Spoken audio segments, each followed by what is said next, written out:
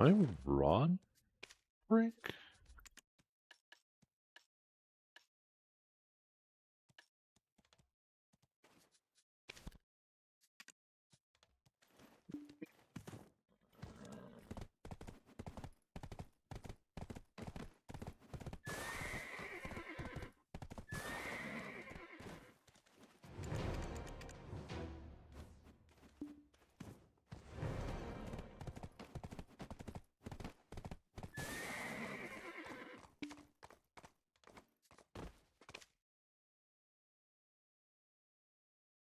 Surprised I made so little fishing last night. How did I fuck that shit up?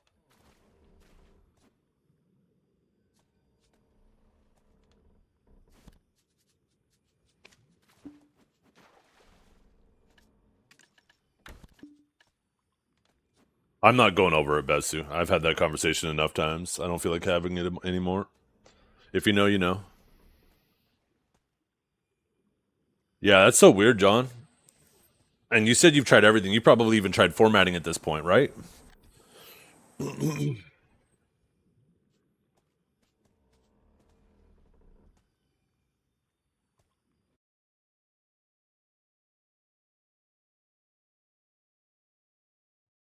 So at this point, I think it's safe to say it's not a software issue. So your last bet now is to try just swapping out pieces of hardware, really. I don't know. Memory is one of the easiest things to swap out. I mean, you could run like a mem test. You could run disk check, all that stuff. Try to check like whether it's your hard drive or your memory. All hardware checks are good. That's fucking weird. Maybe it's a power delivery issue. Maybe the power supply is going. Power supply is like the one thing you can't test. I've never had a power supply cause issues like that. I've only had a power supply just blow one time, but that was it. Luckily, it didn't take anything else with it. Oh, that's right. I was fucking oh, god damn it! I forgot to finish these last night.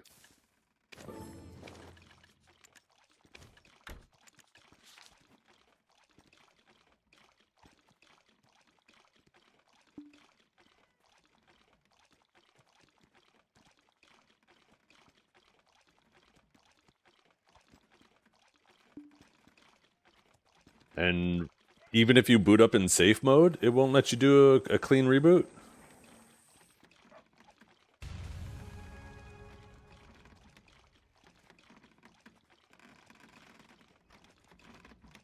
Jeez. Maybe it is an SSD issue.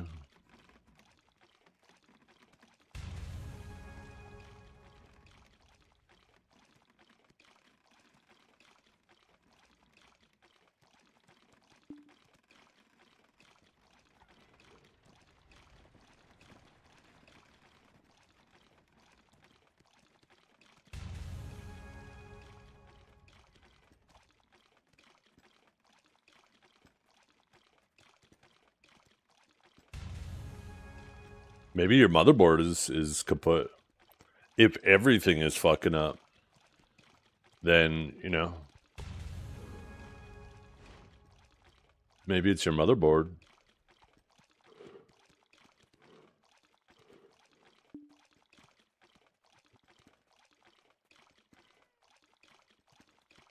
Problem is it's kind of scary to do a if your PC is unstable and it's crashing and shit, and you can't do a. Can you get into the BIOS fine? Like you said, you can't shut down, but can you get into the BIOS and restart and do everything in there fine? Maybe you need to just like update the firmware on your BIOS, and if you haven't tried that yet.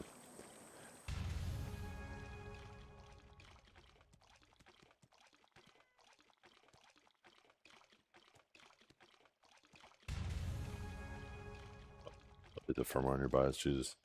You know what I mean.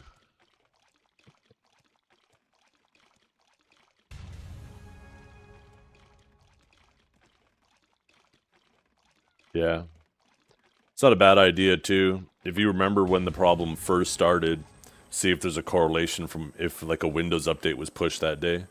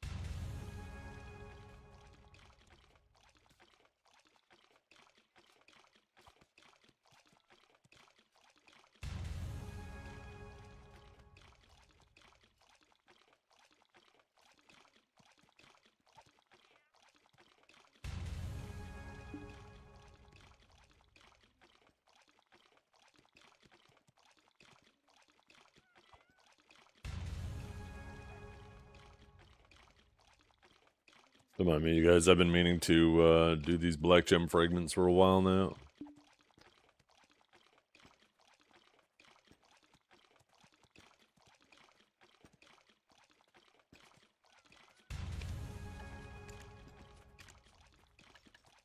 What's the reset last night?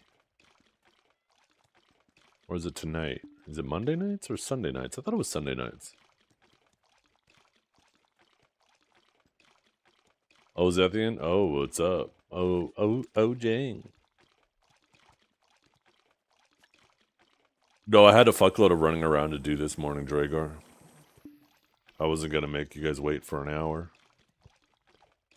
I had to drop the kid off at school. I had to go down, drive to the dump, which is out of town, because I took apart my daughter's old rickety bed last night, disassembled it.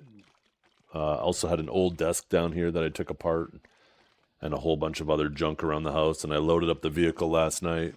So I dropped her off at school. I drove out of town to the dump, unloaded it all, and then came home, and here we are. Am I going to play the new PoE 1 League? No, not really. I'm not really into PoE 1 as much. I'll grab these next.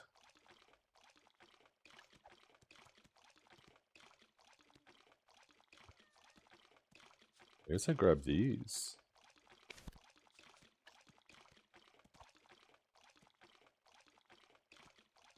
I can grab the masses next, and then it's just crons. I don't give a fuck about this Halloween crap.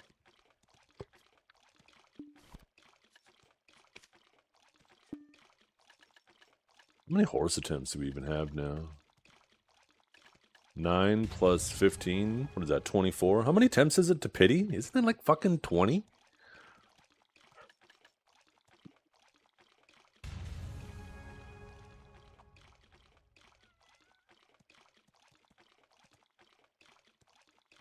Asynchronous trading makes it so much easier. So much easier. Now you can legit just fucking... Well, I mean, you could obviously just farm currency before.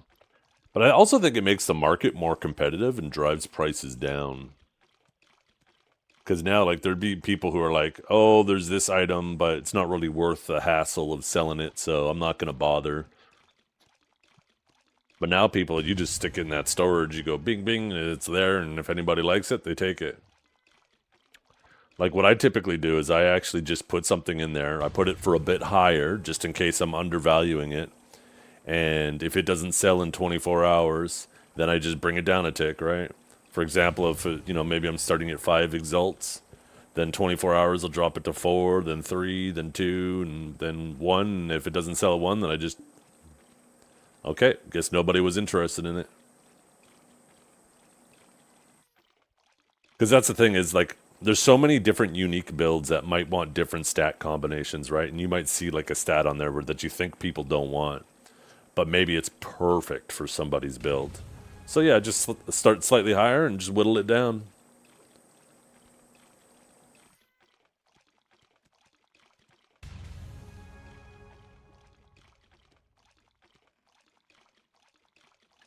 I guess there's not really any use for these gem fragments. Maybe I should just convert these into, like, look how many of these fuckers I have. These are 20 a piece, so that's like a, what is that, a bill? No, that's 20 bill, no, 10 bill, right? 24 bill? 600 of them? When PA will buff Sage Awakening for PvE. According to Garmoth, he is A rank. A rank is perfectly fine. Yeah, it's 12 bill. I don't know why I thought 24. It's perfectly fine being A rank. Not everybody can be S. If everybody's S, then nobody's S, right? Those rankings are decided based off of the class differences. A is perfectly fine. How about before PA wastes their time focusing on a class that is performing above the average, they focus on the classes that are like down at in the dumps. The thing about Awakening Sage 2 is it's not that it is A grade. It's just for your average player, it's an A. But if you're willing to go super sweaty with it, it can actually pull like competitive numbers with the top guys, but requires more effort, right? A lot of those classes that manage to make it into S tier, the reason why they're there is they're a combination of accessibility in terms of ease and really good trash, right?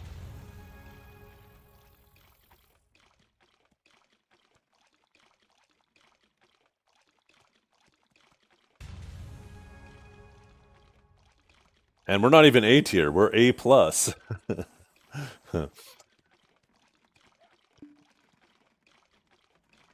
But yeah, there's, assuming each one of these tiers is in order, that means there's 8, 12, 13 classes ahead of us, and 8, 16, 24, 32, 40, 41 classes below us.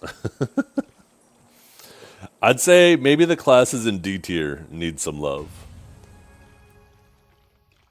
before they start looking at Awakened Sage, right? Maybe they should work on the D tier classes and the C tier classes. And maybe the S tier classes need a little bit of a nerf, right? But I'd say if you're anywhere between A, if you're in the A and B tier, you're probably fine.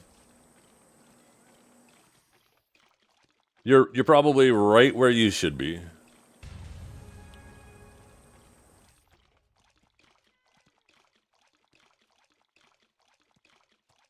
Deadeye, according to this, I mean, it has Deadeye at the very bottom, so it probably does need PvE buffs.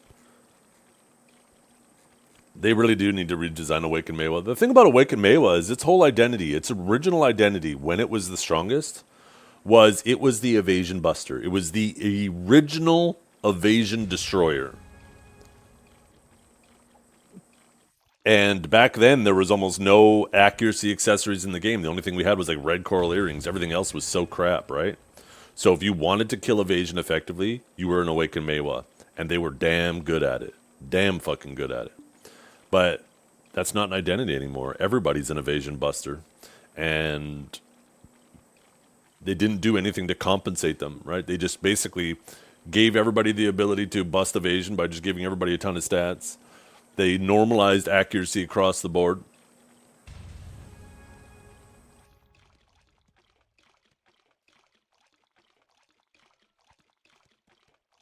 I never said that's the problem with the class. I said that was the original identity with the class.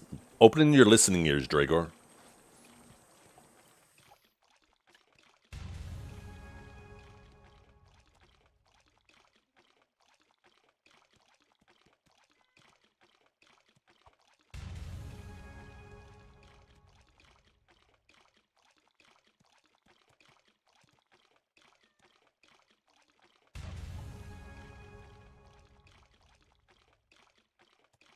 I'll get sassy with you. I will sass the fuck out of you. You keep yapping, flapping them gums without listening to what I'm saying.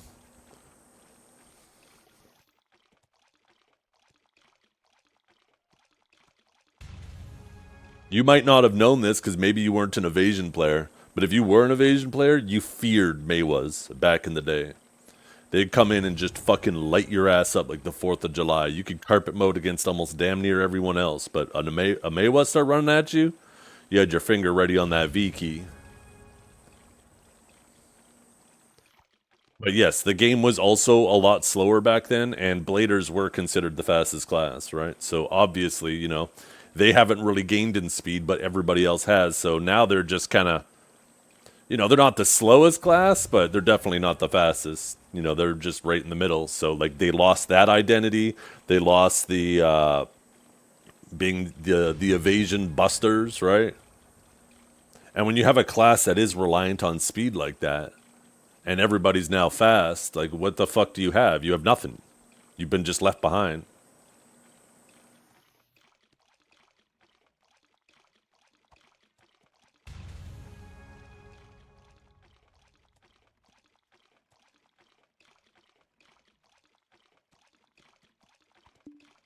You have hope.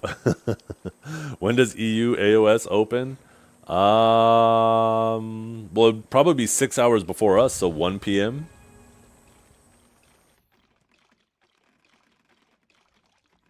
Or maybe it's 5 hours before us. I guess that'd be 1 p.m. Eastern. So 10 a.m. if you're on the West Coast.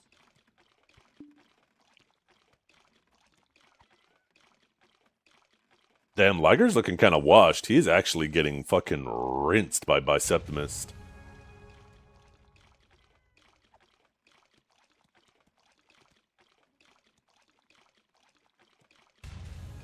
Biceptimist hitting that dojo hard for the tournament.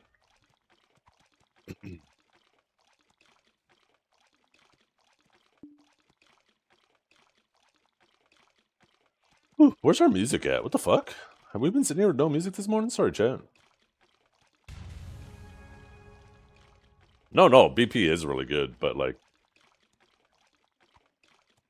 you wouldn't expect it to be this this hard. Although as soon as I say something, now Liger looks like he's getting it back together.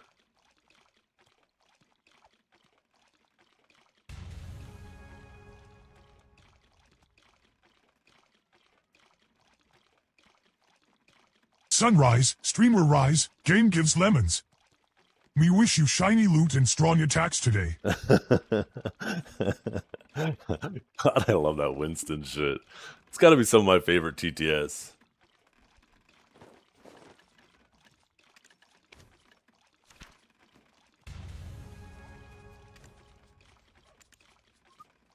I'm a little demotivated though, Hey, chat. boss man, it's me, the giant on the copper node in Valia. Hey, so, we're kinda starving over here. No beer, no chicken, what gives? My bad. 1 second. I'm gonna get you guys that steaming hot bird beat. I'm not going cheap. Can I fit 10,000 in there? I wonder.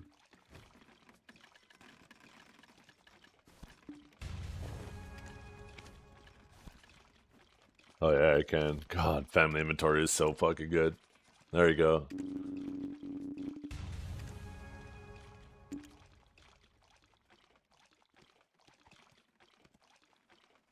Ooh.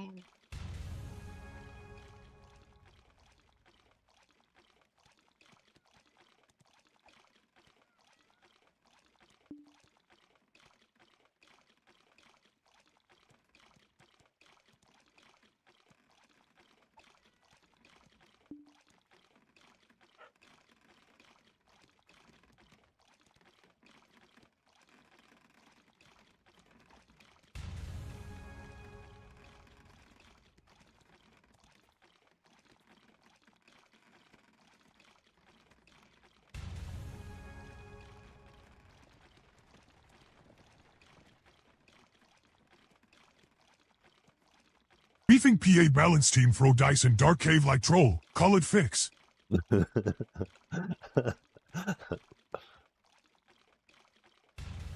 Just the mannerism of how you type it too, for him to say it, it's like perfect.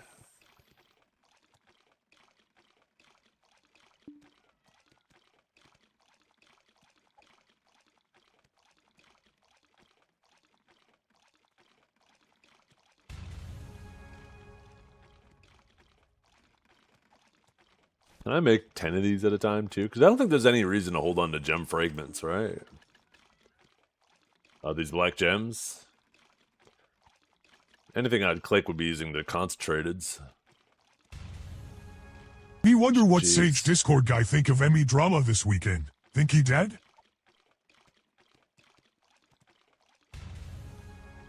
Wonder what Sage Discord guy think of Emmy drama this week. Think he did? Yeah, I have no idea. No idea. That guy, like I said, when the Sage Discord, we went to go make a second Sage Discord. I shouldn't say we. They went to go make a second Sage Discord. One guy leaped. He says, "I'll make it." Right? Everybody was like, "Oh, okay." So he was the owner of the server. And then the other guys did all the work getting it all set up. And then one day, one of the other guys just posted that Emeru gif. And the original guy who created the server fucking lost it. And was like, what the hell?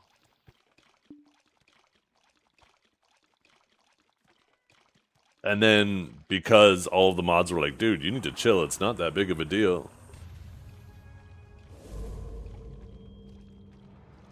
And then he's, in a fit of rage, deleted the server. But luckily, everybody knew it was coming. Everybody saw how unhinged he was immediately. The walk-up gif, yeah. Everybody saw how unhinged he was right away. So that night before he deleted the server, they basically made a new Discord server and copied everything over, right? They went through all the channels where they had all the data, copied it over, got a new server set up, and then the next morning he deleted it, as we predicted. But everything was salvaged. All the hard work was salvaged. And then that's why there's a third Sage Discord. The second one is, technically this is the second one, right? Or I guess technically it isn't, but practically it is.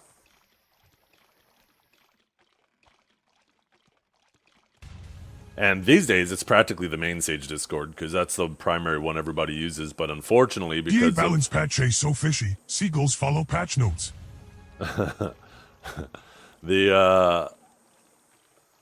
If you go to like Google and type in BDO Sage Discord, it always still links to the first one.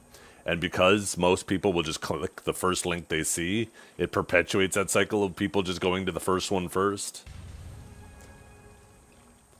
I don't know if there's a way to change that.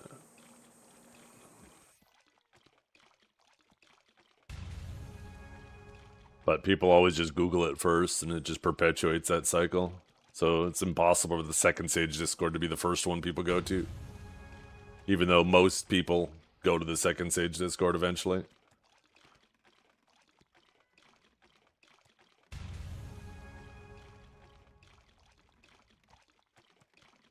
Oh, you're the best. Come here, where are you going? I want some sugar with that coffee. Love you, babe. Thank you.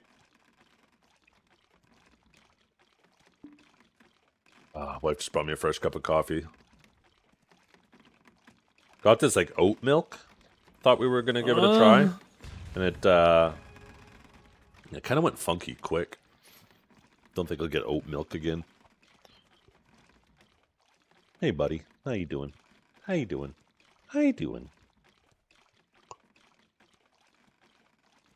Do I even want to combine these? Like, I have what? Almost. If I did 2,000 of them, that'd be how many?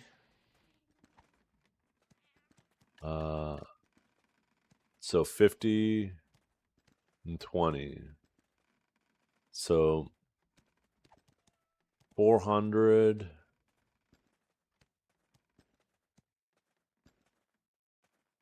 Oh, I guess it's 5 and 2, right? So what's that? That'd be what, 80 crafts? No, 800 crafts. 1,600 sharps. I do not have 1,600 sharps right now. No.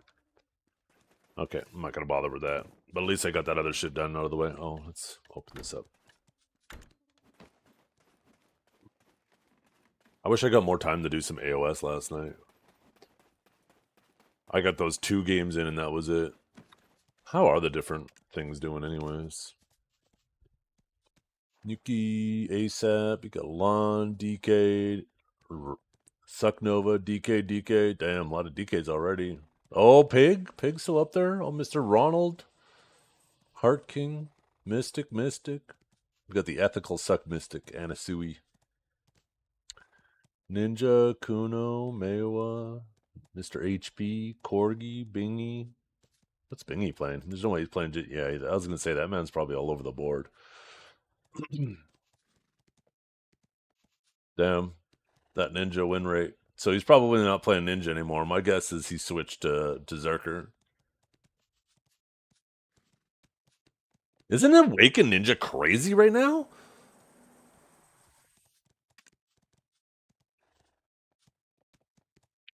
Like, this man's fucking going crazy.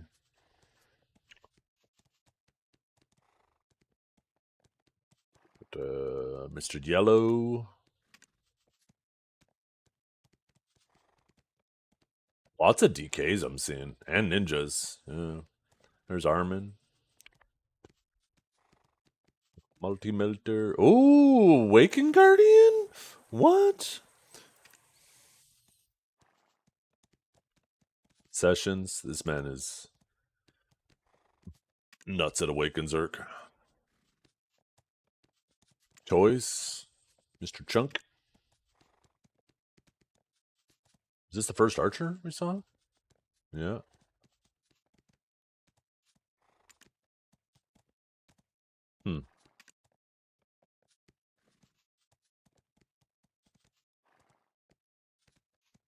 Two more Awakened Guardians? Is Awakened Guardian it? Am I Awakened Guardian? Yo, that's me! Yo! Wait. Does that mean I'm number one, Sage? Huh?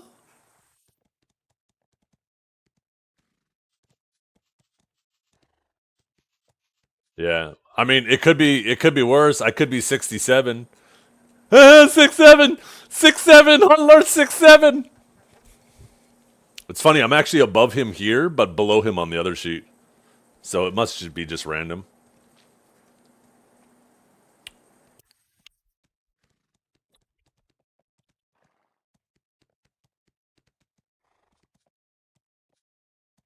Mr. Cab, how's Cab doing?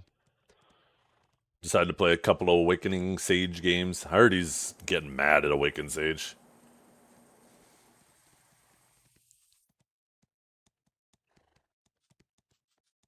Mr. Loads? Get a load of this guy.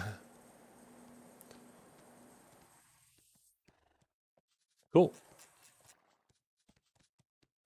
I got really carried with my placements, though. That's the only reason why I'm up there. I keep forgetting to fix the fucking brooch on my armor. I can't remember why I made it that color. Purple. What goes good with... Maybe just make it white. What's the default color, actually? Ew.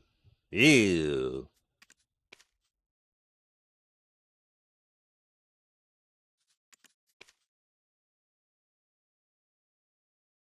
I think it needs, like, a shine to it. It is a gem, after all.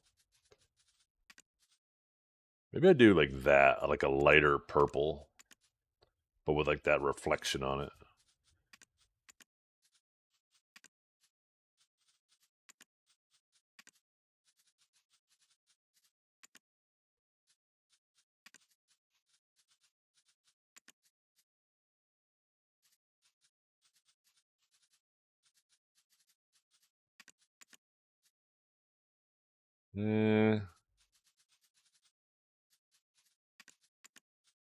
Kind of like... I'll go with that.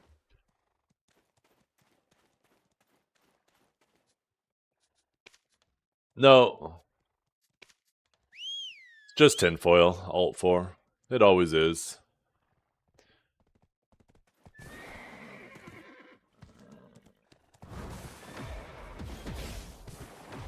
Just selection bias.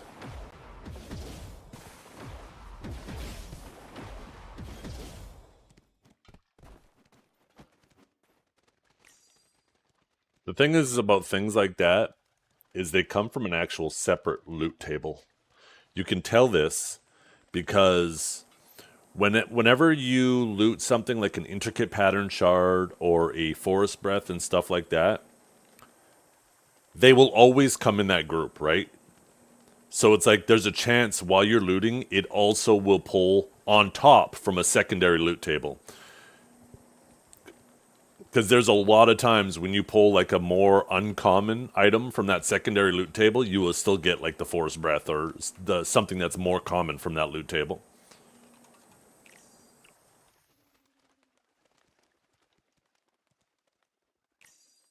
Okay, today's the grind day. I was gonna grind my ass off yesterday until NA opened, but I'm glad I didn't. I'm glad I actually went and played on EU because I would have got no time to play AOS.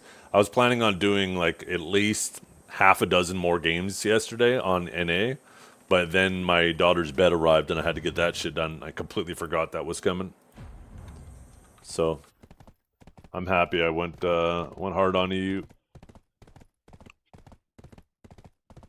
That'll probably be a regular Saturday thing, where we play a bunch of EU and then play a little bit of NA at the end. Otherwise, I'm just not going to get to play a whole lot of AOS. My browser is dying. Gotti, you better not have infected me.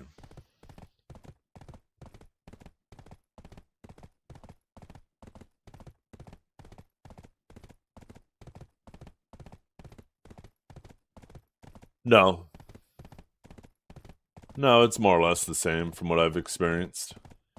I think in general, in lower elos, EU players are more likely to be in comms than NA players. I was actually surprised how many EU players in the lower elos were actually joining comms. And you would think it would be the opposite, right? Because in North America, you would suspect most people speak English, right? The vast majority. Where in EU, you got people speaking a whole variety of languages. So you would actually think it would be less because of that in EU. But even then, it's still more. NA more toxic? They both, I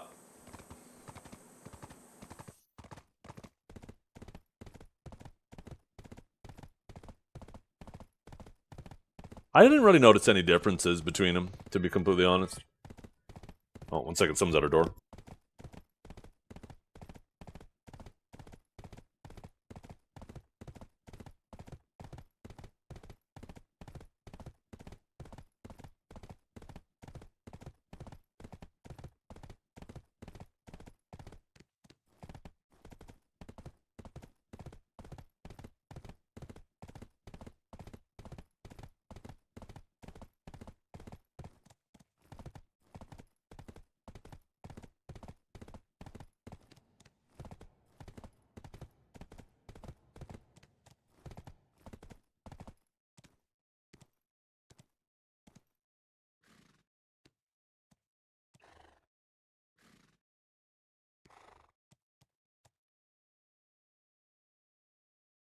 Have you ever had a dream that you could don't you could you don't you could you want don't you could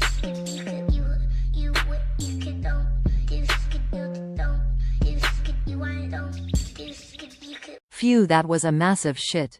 That was me at the door BTW.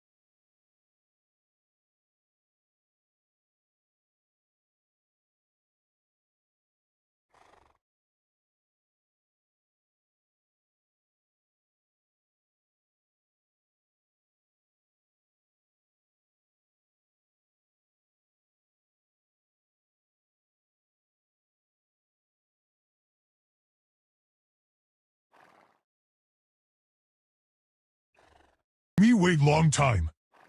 Zethian fighting mighty Dun Dragon again?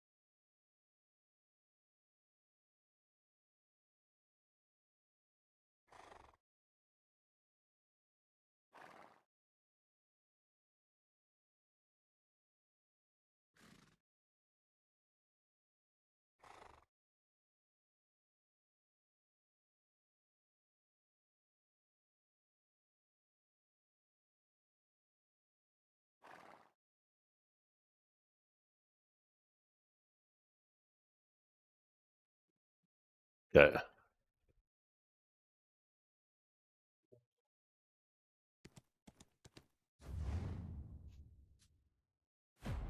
Did I do the weekly yet? I can't remember if I've done the weekly here yet. No, the doorbell rang, so I was like, what the hell? Who's coming by? And then...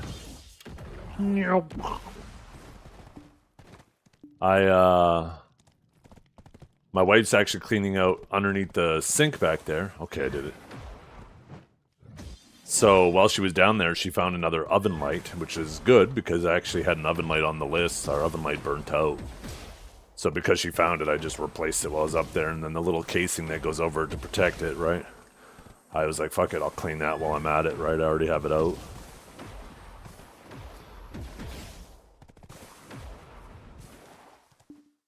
Okay, we need a little drop buff channel, chat.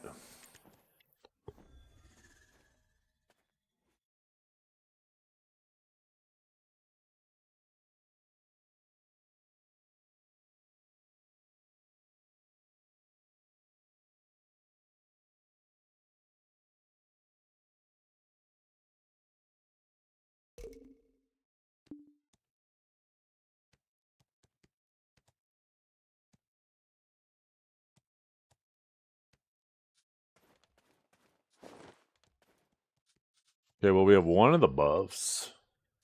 I mean, I guess I do need to do my bosses, so...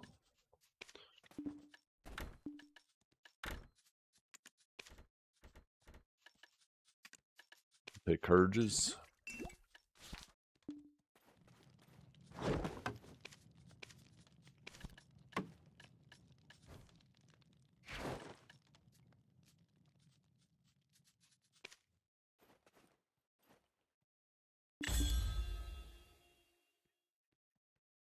Yeah, this bleed's gonna make it so I can't join guild house, isn't it?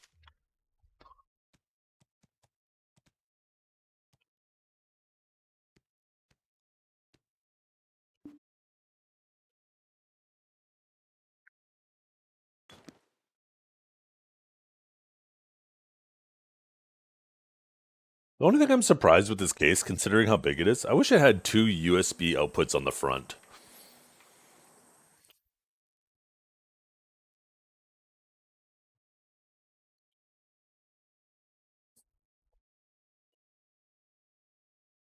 New job is good, but you're tired at the end of the day? Shit. Must mean you're sleeping well then. When you're pooped at the end of the day and you just fucking lay down, goddamn, you sleep so much better.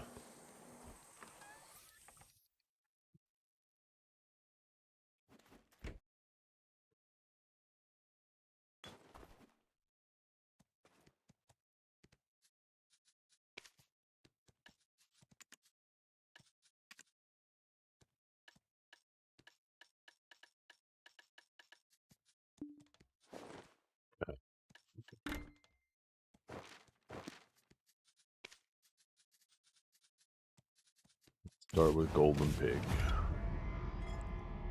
I don't think I'm going to bother doing C10s on my ult today. Or this week. I think I'm just going to do them all on my Sage. So much more convenient. And the nice thing is, too, then I can... Well, never mind. I guess it doesn't really change much in regard to what I was about to say.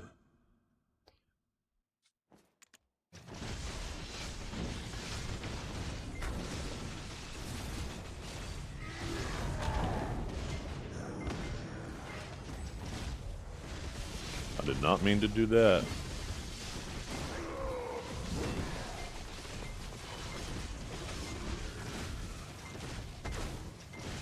Well, I am messing up my inputs. This is not going to go well, chat. I am already fucking up tremendously.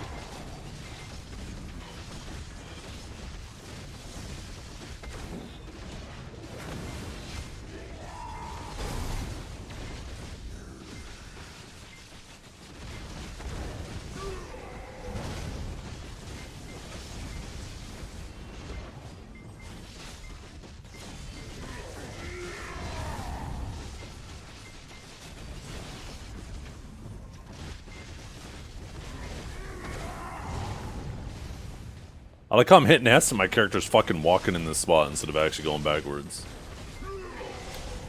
No! No!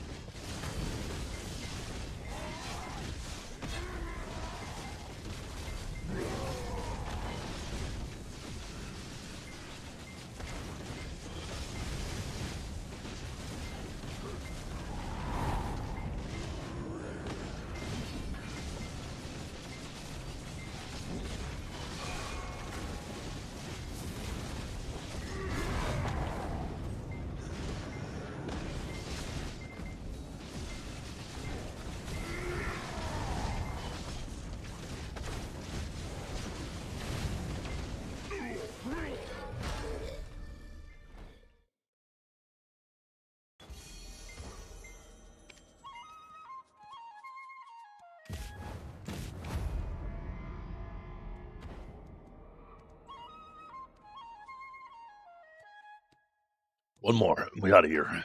Are we into the grind?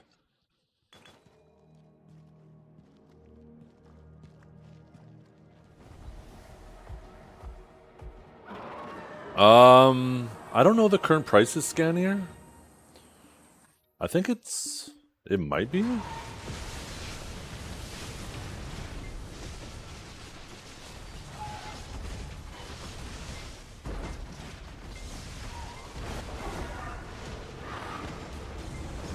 Oh shit.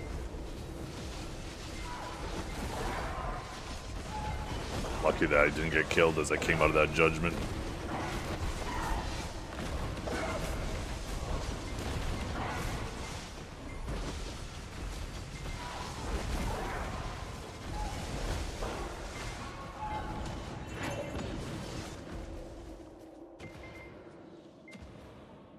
One, two. That means it took me a minute, or over 30 seconds, I guess. Bing! What the fuck?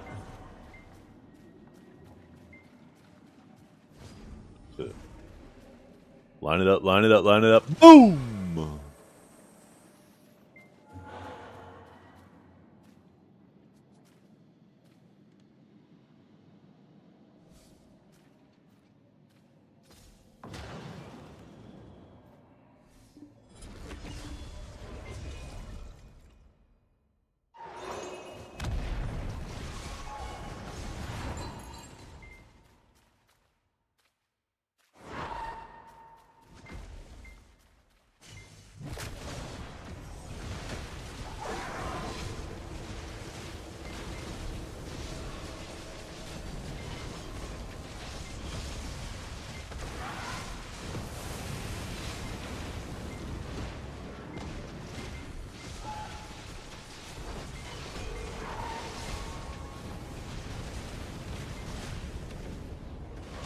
about to do in a Taurus Spear, but that probably would have moved me into him.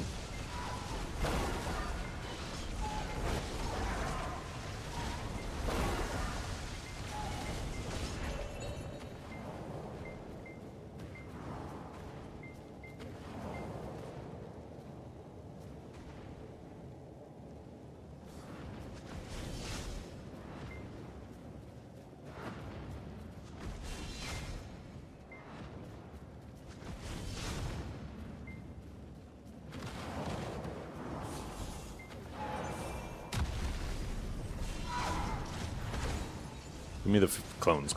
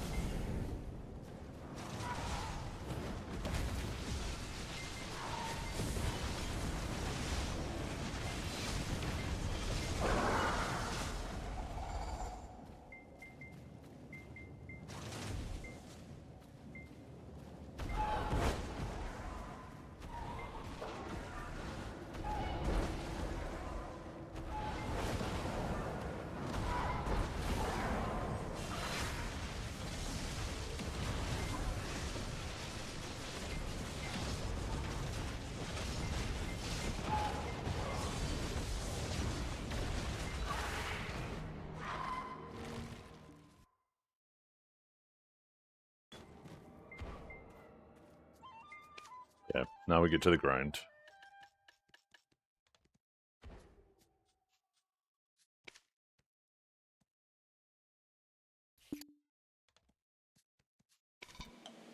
Oh, I should have did my riffs.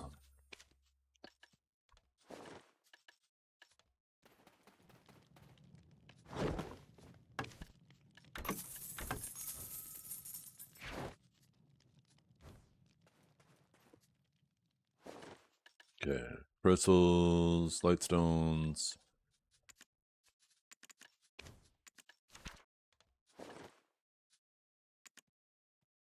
We'll pop another one of these.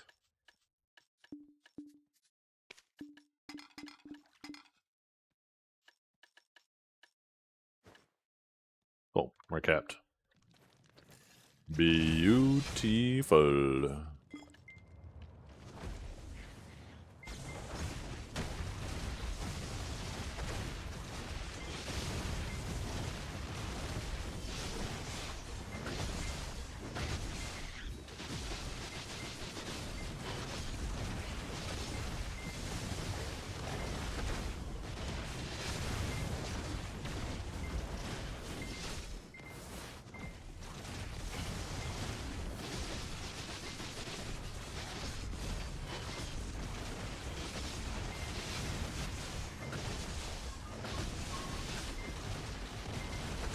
Yeah, I only got to play 2 games yesterday, unfortunately.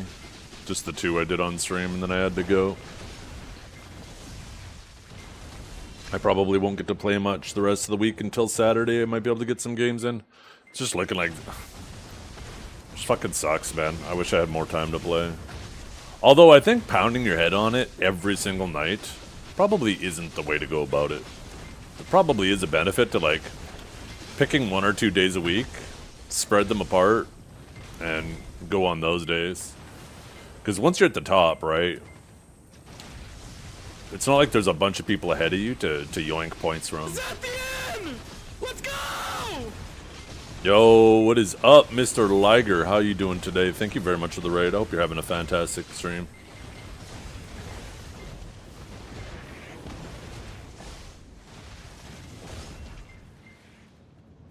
Yeah, I barely got any time to play AOS, so I normally don't get to stream on Sundays, and that's why I just said fuck it, and I started playing on EU. I probably like 3 times more games on EU than I do on NA, but I had to start at 700 on EU. I had to start at the very bottom. So...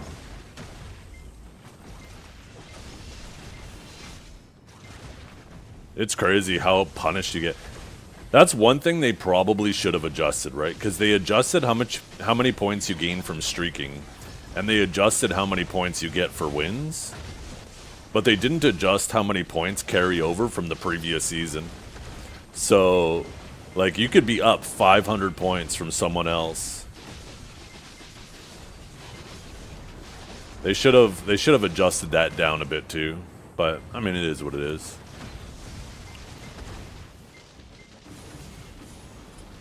Like, it's crazy to think, like, Divios, who has, like, a 70, 80% win rate or some shit like that, has played, like, over 50 games.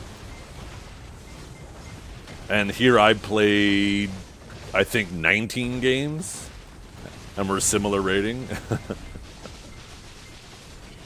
Just shows how much that carryover is. Yeah, so far so good, just chilling. Got my bosses, or got the buffs up.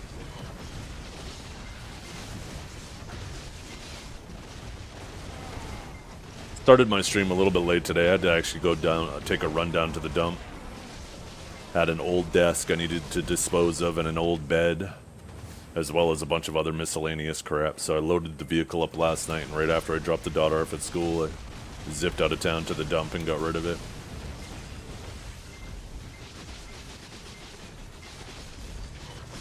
Tidied up our storage room the other day, or I guess it was like a week ago now.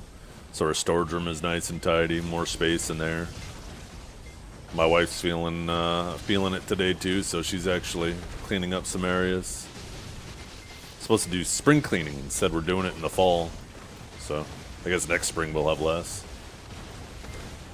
It's crazy how quickly shit accumulates. It's so easy to just hoard stuff.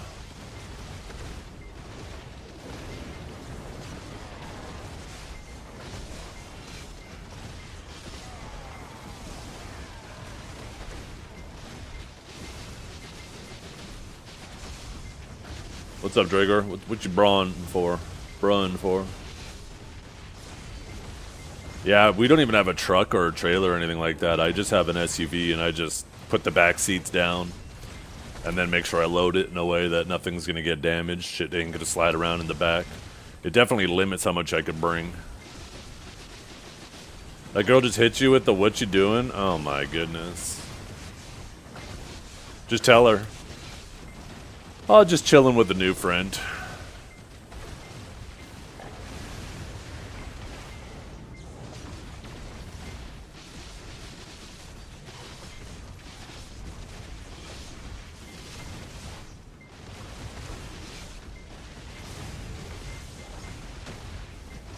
Watching an old man play a video game. What the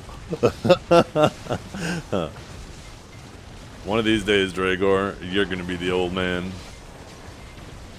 And then I guess that'll make me the older man. Fuck. There's no getting away from this, is there?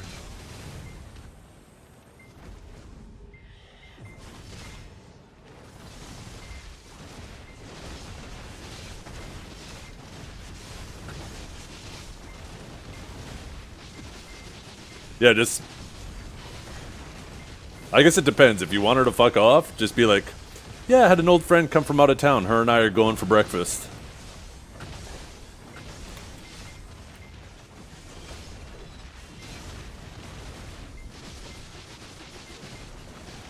Actually, that might make her even more jealous. She might be messaging you every hour.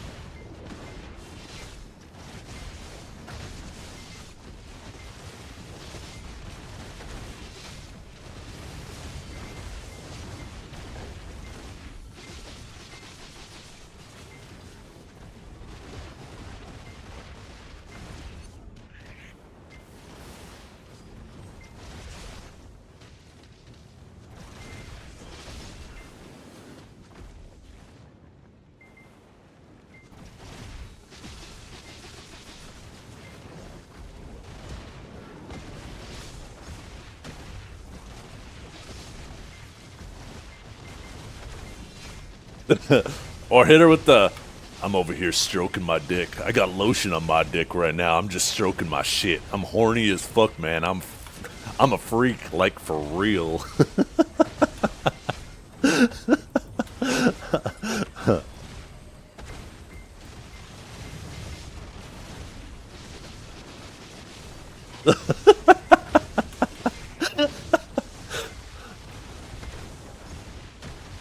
I couldn't even get that shit out with a straight face. Fuck.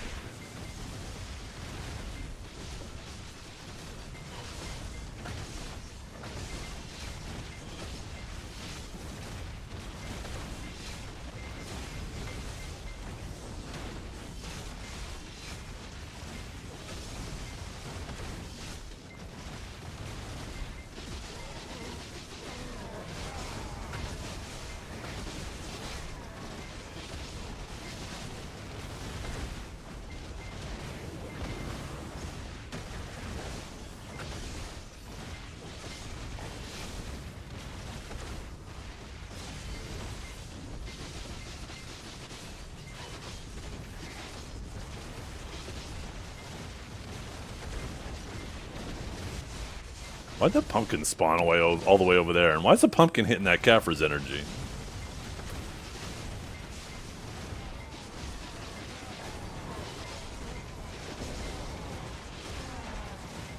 Why do I feel like I'm missing buffs? Oh, horse buff.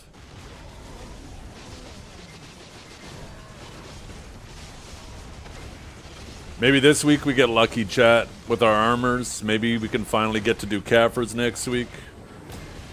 I think there's a good chance as long as we hit 1 or 2 of our armors.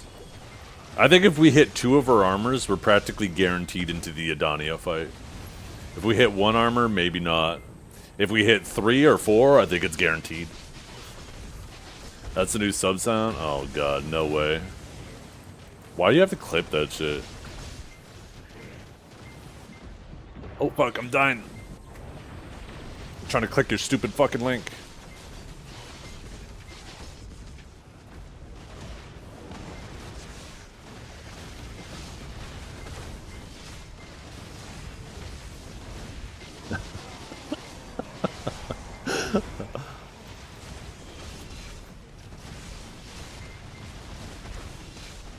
I'm very grateful you included the hit her with the... So you know that I'm actually not just saying that shit. I'm instructing you to say some shit.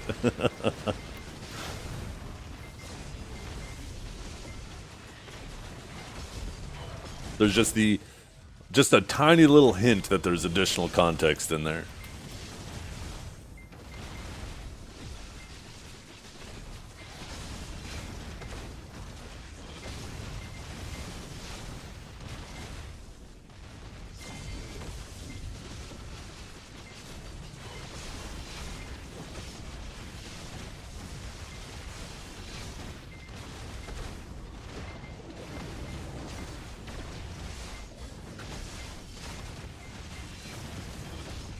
Yeah, hit them shies with the airstrike.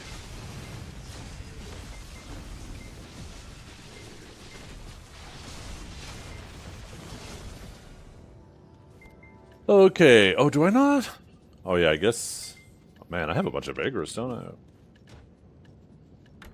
Well, down there. Actually, that reminds me. Do we still have... We do.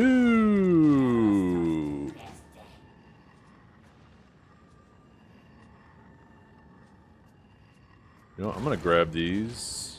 Actually, I don't even think I need to grab these. Actually, I have the thing to... Yeah. This is the last week of that event too, right? Oh, did you fucking re-edit it?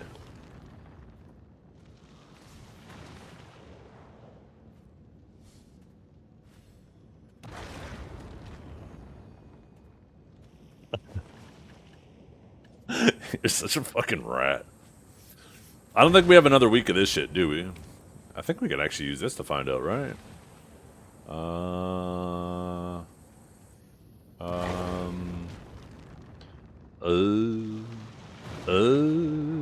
Scary Pumpkin, Angels. Oh, is this it? October 29th. Yeah. So I don't actually need to grab this quest.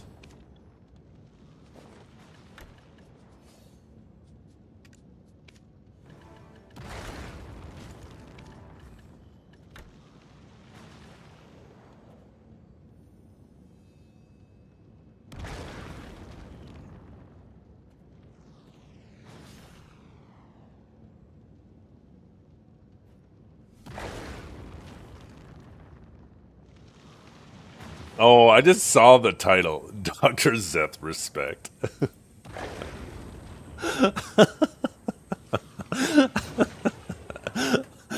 God damn.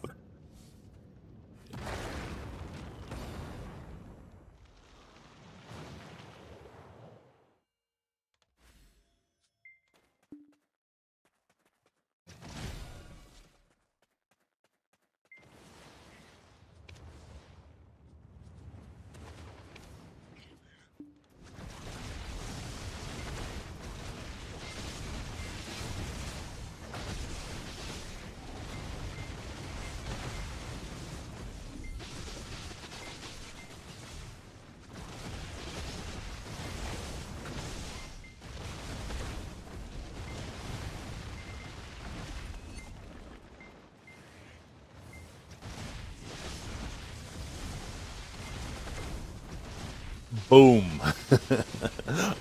Boom. Oh, fuck. The internet is the best. And the worst, all at the same time. I wonder what my wife would do.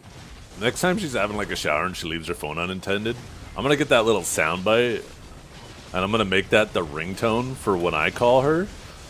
And then I'm just gonna call her in the middle of her work because I know she'll leave her phone on the trolley while she's working.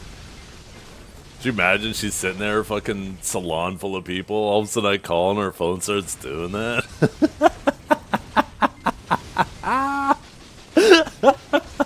She would be so fucking mad. I'd be dead that night. I'd have to pack my shit and leave before she got home.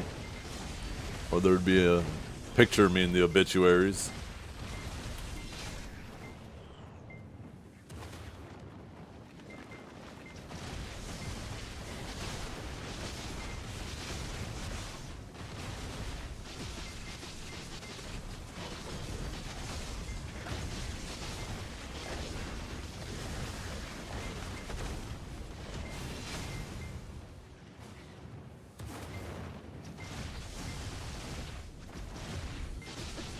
Yo, I've been watching a new TV series. Well, not new TV series, but a prequel to Yellowstone, 1883, and then we're going to watch 1923 after. But so far, 1883, man, I'm really into that. I'm fucking digging that show so hard.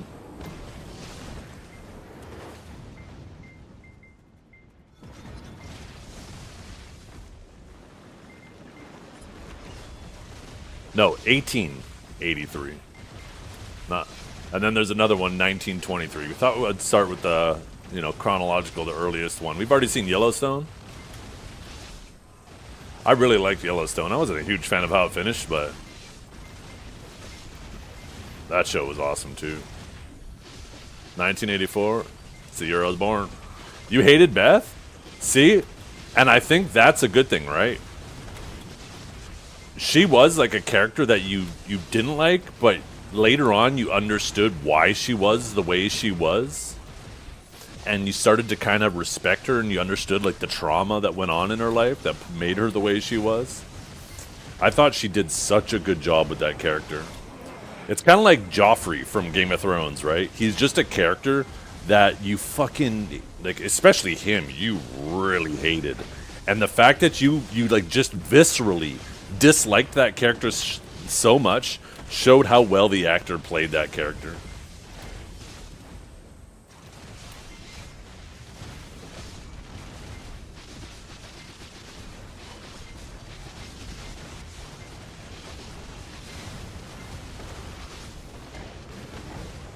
Skylar's, yeah, she was super annoying, dude.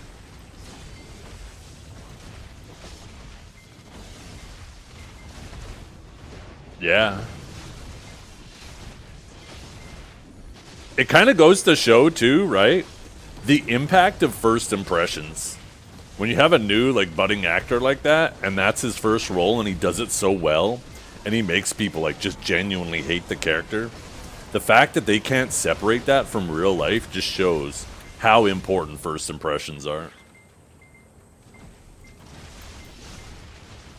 Hey, what's up, Nakatsu? I'm doing fantastic. I hope you're doing good, too.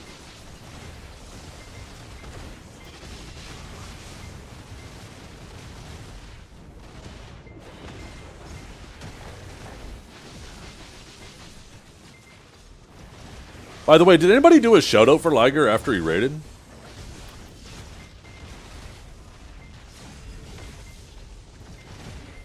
If you guys don't mind, do another one if you, even if you did. I don't remember actually seeing one. No, I'm not mod. Well, maybe you would be if you wouldn't get your fucking ass clapped by Dukes. Huh?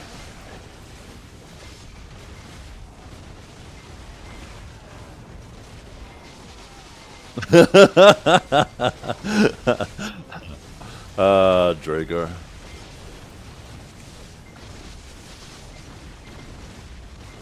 There we go. Thanks, John. I appreciate it.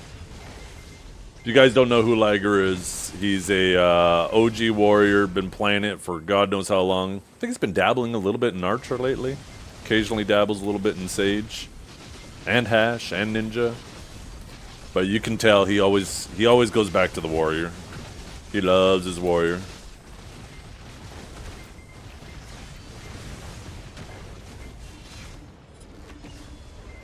Don't mention that ever again, my bad. I can't promise I won't, though. I'll tell you what, we can make a deal. You stop doing that AI shit, that cursed AI shit, and I won't mention the Dukes fight again.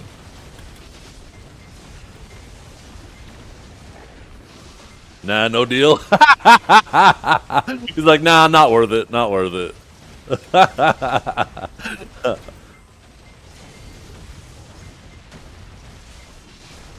Yeah, the next thing is, oh, I don't even want to give you an idea. Never mind.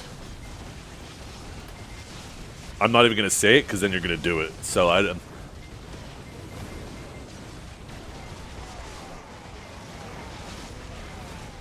No.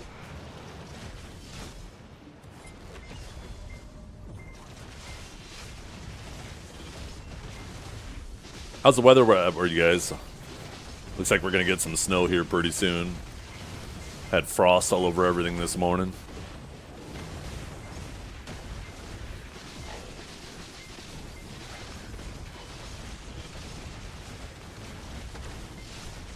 Speaking of frost, did Frosty comment on that fight? Maybe I should highlight it. I should go make a highlight. Dukes versus Dragor. I think that makes it 1-1 though overall. Didn't you win the first time? And then he won the second time?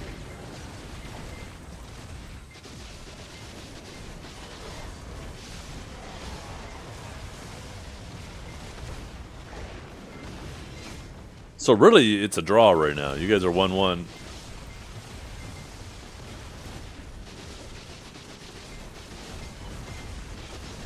Oh, I can't remember. I know you guys, what sparked that whole thing is you guys were talking about a previous 1v1 you guys had.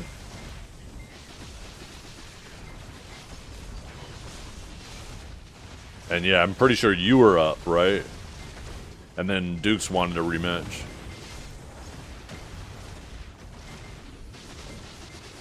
He won both here?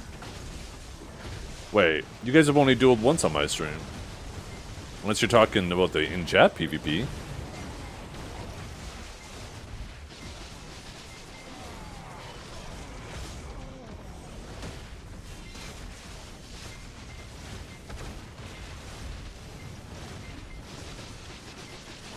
Oh, gotcha. Yeah, yeah.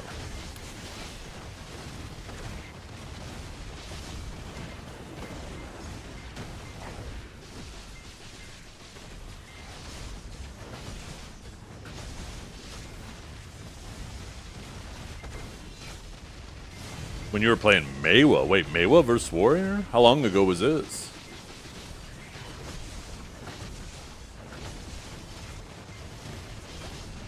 Over a year ago. That's not even that long ago. And you play... Oh, when Suck May was busted? I was going to say maybe you were playing Awaken May. Was the manager... That's right, they are a WP class too, so you were fucking just kicking them out of abilities with Mana Drain, huh? That shit was so crazy.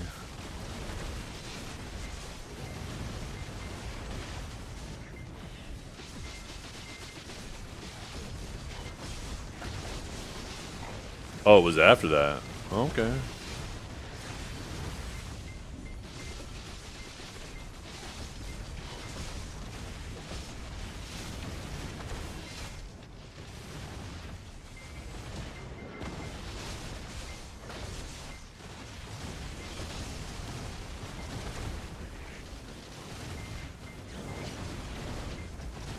You outgeared him? How is that even possible? What the hell?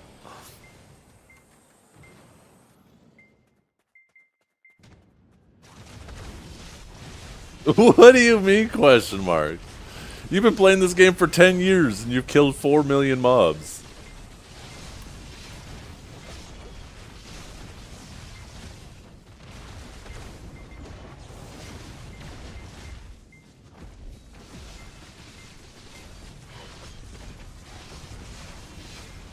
How long? Hasn't he been playing forever too?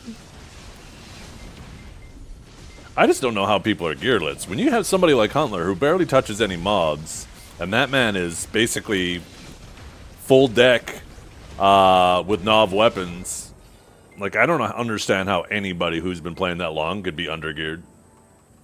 It's too. Oh, that's right. Huntler was 4 million mobs. You're 2.5 million. That even more makes my point. That's even less mobs. Shit. Because people do dumb shit. Yeah.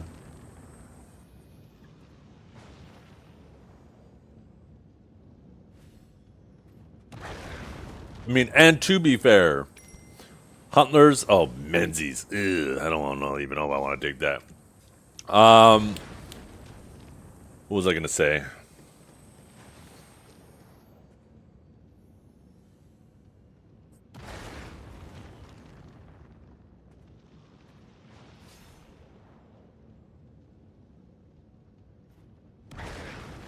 What was I gonna say?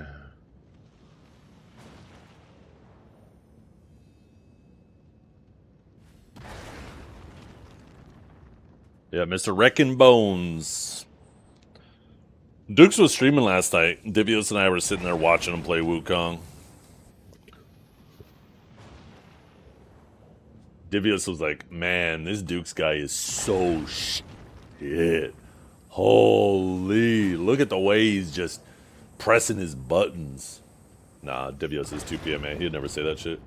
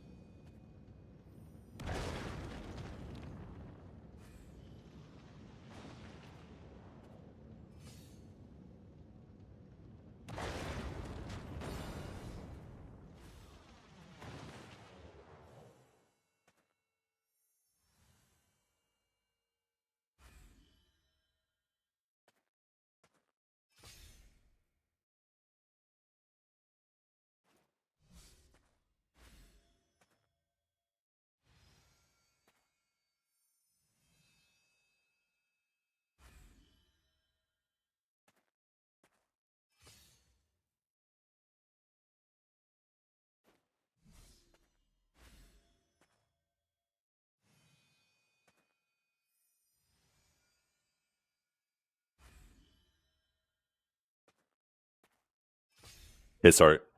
Just talking to my wife a little bit. Want to see something funny? Absolutely.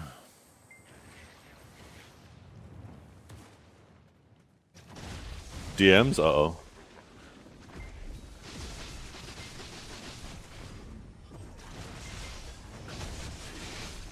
By the way, Divius in my chat right now. So next time, when I say he watches my stream VOD, don't doubt.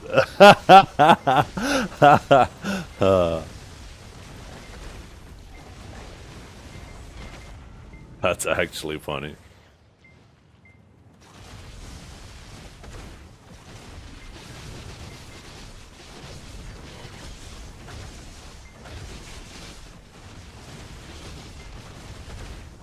Was Divios in his chat typing, or is Dukes one of those guys who watches his viewer list?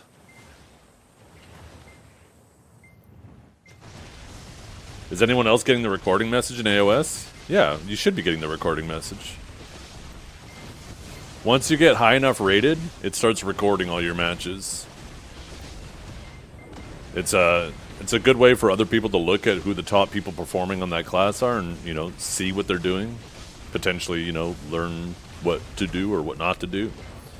But it's also a good way to keep people honest in the top 100 too, right? So now, like, if people try to win trade in the top 100, you could just go take a look at those games and, you know, it'll be obvious, right?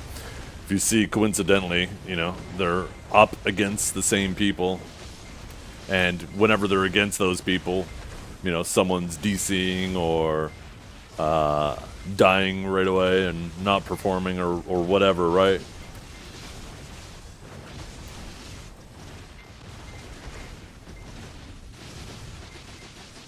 I swear it's only when a streamer's in the lobby. That'd be crazy if, like, it detects the OBS software and says, okay, just in case you are aware, someone's recording you.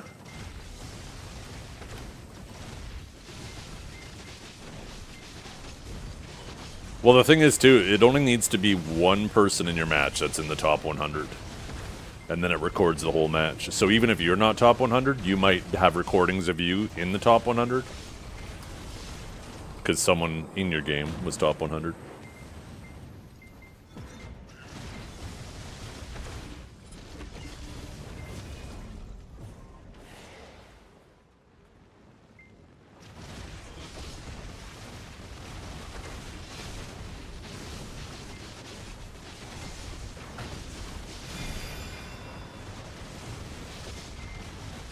And LeBron? Who that? Who popped that? Oh, Choice did.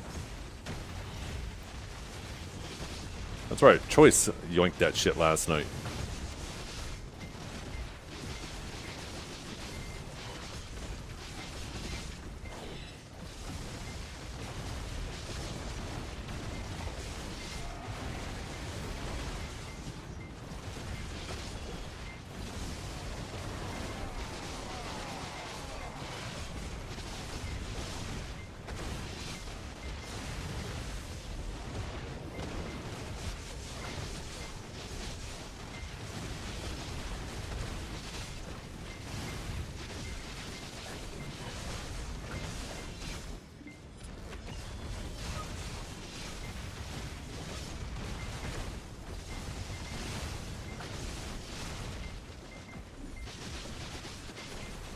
Oh, it was so bad before, Calb.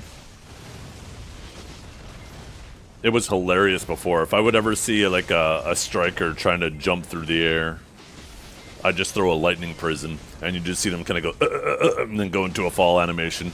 And then just as they hit the ground, you just hit them with a little shock relay and lightning bolt, and it was funny as hell.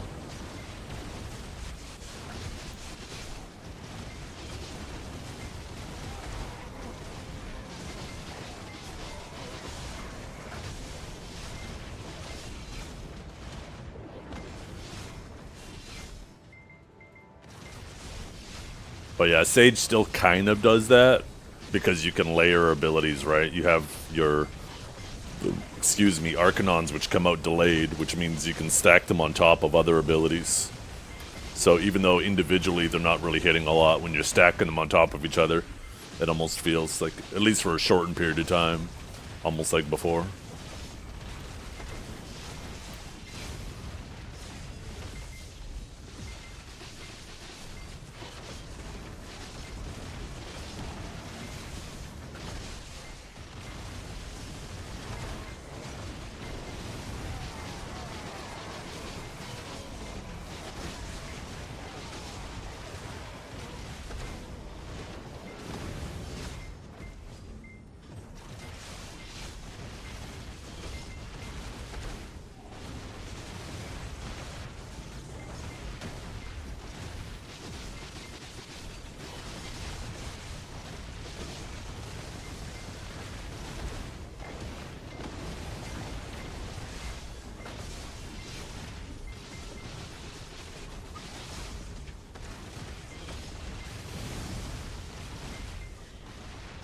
Yeah, you gotta kind of get behind the Magnus.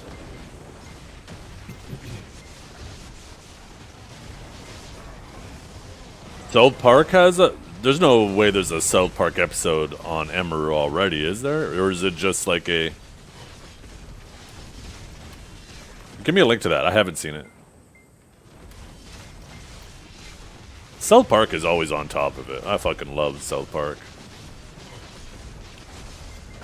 I watched the first episode of this season, and it's that 6-7 bullshit. Oh my god, that episode annoyed the hell out of me so fucking hard.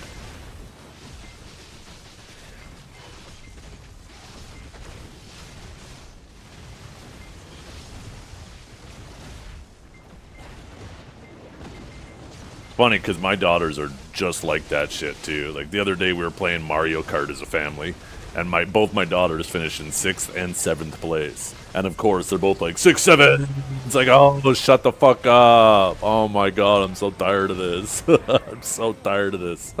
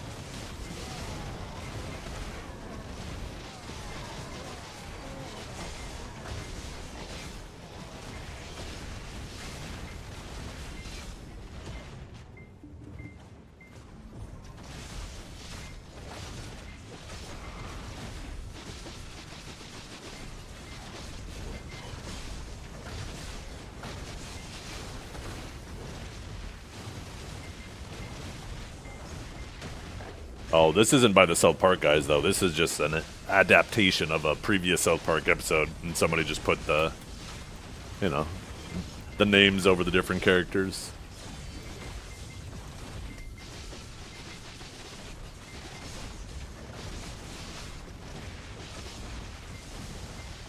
Yeah.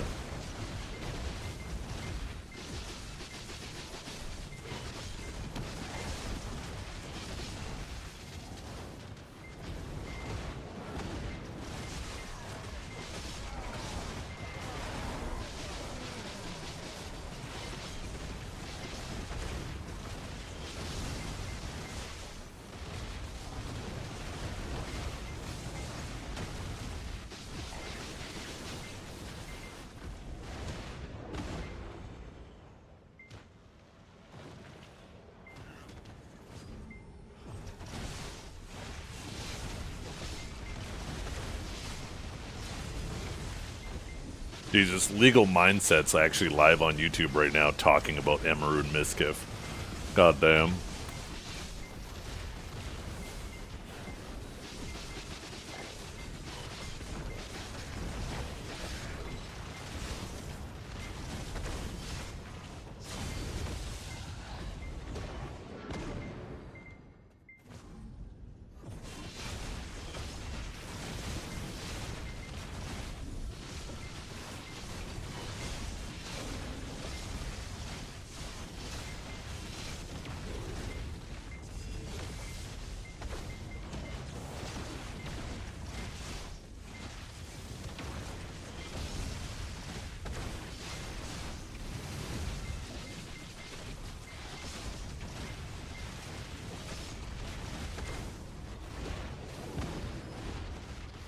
Believe it or not, guys don't need to be attractive.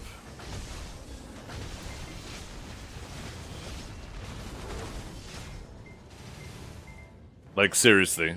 Like, sit around in a mall, and I'm sure people have done this to me, and they're like, how is that guy married to her? It's because there's more to it. Being funny, being confident, and making them feel safe around you is like 3 of the most important things. And then there's some other benefits. There's some other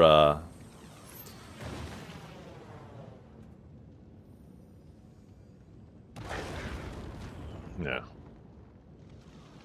But yeah, make them laugh, exert confidence, make them feel safe around you. And show them you're good with kids, too. Dong.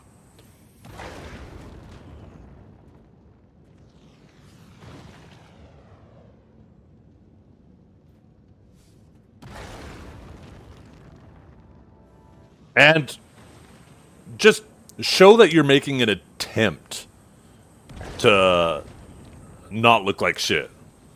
Like, if you stink and your hair's a fucking mess and your clothes are all dirty, you're not even trying anymore, right? And that kind of goes back to the confidence thing as well. But if you actually look like you're trying to look the best you can look, that goes a long way.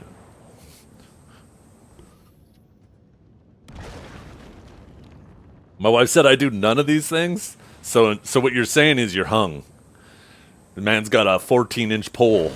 No, I'm just kidding. Oh, maybe. This man's laying some pipe.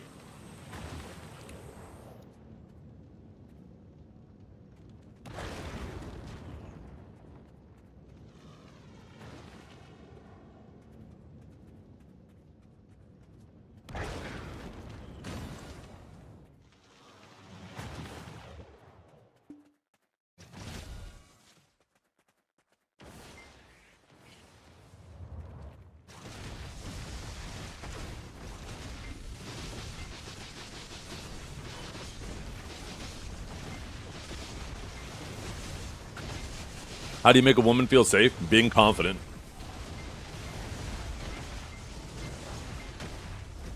You be confident when situations arise, showing that you can take charge and solve the problem confidently. I did not, Garnier.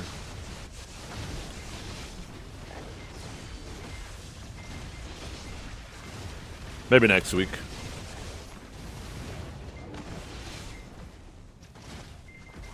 Communication, yeah. But communication is important. You don't want to be bossy either, right?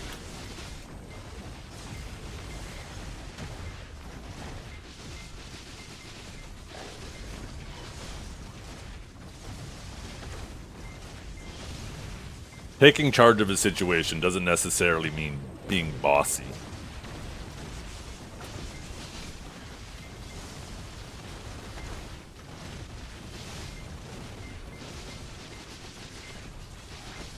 Having a plan, yeah.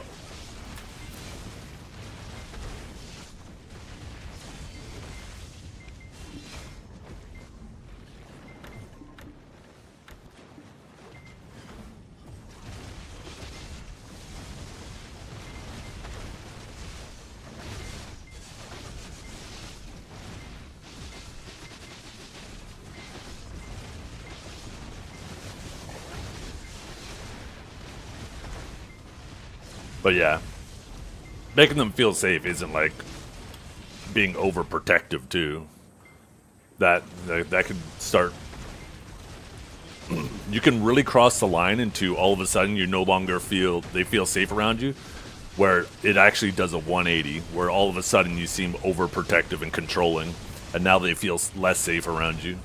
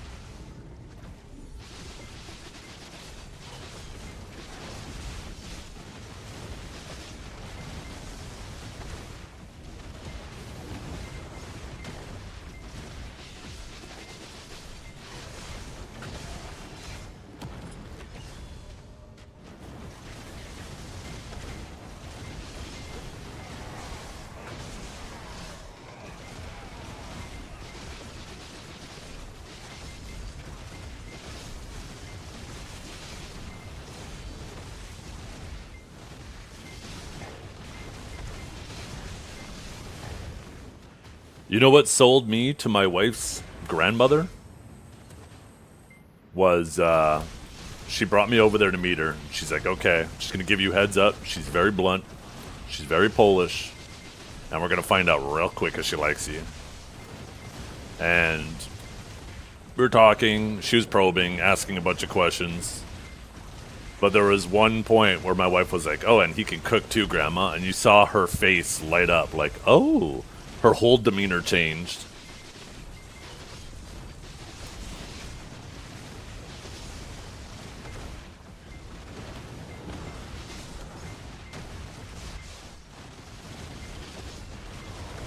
Yeah.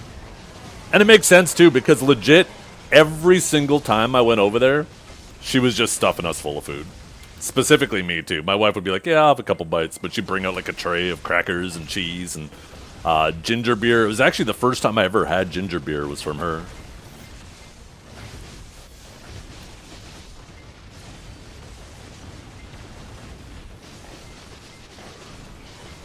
I didn't even know what to expect, too, the first time I drank it. The first time you drink ginger beer, right, when you go to take in that first drink, you don't realize how gingery it is. And if you, like, inhale the carbonated ginger, it'll make you start coughing. So you got to kind of know to go in there and, you know, stop breathing a second before you put it in your mouth. Because that shit'll take your breath away if you inhale some of the ginger. Oh, yeah. She never made cabbage rolls for us, but my wife makes mean cabbage rolls. They're really good.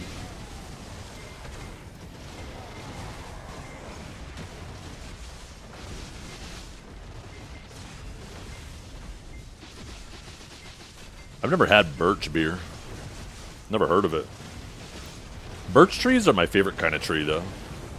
I love birch trees. Just listening to them, the way their leaves rustle in the wind, it's very distinct over other trees. And I just find it so fucking relaxing. On a summer day, I could just lay there in the grass, just fucking listening to that shit and just...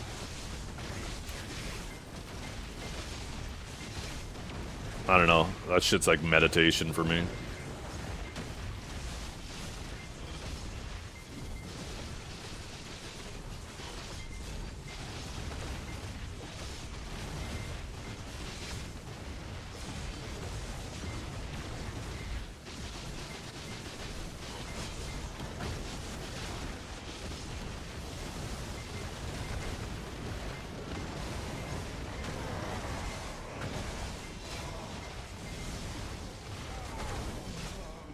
Yeah. Oh, I love the sound of rain, too.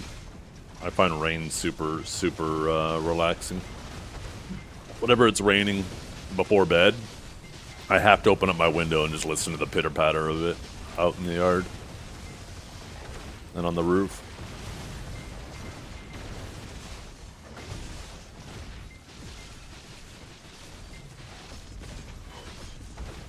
Yeah.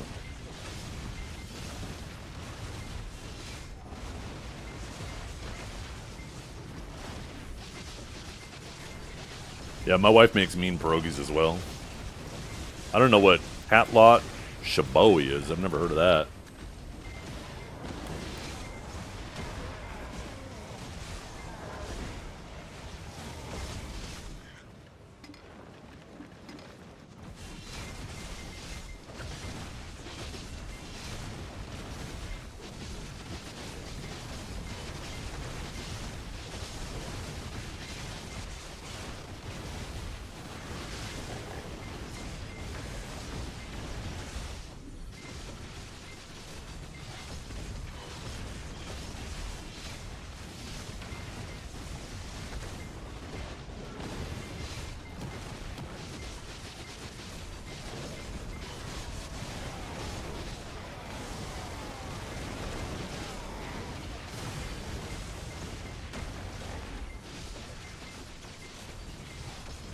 Oh, that sounds really good.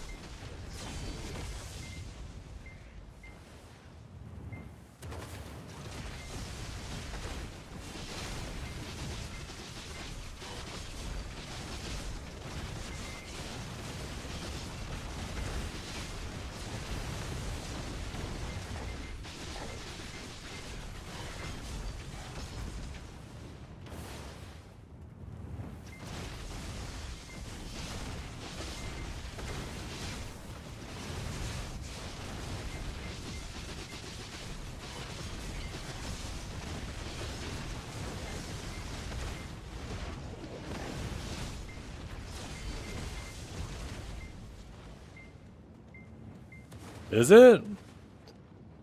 Might want to get that checked out. Is it a lot bigger? Is one like a grapefruit and the other one's like a chickpea?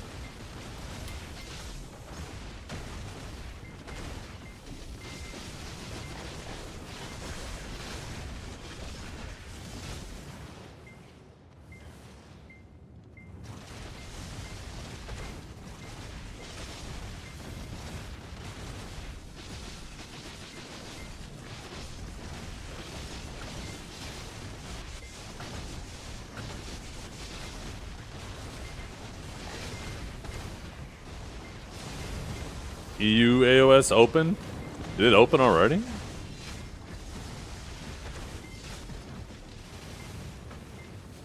I feel like it's not open yet.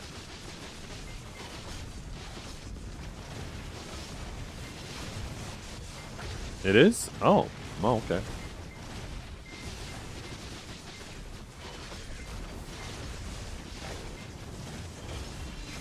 Why does it seem like their AOS opens up so much earlier than ours does? Because ours doesn't open up until, like, what, 7 our time? But I think it's, like, 5 p.m., 5:30 p.m. where their servers are right now. So that would mean that theirs is opening up at, like, 5 their time. Ish. Obviously, there's time zones, right?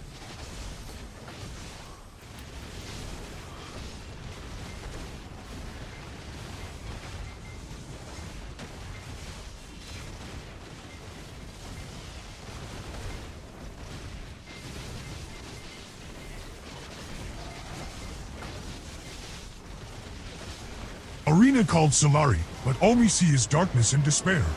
Yeah.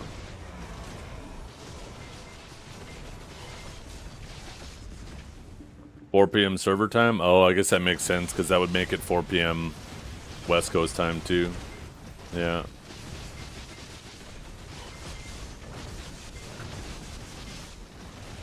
Yeah, I guess it's 4 p.m. both times.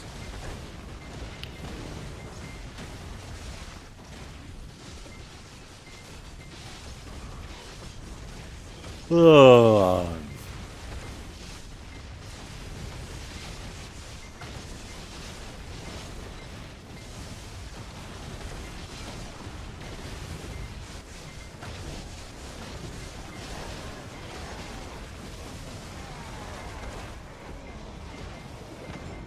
Yeah, that'd be nice if they just went with Central.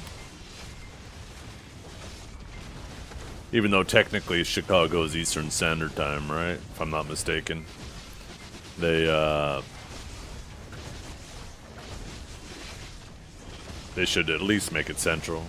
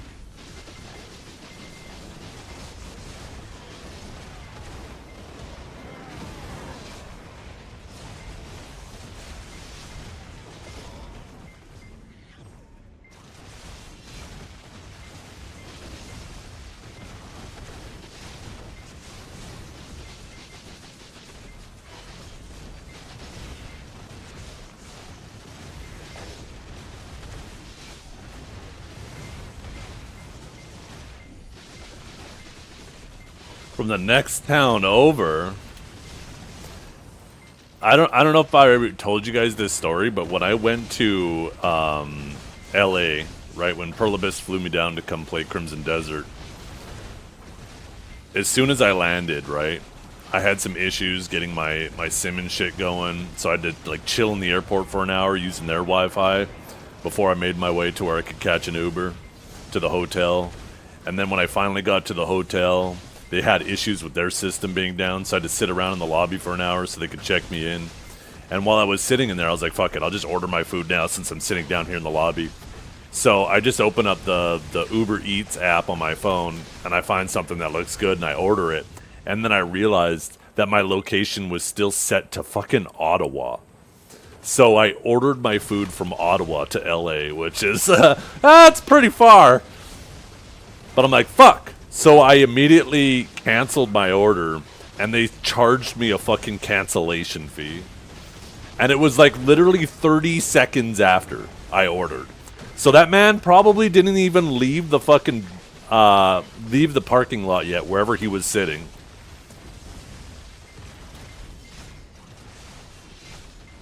So I had to cancel it, make sure I changed my location to actual LA, and then ordered some food. But it was so annoying because I also had a 50%, they sent me a coupon for 50% off my next order, so I used that coupon. I was like, shit, I'm going to get a nice cheap meal, fantastic. So it used the coupon, and I couldn't use it on my order that I ended up reordering, and it charged me the cancellation fee. So instead of my meal being 50% off, I ended up paying full price plus that original cancellation fee. I was fucking pissed. I was pissed.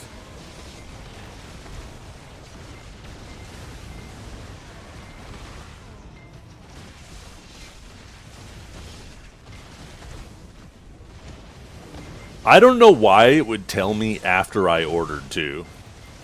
We notice you're across the goddamn continent.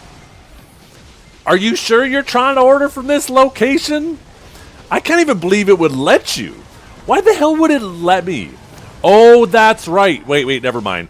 It actually didn't know I was across the continent. It actually still thought I was in the hotel that I stayed at the last time I was in Ottawa. That's right.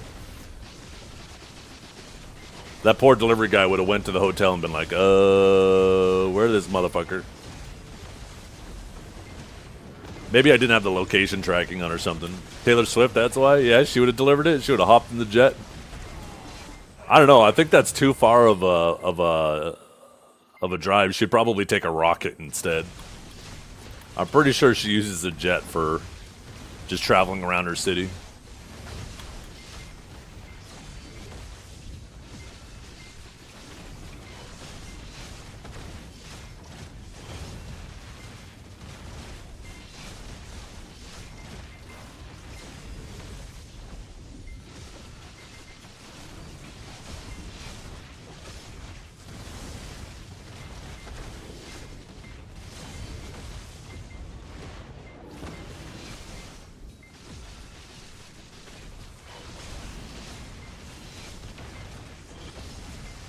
Load up the jet. We're going to Walmart.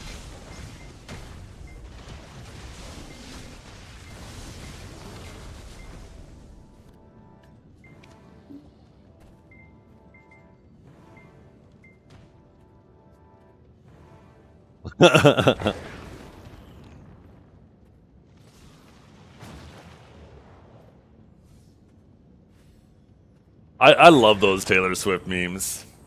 There was one I saw one time. It's like Taylor Swift waking up in the middle of the night to get a snack from the fridge, and there's like a fucking plane flying through the house.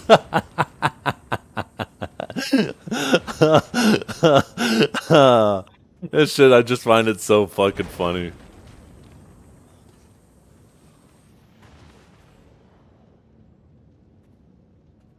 It's just so obnoxiously stupid. I'm just such a sucker for stupid humor.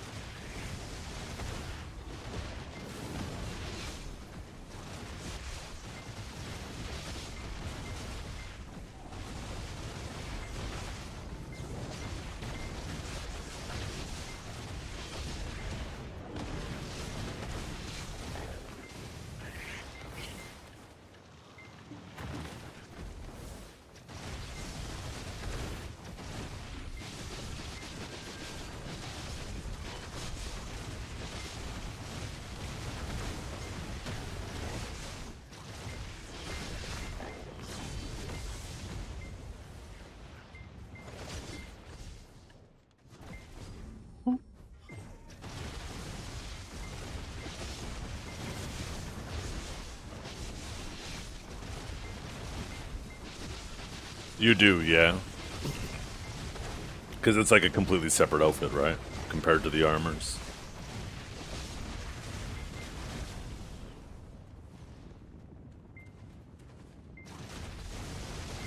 One thing that is cool about Sage is you can use, like, you can equip the Karanos outfit, but hide the outfit so you are wearing the Adana armors, and then you have the Karanos idle animation where you float in the air with, or like with electricity around you, but you're wearing the Adana armors. Basically, any class that has outfits with animations can do that shit. Equip the outfit with the idle animation, hide the outfit, and then just use the Adania armor.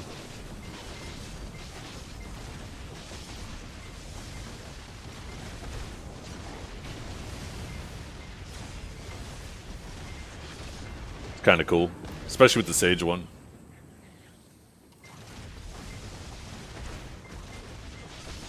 Guardian, I think, has an outfit with an idle animation where she, like, has this one-handed axe that she pulls out and then she stretches it into the big one.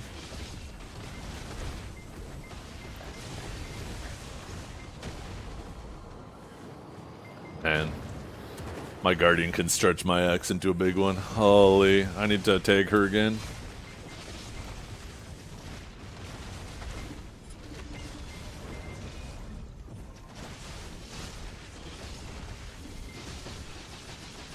I wonder if every class has an idle animation outfit at this point. Elderwood has an an idle animation as well. So, and I think that class is available for all male classes, right? Or that outfit is available for all male classes.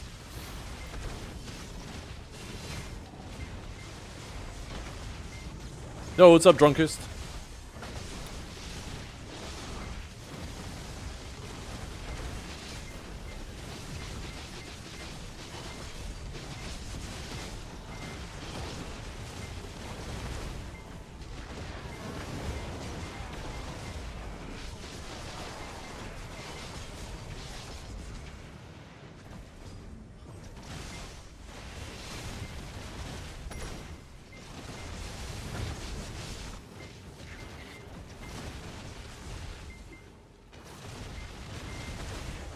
Ew, Howie, what did he say to me?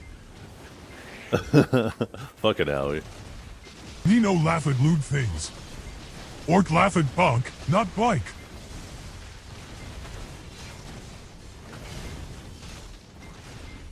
Change her brake pads? Nice. Sure Mom appreciates that. She doesn't have to worry about getting taken advantage of. My morning's going pretty good. I had a whole bunch of shit to take to the dump this morning. So I loaded up the vehicle last night and then dropped the kid off at school. I'm always relieved.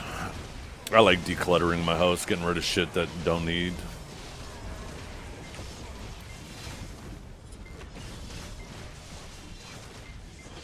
I have 2 couches I need to get rid of, or one big one at least.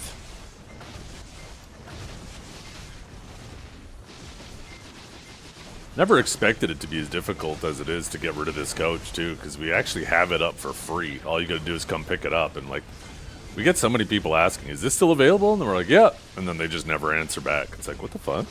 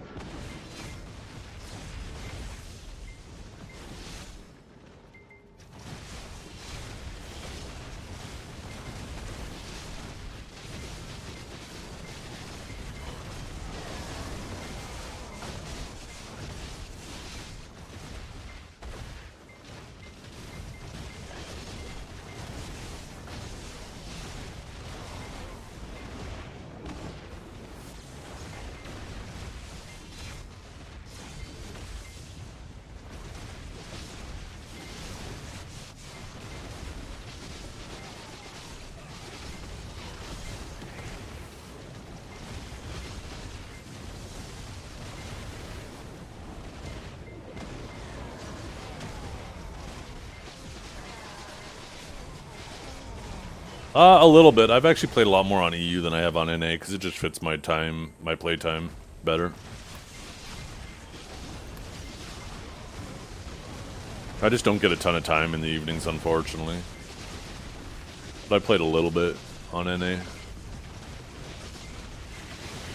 think I played 19 games. Which is an okay amount, I guess. I know there's some people who are already over like 60 games.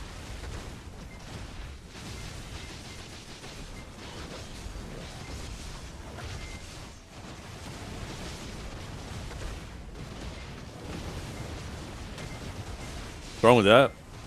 Nothing. Nothing. That's what's wrong with me, right? I just don't get a chance to play a lot of games. There's only something wrong with playing that many games if you're not enjoying yourself. If you're mental booming and you're still just pressing that Q button. You're at 120 games?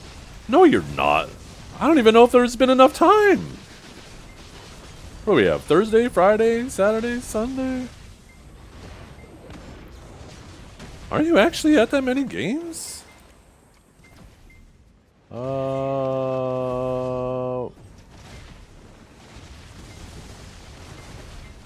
You're playing Kuno, right? Oh, fuck me. Okay. You're at 110? Holy shit, you guys are crazy. Hey, why couldn't you post that picture a minute ago? Oh, you're making me out here dying to mobs. 118 matches? Oh my god, you have a problem.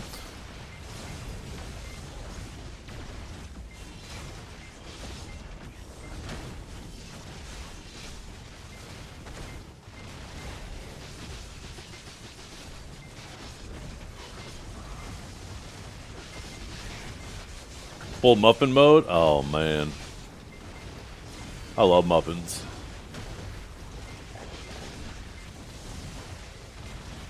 A nice like blueberry or cranberry bran muffin? Oh fuck yeah. That shit is so good. I don't know if I sweet talk my wife if she'll make some of those. I don't know if we have any frozen blueberries. We probably do. Shit, maybe I'll just make them tonight. Maybe I'll surprise her. I'll make some blueberry bran muffins.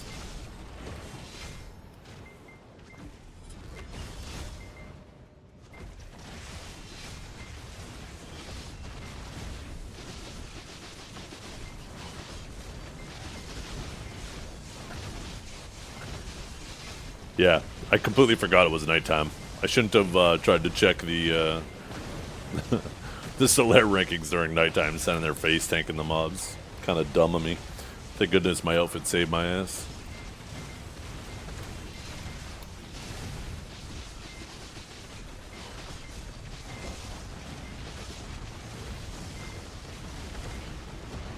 I need all the practice I can get for the masterclass. Yeah. I feel like Sage is such a volatile matchup, it could really go anyway.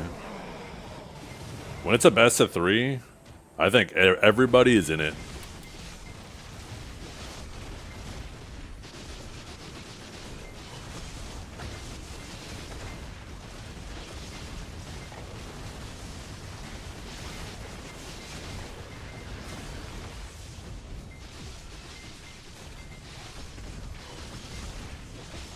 Also, as that circle shrinks, there's not even a lot of space to move to. That might be the downfall of maybe most Sages, is not having as much space to maneuver around. Positioning is going to be so much more important. So, maybe that'll be the difference. Gotta relearn the changes? Man, Deadeye is still ridiculously protected.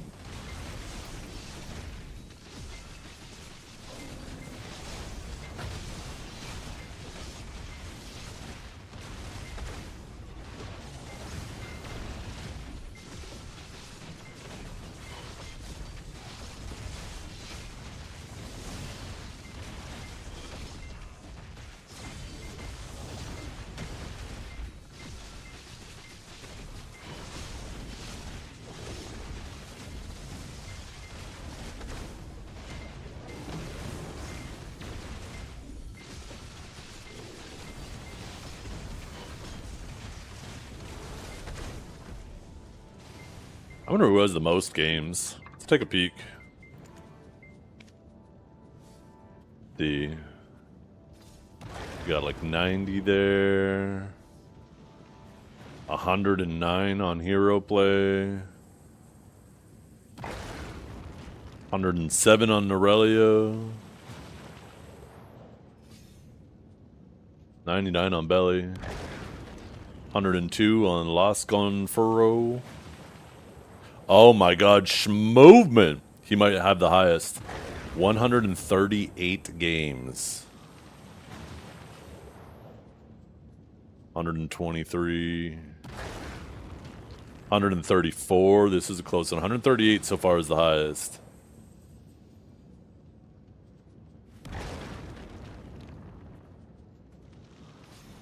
Yeah, 138 on Schmovement. I think my last game was with him too. Where the fuck was he again? Wait, no. Am I fucking blind now? Oh, there it is. Yeah. Yeah, my last game was with him.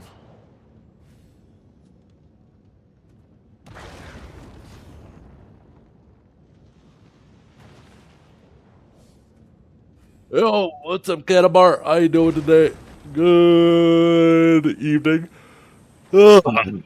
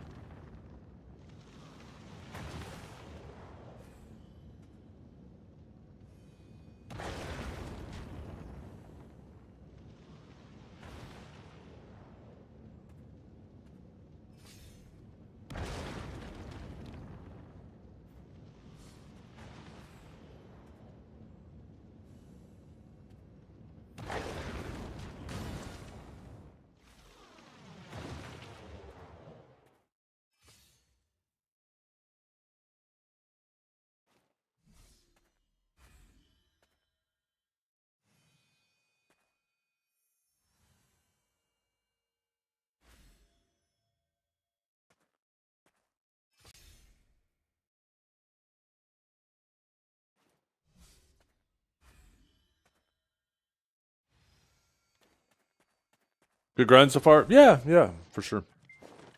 Nothing really major, but I mean, we're still getting it. That actually reminds me, I need to move.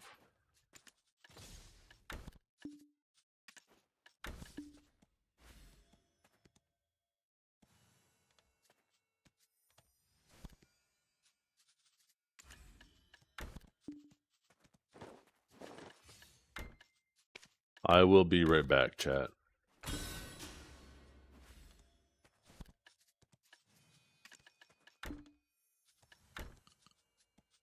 See how the XP's doing on the Warrior. See, we're at 60% yet. Think it's a little lunchtime though. I'm hungry.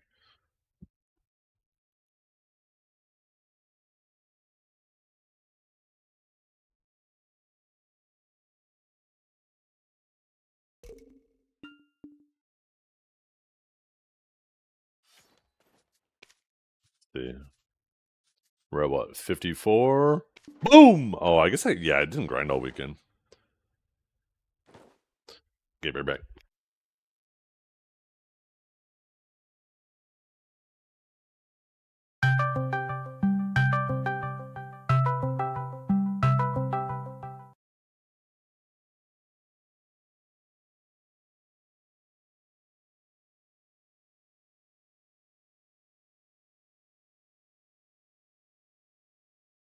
Uh...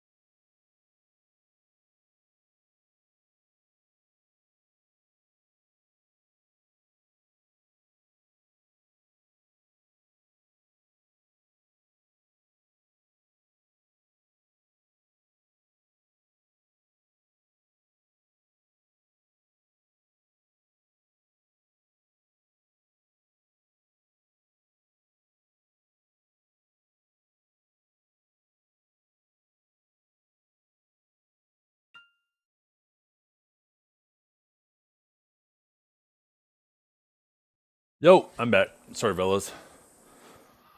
Ooh. Oh, I didn't put my beer back screen on. My bad.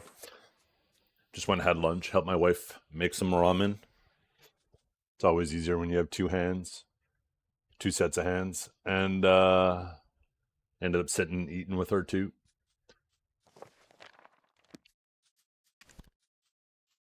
Is it worth to do Kafra's quest from Polvo in seasons?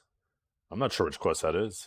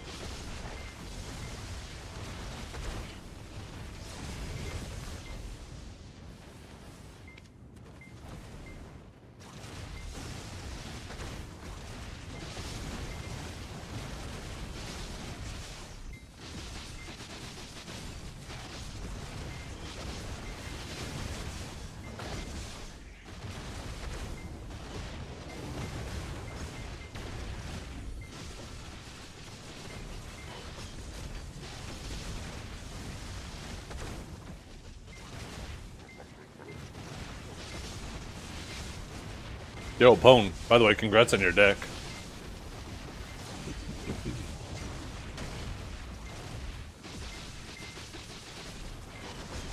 I saw your message, but I was unable to respond, and I just remembered now.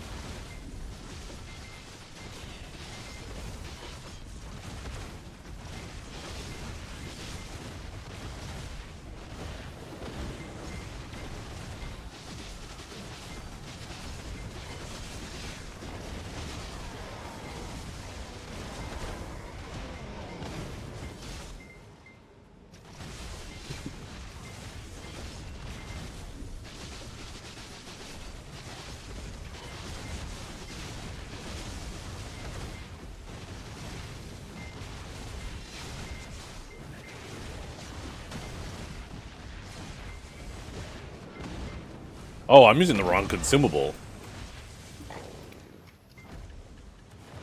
Oops. I'm also using XP Lightstones, by the way.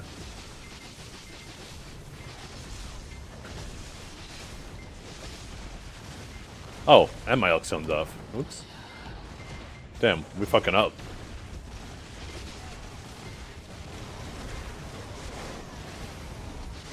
But yeah, I have XP Lightstones in. The XP is intentional. The Elkstone in draft was not.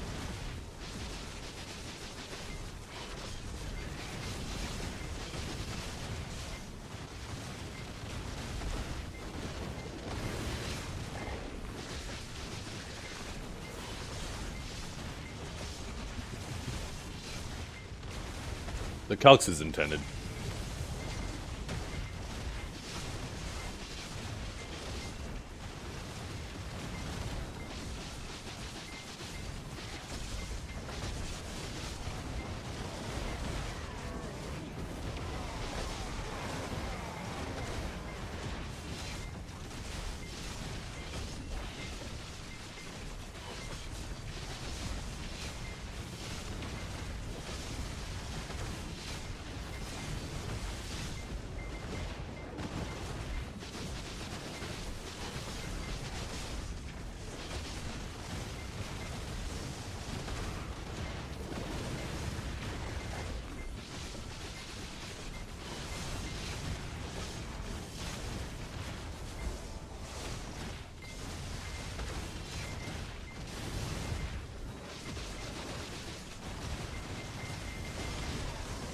No.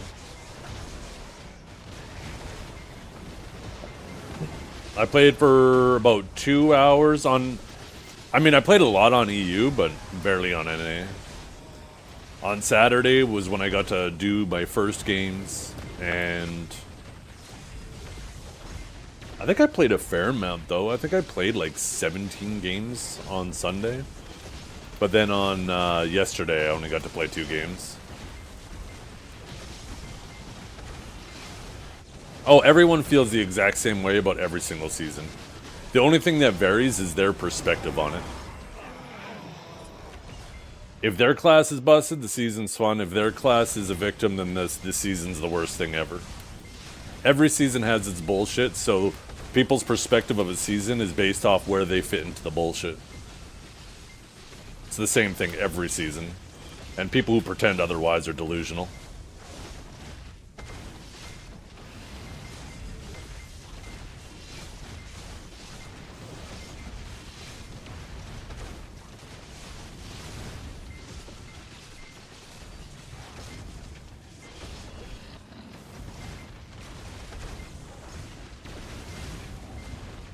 Yeah. Sorc, Scholar, and Archer.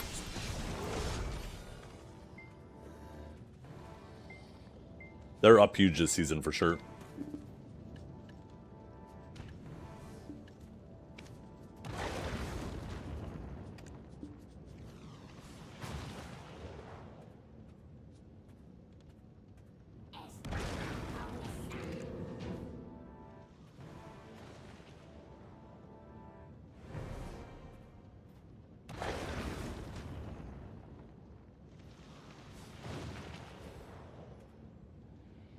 AOS geared towards Fotimers? Yeah.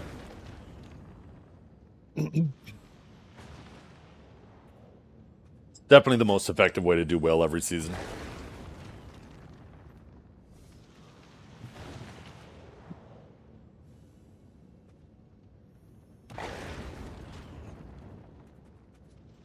Let's see who's all in the top 100, right?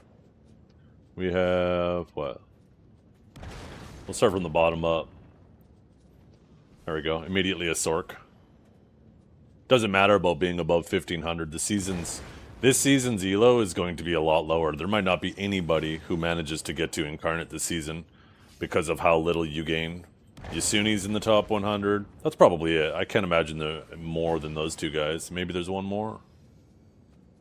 No, just those two. But that's pretty good for fucking Sork. I mean, Sork traditionally has been pretty bad in AOS. But they've done a lot of work with Sorks.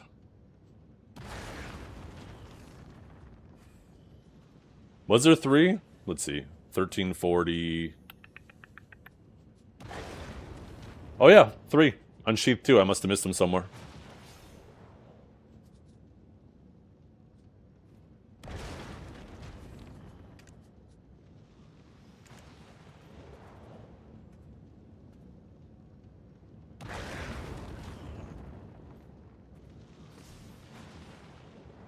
You got to remember too, right?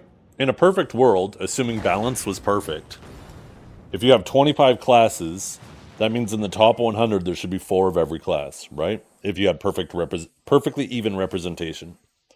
So 3 out of, you know, the 4 for being what you would think would be the average in perfect representation. It's pretty decent. You're obviously never going to have perfectly even representation, right? For obvious reasons.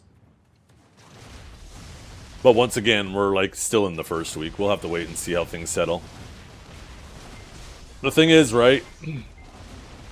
You might be really good at your class, but if the counter to your class ends up being like above you, you might end up hitting this plateau where like you're doing good, you're doing good, you're doing good. All of a sudden you get into the elo where you start running into a lot more people playing the counter to your class. And then it feels like all of a sudden you just hit a fucking wall. You slam into a wall, right?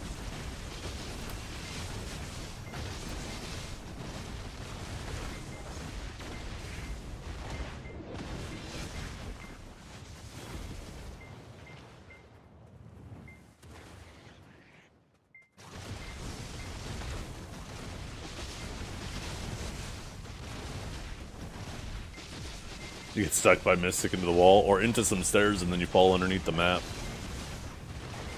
That happened in one of our games. Actually, I think that happened to Kelb, right? Now that I remember, that was actually a 5th rounder too. We potentially could have won that. Kelb, can you show me your PayPal?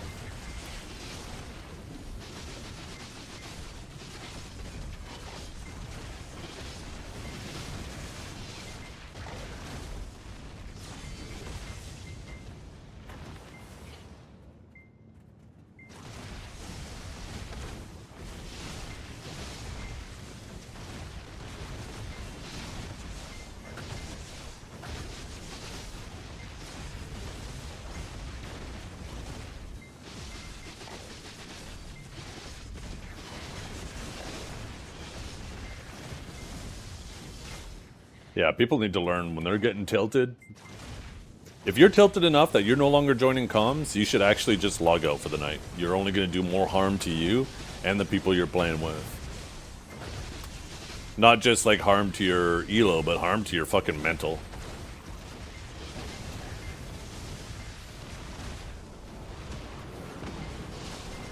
It is not that serious. BDO AOS is not that serious. It is not the only thing that represents how good you are, too. There are some people who are insane 1v1ers who have no interest in queuing AOS. You have some people who are insane at large scale that never queue AOS. There's different skill sets for different types of game modes, right?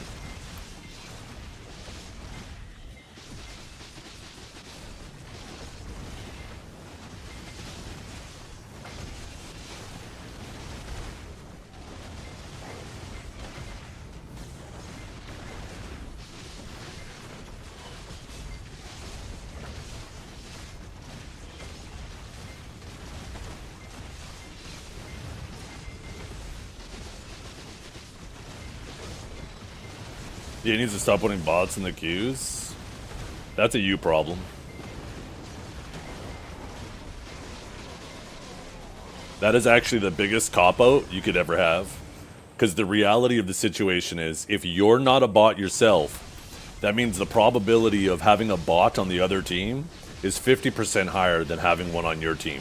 Because there's only 2 slots available on your team, where there's 3 slots available on the other team. So if you're actually pulling your weight and you're not a bot, statistically, you're going to be more often against the bots than you're going to have bots with you. So mathematically, that works out in your favor. So the problem is if you constantly feel like you're losing matches because you got bots on your team, there's a good chance you're also one of the bots.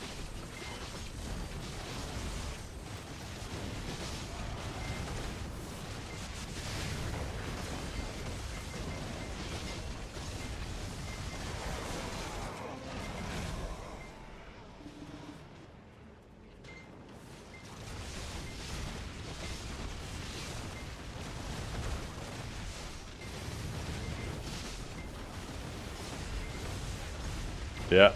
And you know what that usually signifies, Dilron? It means that you're not supporting them properly.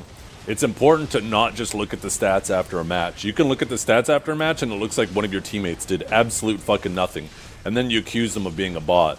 But the reality of the situation is, they might have had 2 or 3 people running them down all game and you did very little to support them.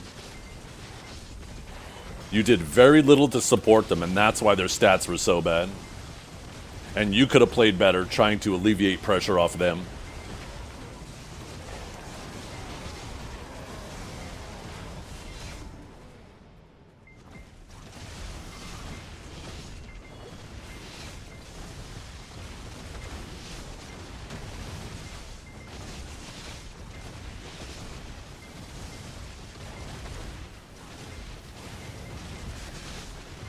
There's a reason why a lot of people who never take accountability of how they could have made the match better and they always shift the blame to someone else. There's a reason why those people are always the ones struggling and complaining every season.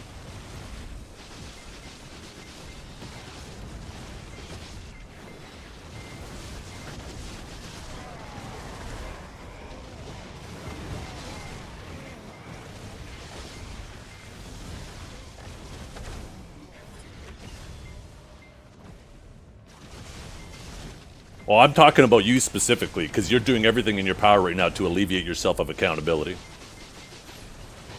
You're the person I'm talking about.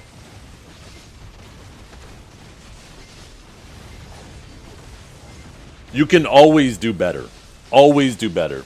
If all you ever do is shift blame to someone else instead of asking yourself, okay, that person could have played better, but how could I have better supported them? Then you're never going to improve. Every time you have somebody on your team that is in that situation, you're not going to be doing anything better to try to make the match a little bit more favorable.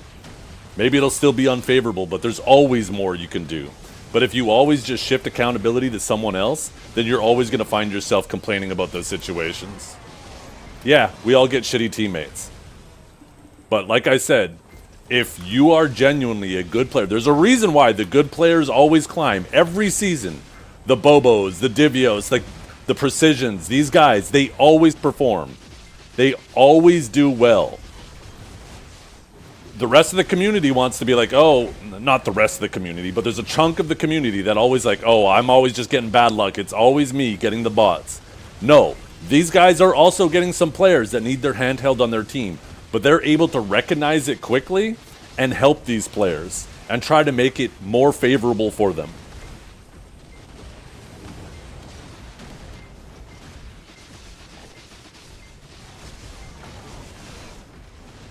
The exception doesn't define the rule. Don't even pretend for a second that that's happening all of the time. Once again, you guys are trying to alleviate yourselves of accountability. You can't just take these outlier, anecdotal situations that do occasionally happen and act like it's something that's standard that happens all the time. You are alleviating yourself of accountability. Just take accountability.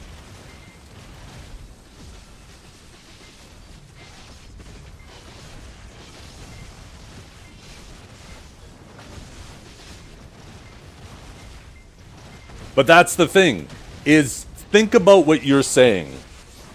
Even if that is true, mathematically it ends up in your favor. It ends up being a 60-40 split because you only have 2 available slots available on your team for these bots to be in, and 3 available slots on the other team. That means there is a 60% chance that these people don't V are on the other team, so you should still mathematically climb. So it's a cop-out. It's 100% a cop-out.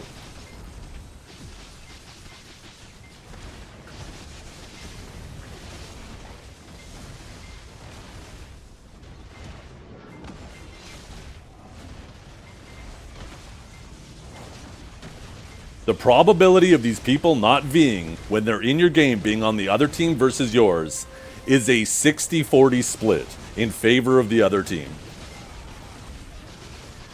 So if that is the case, then as long as you're not also one of those bots, you should still climb.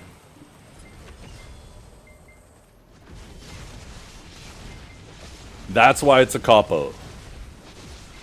Take accountability. Ask yourself, how can you help these people more? Yes, there's some people who can't be helped, but there's always more you can do. Control the variables you can control. Stop focusing on the ones you can't control. And the more you focus on those variables you can't control, the more you'll find that you can be better accommodating to the people who are struggling.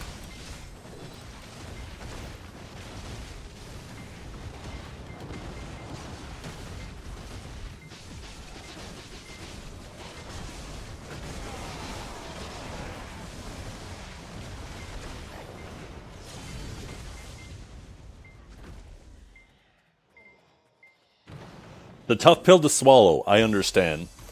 But as soon as you actually swallow it, you'll notice things start getting better.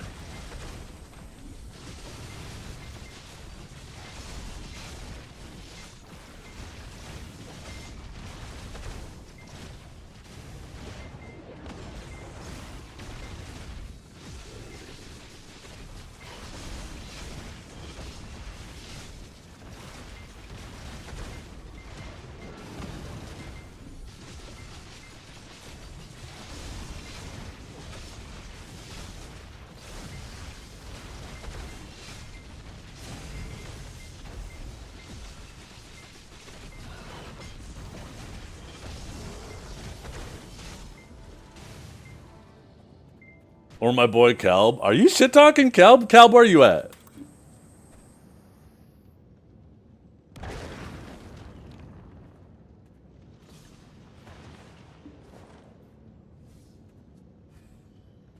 The Goldstein Ranger clip? Is there a Ranger clip?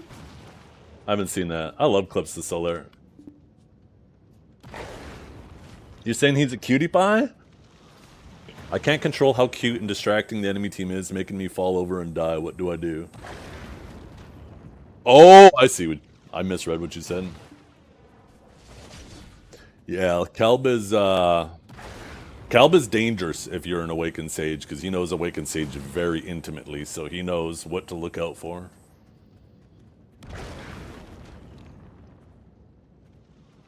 I know you're not an Awakened Sage, though, Dukes, but I'm just speaking from my perspective. When I see him on the other team, it's like, fuck.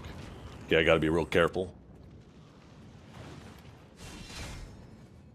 I'm honestly surprised he doesn't play Awakened Hash. I thought he was getting pretty clean with it, but Kuno's pretty fucking... Kuno's grab is so insane. And Ninja.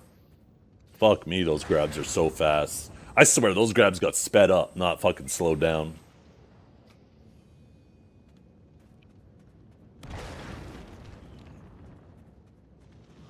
What's this clip?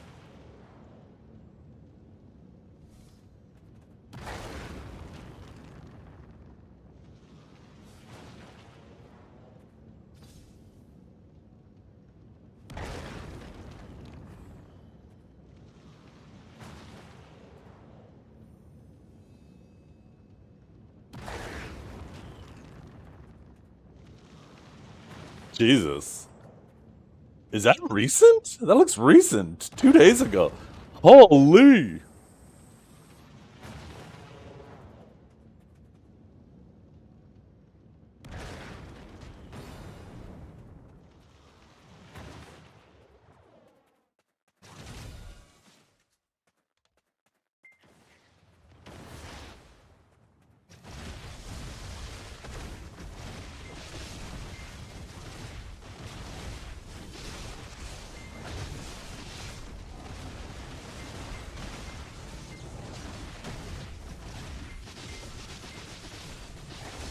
Ninja players will swear they're better than everyone else. I mean, lots of players are like that, right?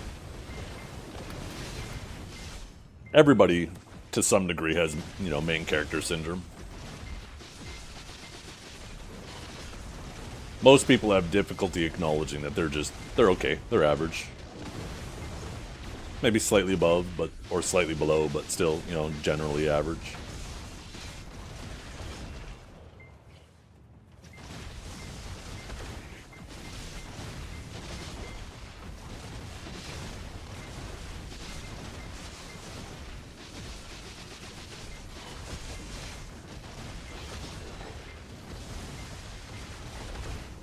Yeah, I don't know what they did to Awaken Ninja, but that shit is like fucking Striker. It is so protected. It is so ridiculously protected.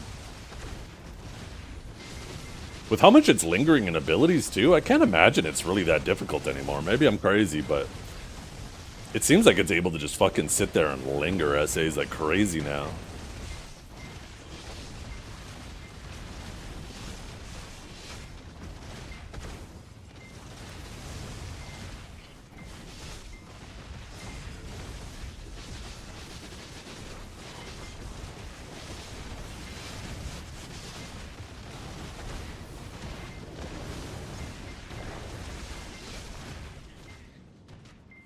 Oh, every class in the game.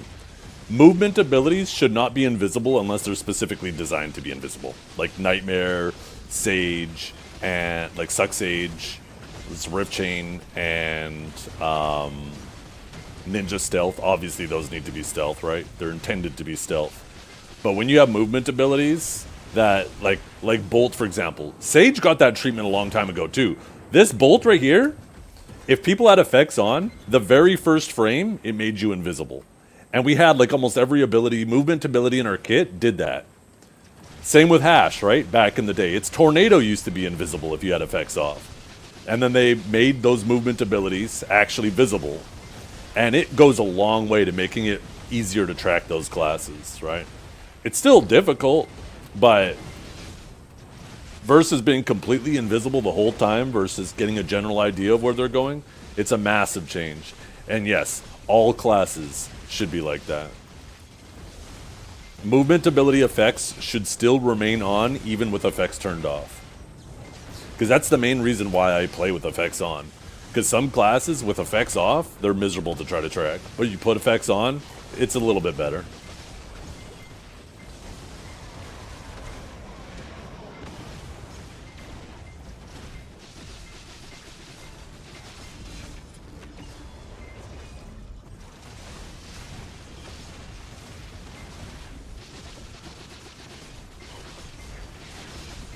But yeah, that was a pretty big nerf to Suck Hash, as well as it being able to just instantly kill people. Obviously a big nerf.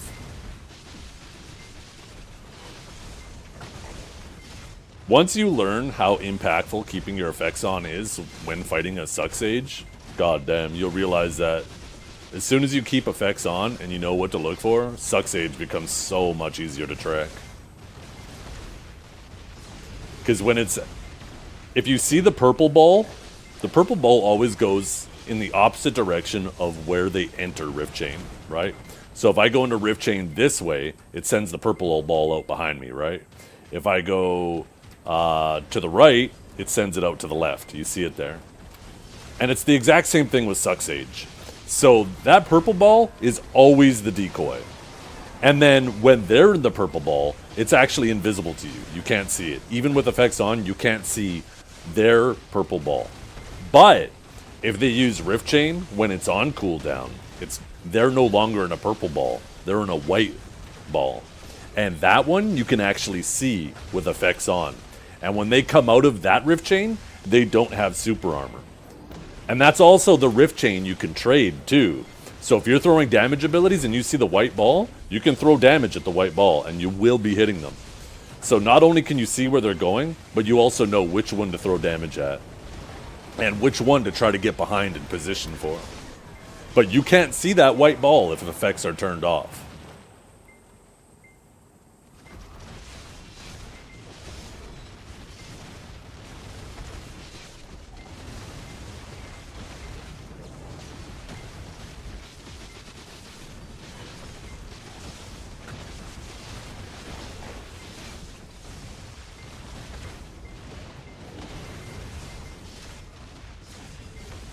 The blue ball? Yeah.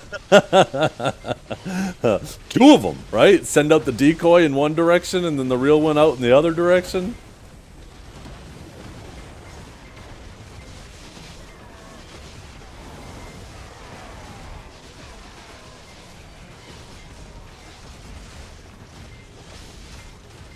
You got blue balled. Yeah. Oh my god. The memes.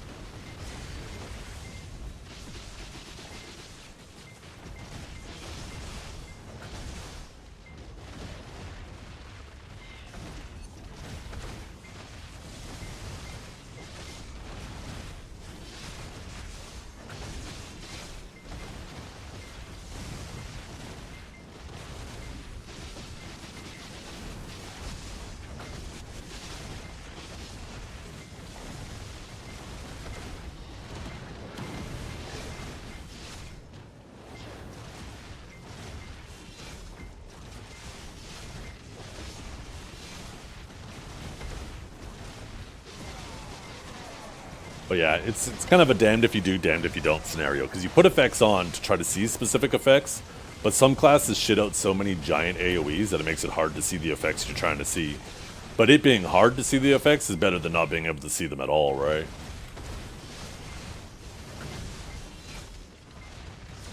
If you could see movement ability effects with effects off, I would keep effects off permanently.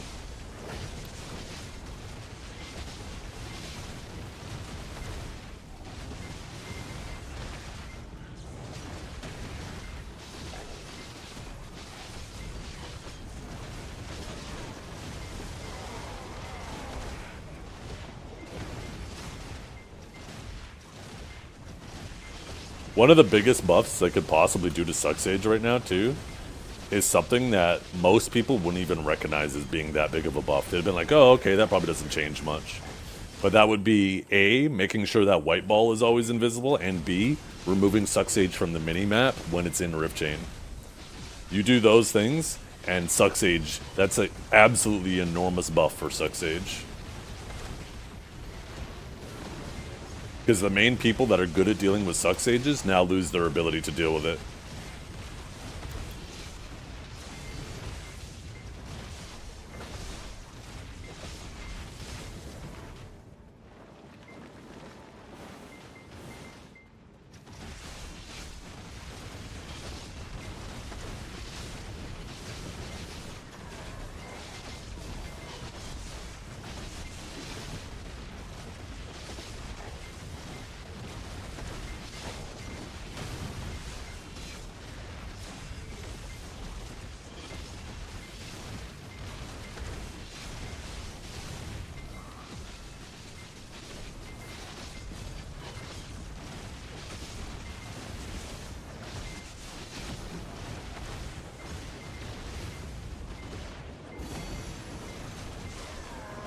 Yeah.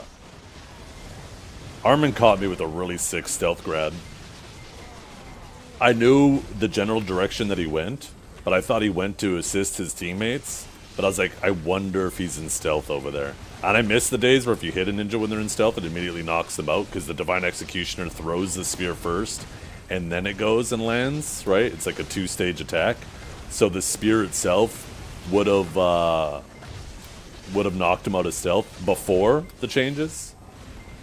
But I Divine Executioner in that direction, and I just happened, of all the places to land, landed right on top of him, and he just fucking yoinked me from stealth. It was a pretty sick grab, but it was extremely lucky because it required me to just happen, of all the places in the map, the Divine Executioner to land directly on top of him.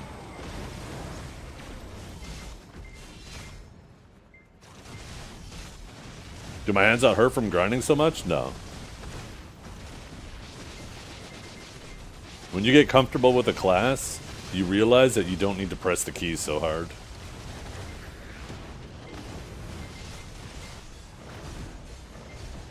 I'm pretty sure the stealth change affected both. I'm pretty sure they both have access to stealth.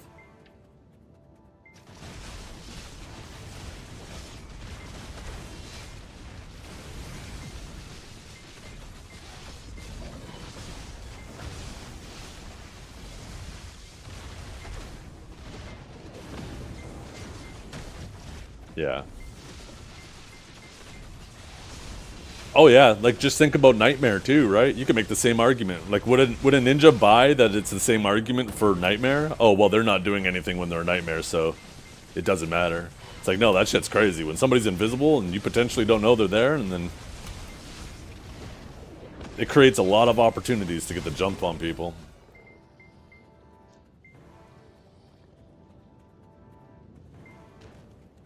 The fact that if somebody isn't within render distance of you, like if you no longer, like if there's a ninja or a kuno or a sork on the other team, and you don't see them anywhere, you have to assume they're in stealth. You have to.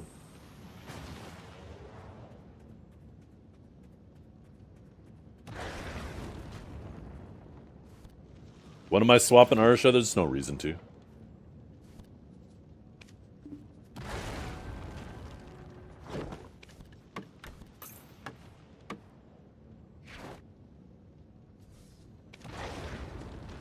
Ooh, a little pre-match briefing. Thank you for joining Masterclass 2025. Before the launch begins, please, or match begins, please review these important reminders. Equip the new Arsha gear. Elkstone effects attached to this character do not apply.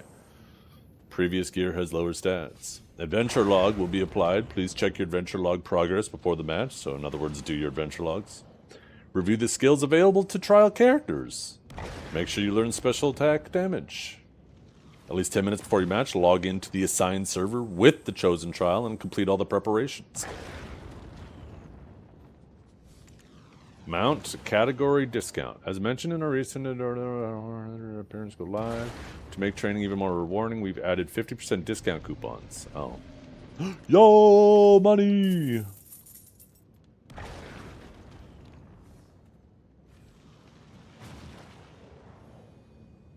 Or else. You should have put that in there, Polly. Was that you that said that message? Did I delete it? It should say that. Or else.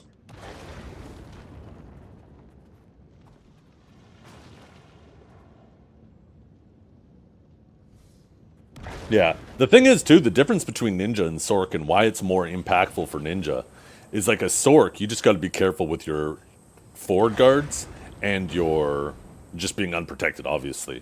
But with a Ninja, you could be chilling there in a super armor and all of a sudden you're fucking grabbed. So you can't even just be like, okay, the Sork's in super armor, the Sork's in Nightmare, I'm just gonna rotate, you know, rotate some whatever and just kind of sit there lingering in them. The fucking Ninja he doesn't care if you're in super armor. So that shit's even stronger for them.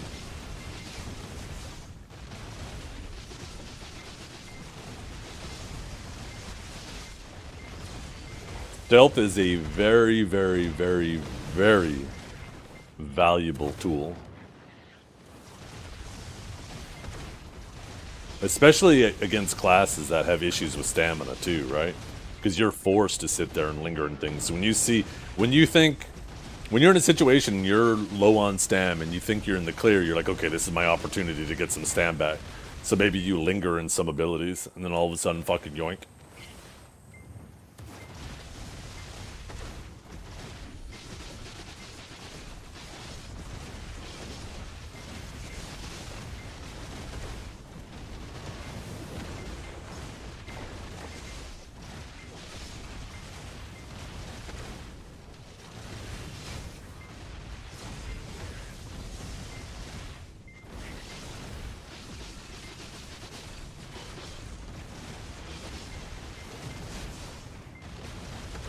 You don't PvP anymore or what? Most people you fight on Arsha are boring to fight.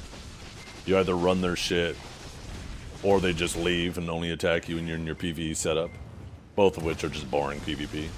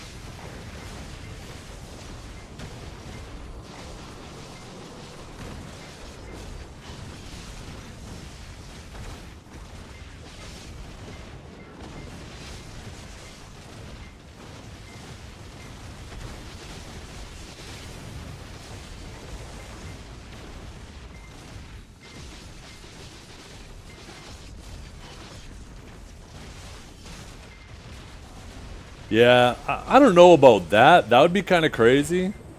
But Realm of Anguish is a pretty useless ability for both kits now.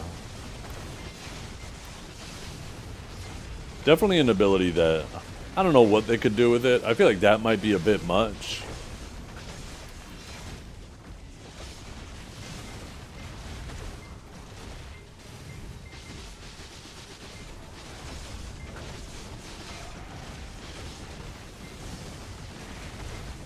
Just rework it to something completely different.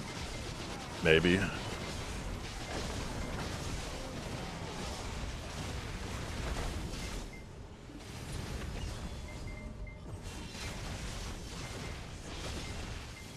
Boss POV for AOS. They need to do the Black Shrine render distance. When you're doing the Black Shrine with a party, the perfect example is, you know the Bulgacell arena? We don't have it this AOS season, and it got taken out like halfway through last season or something.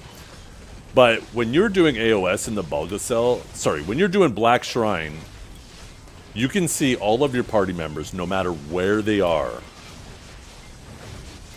But when you were in AOS, the AOS version of that map was slightly smaller, but you can't see the whole arena. So it shows that they can adjust the draw distance for different arenas. So I don't understand why the draw distance isn't larger in AOS. You should be able to see the whole arena. That would fix two key things. One, when you have super fast classes that engage from outside of render distance, it creates a situation because of the server tick rate where they can already be on you before your client is told to render them, and then all of a sudden you're CC'd. Like we saw this with Drax in the past, right? Where they would come flying in from render distance or Awakened Novas, and then all of a sudden, like, you don't see them. You'll see them on the mini-map because your mini-map is way more up to date, but you don't see them rendered on your screen. All of a sudden they appear on you, right? And you're like, what the fuck was that shit? So it would solve that because your client would always have them rendered. But also,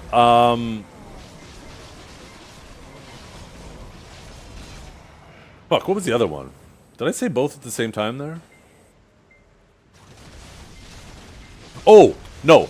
It would also make it so you could always spectate your teammates too, even when you die. Right now, because of that render distance limit, if you're like all the way near the edge of the arena and you die there, and the fight migrates to the other side of the arena, you can no longer spectate the fight. They go invisible. That's because they're out of render distance of where your character died. So if they increase the render distance, you would always be able to spectate the fight as well.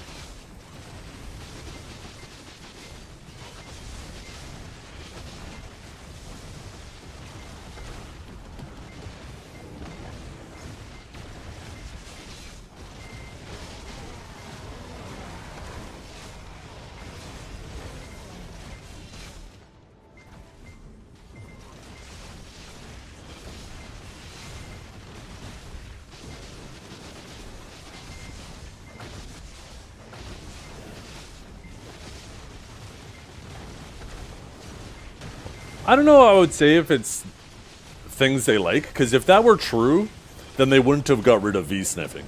There were some classes. It was funny because I actually said this a while before they removed V-sniffing, was that Meiwa's identity would fall off pretty hard if they got rid of that. And I remember Neptune's got so fucking mad about that. And now he's like, I swear, every time he's streaming himself playing OS, he's molding about, why did they take away V-sniffing? That's what my class was about. Wah! It's like, goddamn, you fucking so adamantly opposed me saying that, and now you're fucking crying about it at the top of your goddamn lungs. It's like, thank you for proving my point.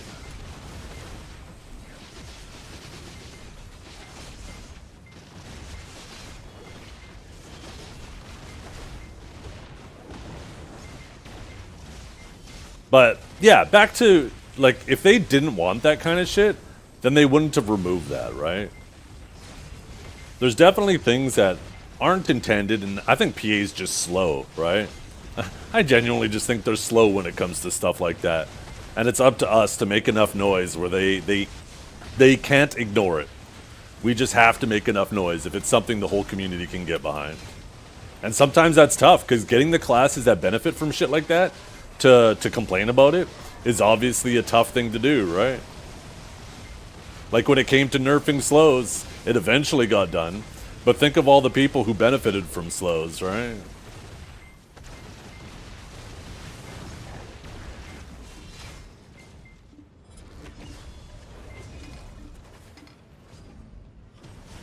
Same thing with mouse move. All the classes, like you talk to Awakened Zerks and Lawns, them two specifically, about mouse move. And don't get me wrong, I would have much rather them fix the desync and keep mouse move in the game. But those classes, yeah, they're like, no, you can't get rid of that. It's important that the game feels shittier for the rest of the population just to accommodate these two classes. But they ended up fixing that too, right?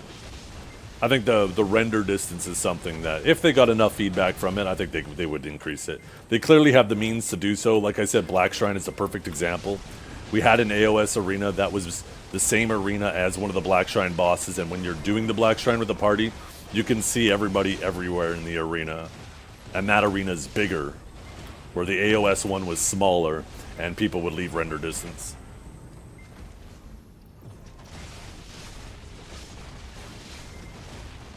That would also be a pretty big, not a big nerf, but it would be a nerf to like Sage and Ninja and Kuno. Because if you could actually see anybody, as long as you had line of sight on them, right? If you could see them in the arena, even if they were all the way on the other side, then you would be able to see, oh, okay, I don't see the ninja. Now I know he's in stealth. But if the fight makes its way to the other side of the arena, you might be like, oh, okay, well, I don't know if the ninja's in stealth or he's just over there on the other side of the arena.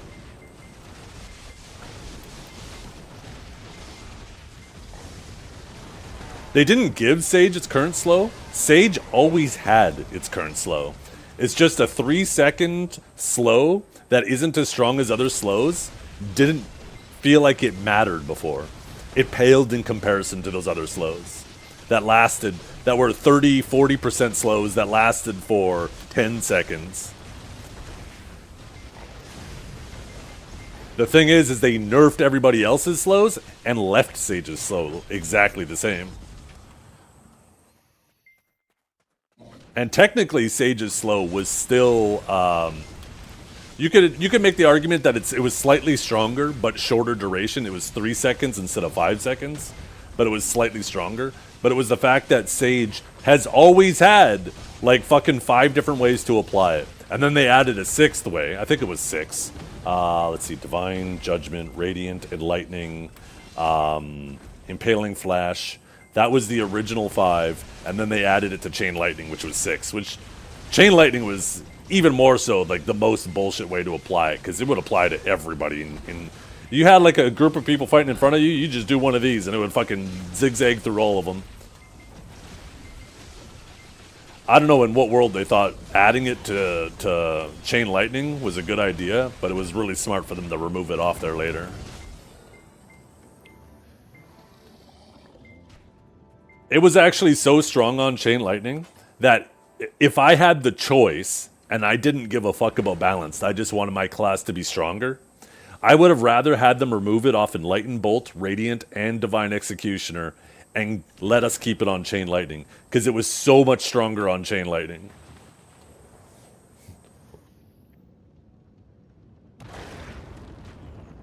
Judgment, Impaling, and Chain Lightning, those 3 are much more consistent for landing on people.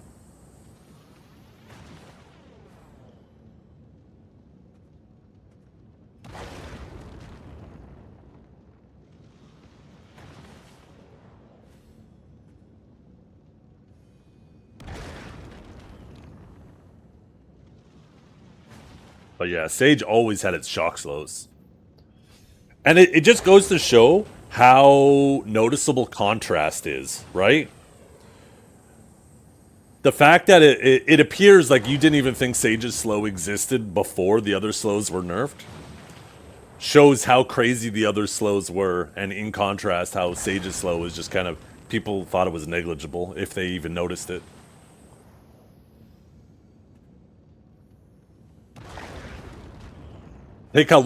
Take a look at how impactful it was when they first nerfed only warrior slow, and the whole community was like, "Oh, okay, sick. We're gonna see the rest of the slows get nerfed."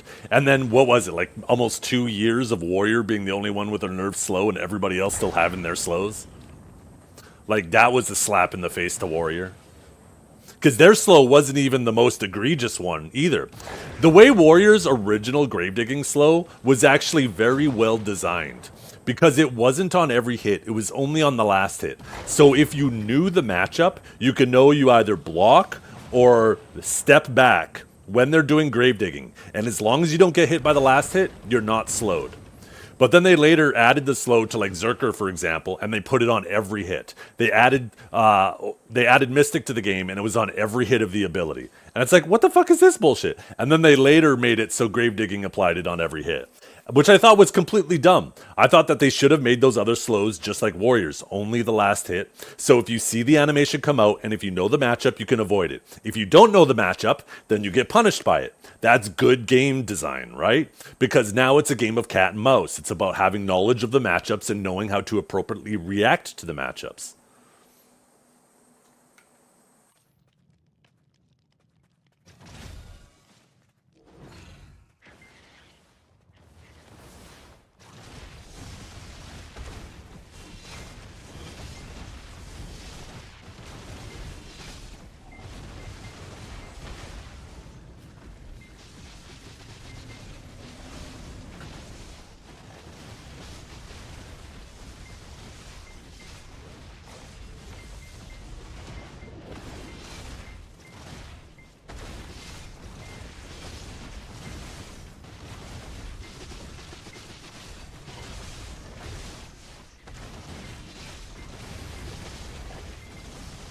Yeah, it was a huge part about the warrior versus warrior 1v1 back in the day, was if another warrior didn't know how to avoid the gravedigging slow, you would fucking 10-0 them like damn near every time.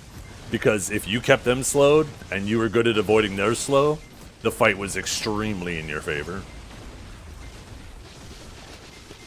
And then when they made it every hit, it became impossible to avoid gravedigging slow, because they could just start the animation, right? You know how Warrior almost does like a slight little knee bend, then he jumps up, spins the sword around him, and then lands, right?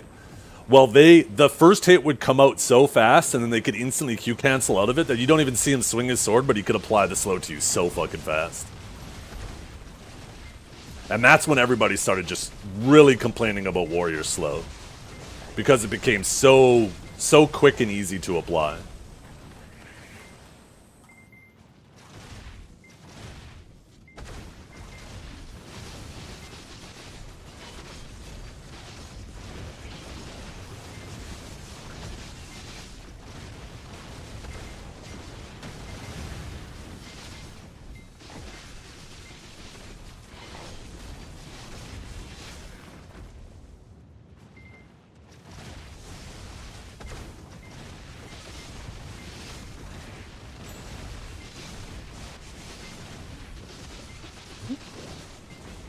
Did I listen? I didn't remember listening that.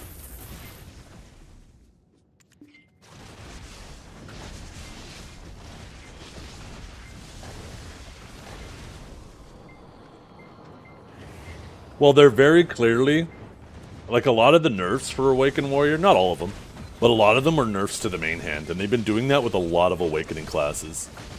It seems like they're doing everything in their power to try to get Awakening classes to spend less time in their main hand. Right? Like two really big ones for Awakened Warrior is the removal of the bound off ground smash and the bound off chopping kick. Those were such a big part of the Awakened Warrior kit.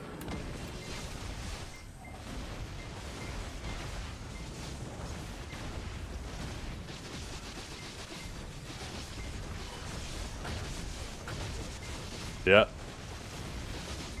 Yeah, and they're doing that with a lot of Awakening classes, where the main hand is for movement.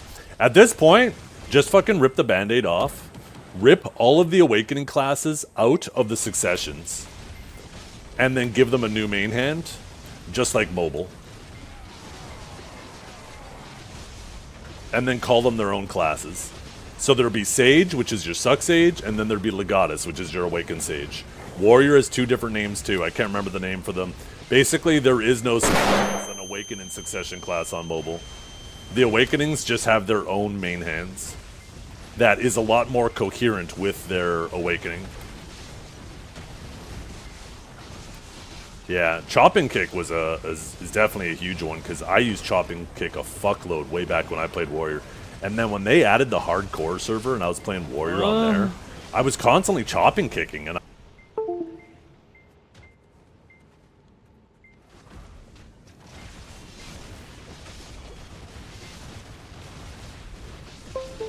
was like, why the fuck am I not catching anything? Why are these re-CCs not landing? I could have swore that was good, right? So I would do it, and then nothing would come out. And then I had to remember, oh yeah, they removed fucking Chopping Kick bound. And it wasn't even a crazy CC either, right? It was just... I mean, it was good.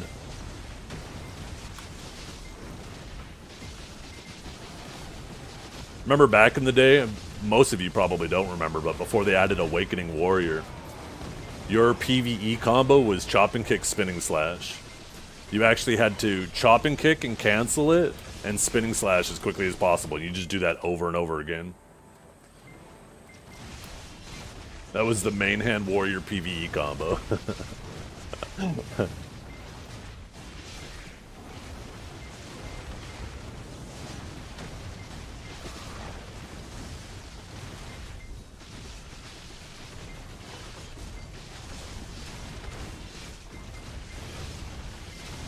I can't remember if you'd even throw the occasional Scars of Dusk in there. Maybe you did.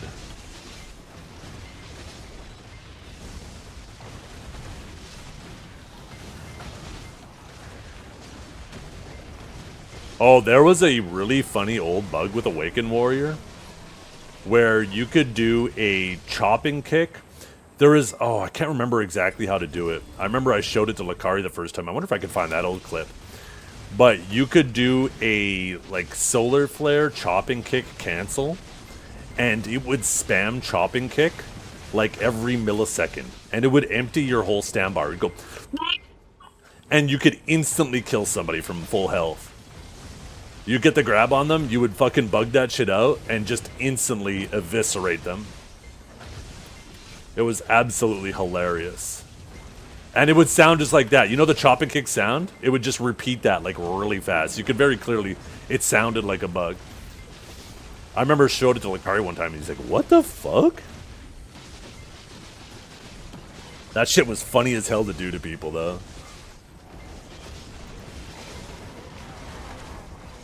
Fun fact. Way back in the day, Side Slash... Is that what it's called? Side Slash or Sideways Cut? Used to be an iframe.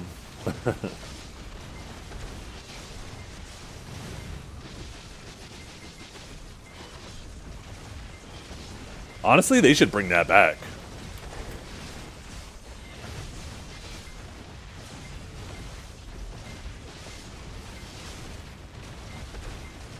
Yeah, this was way back. Yeah, Sideways Cut was an iframe way back.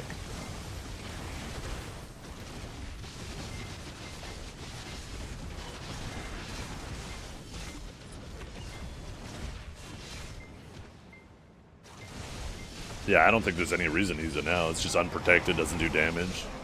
Doesn't really serve any purpose. Honestly, they could bring that back. And then Warriors could use that for some, you know, at least some lateral movement in the middle of a fight.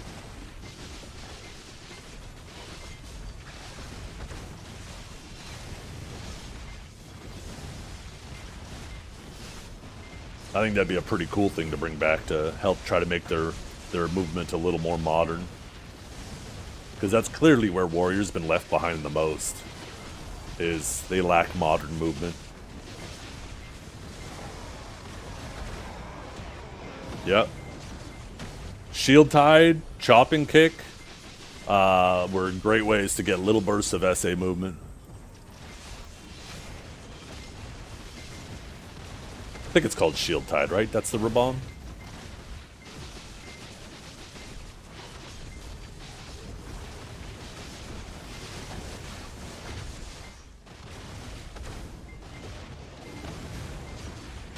Oh yeah, Frenzy Spear. That ability, you used to be able to throw it like vertically and it would teleport you to the target when they first added it. So if there were like people up on a castle wall, you could throw the spear at them and you'd appear behind them.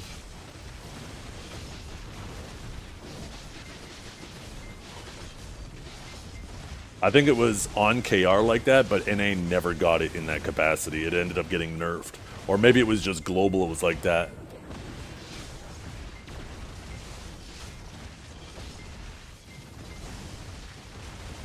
But yeah, it was basically a block jump. Because you know what you could do with that, right? You could throw your Frenzied Spear and then immediately chop and kick them in the back. Or grab them, obviously.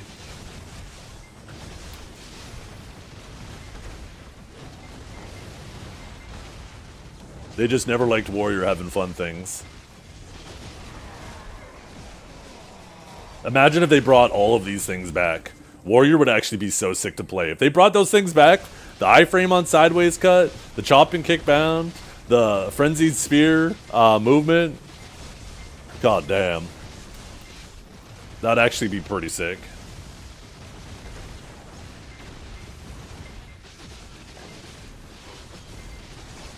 Change charging, not charging thrust.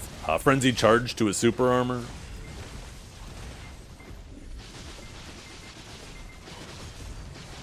Because then you'd have Frenzied Spear and Charging Thrust to engage. Frenzied Charge could be used to disengage. You also have your Sideways Cut and Head Chase to both have little iframes in the middle of a fight.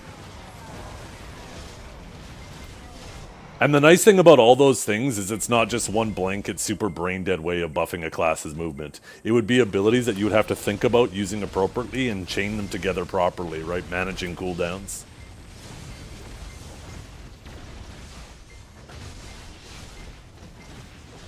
Like, even if you did those changes, there's so many other classes that have such more brain-dead ways of moving.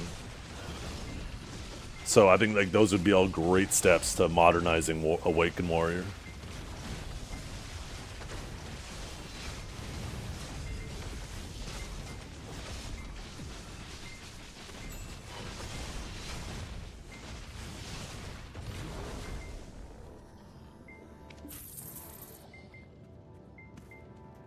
I'll be back, chat. I can never climb this fucking side, god damn it. Wait, that was the right side. What am I talking about? There we go.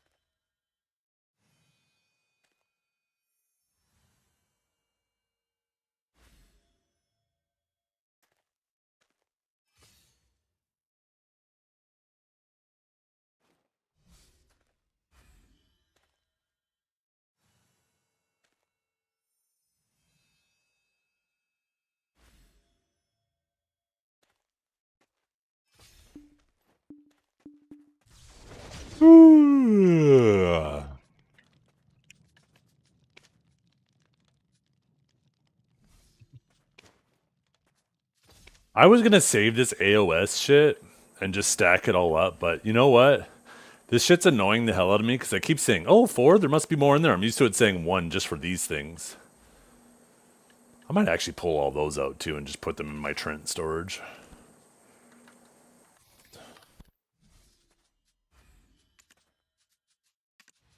Calpheon. I'm getting tired of seeing those in there too. That's so many fucking Patrigio bags and shit.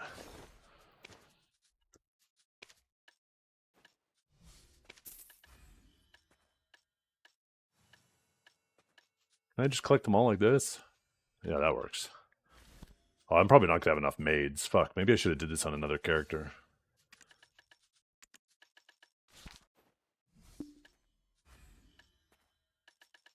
Oh shit.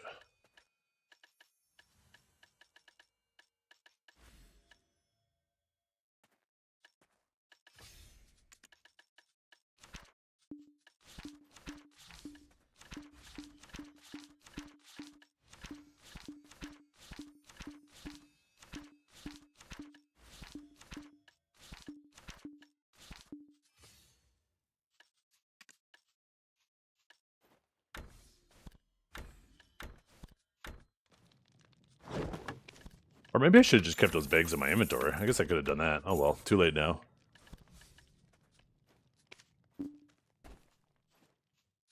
Huh? Oh, I sold those.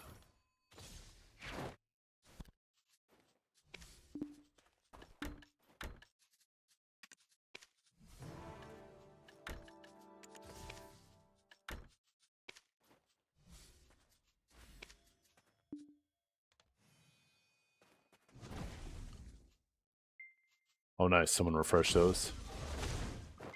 Let's go refresh my house above.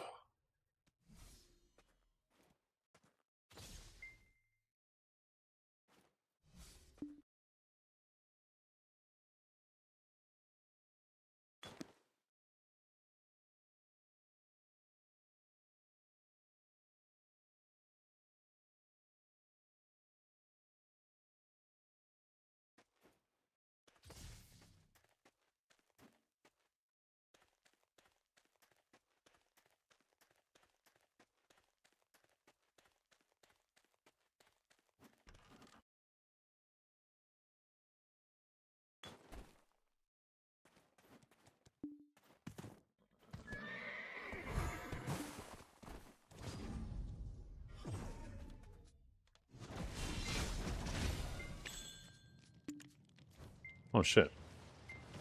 Do I have some feed in my storage? No, I do not.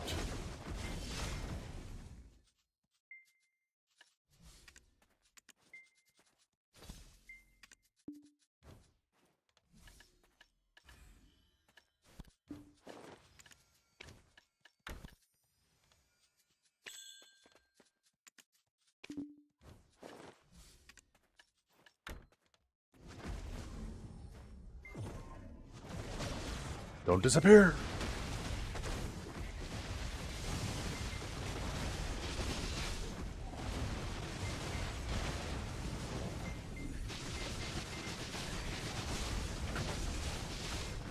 Remember what Frenzy Charge used to be, Jay? Oh my god. That was such a useless ability for like the first 7 years. 6 years.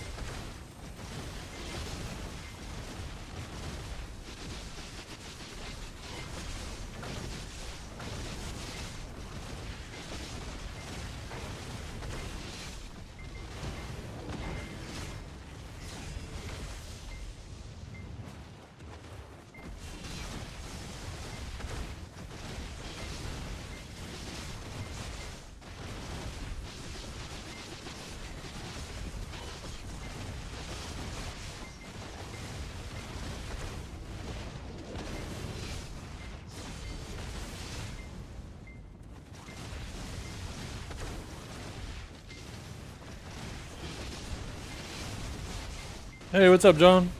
Good afternoon. Oops. Don't have consumables rolling. Which class do you consider better there? Witch, Suck, or your class? Probably Witch Succession. I'm not sure though, Jetro. I don't play Succession. I don't play Witch, I mean.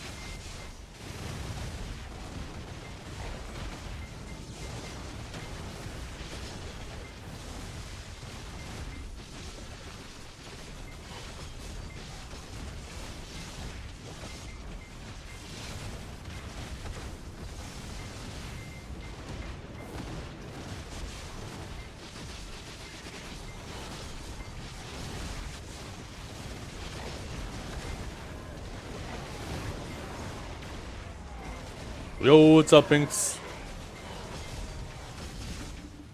Are you on your trip right now? I could have swore the other day you said you were leaving. You were about to leave.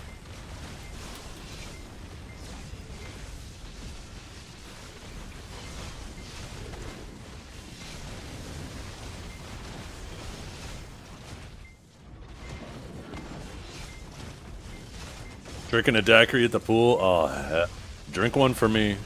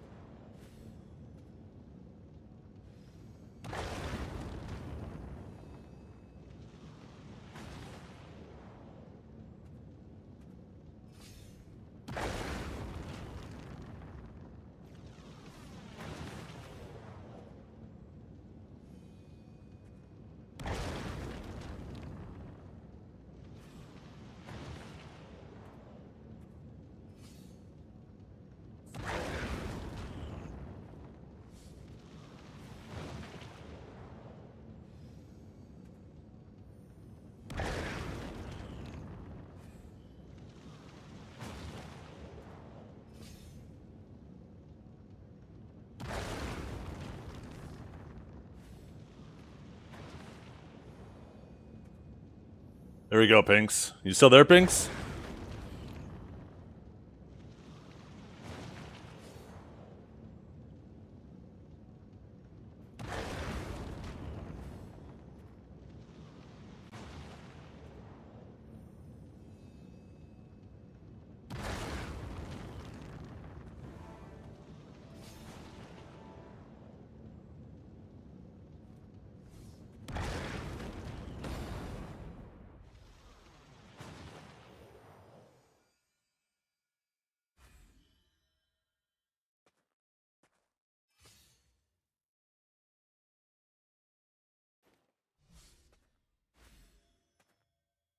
Here.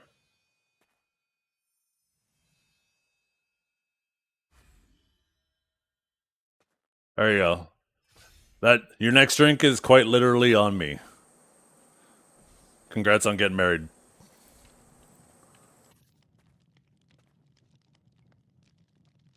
Oh, I accidentally closed it.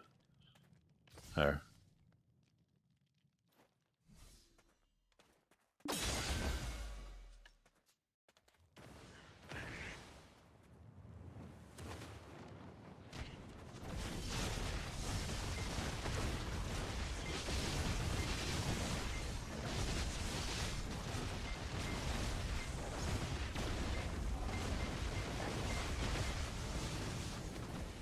Hey, I'm also married. Yeah, me too. Where's my congrats?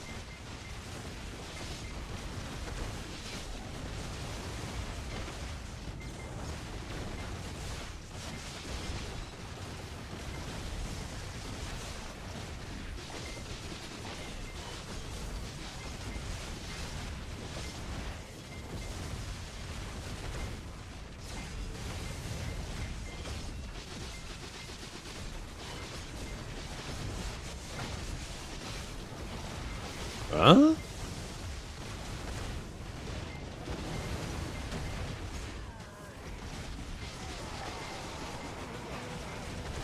Hey. Damn, it looks like you have a beautiful day today.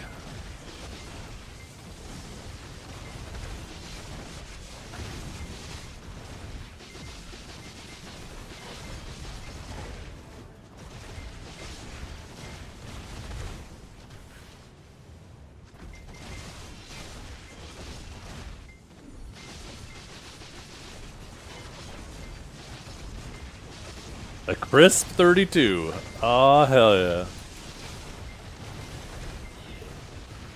Wait. Crisp 32. Is it Fahrenheit? Is it 0? Wait. Should it be snowing?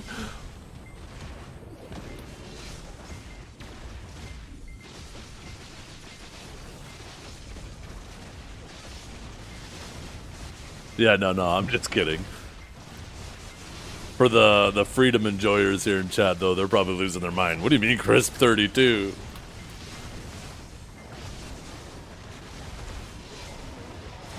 Celsius, damn.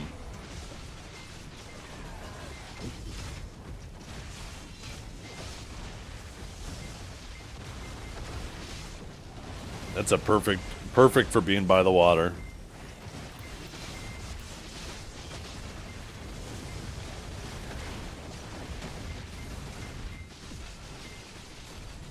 Celsius. Basically, just take Celsius, multiply it by 2, and then add it to 32. Because 32 is 0. It's technically not exact, but it gets you close enough to get an idea. So 32 times 32, or 32 plus 32, 64 plus 32, right? Or I guess in this case, you could actually do, 32 times 3, right? So 96. But yeah, in general, if you want to convert, get a rough estimate of what the temperature is, take 32, or take the temperature, multiply it by 2, and then add 32 to it. Or just Google it, that works too.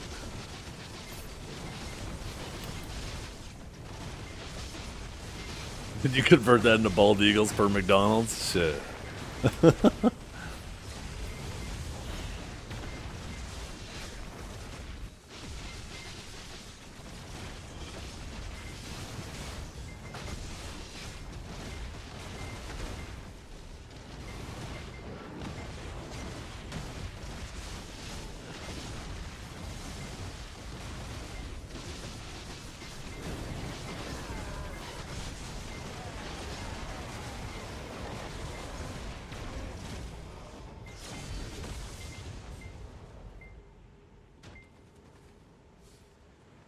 See, 32 Celsius to Fahrenheit. Yeah, 89.6. Yeah, so.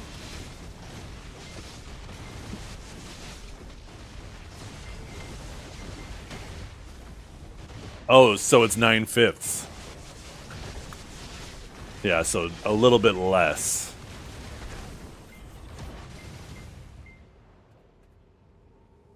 So I guess what you could do is you could take the Celsius, multiply it by 2, and then take away 1/10. And then add 32.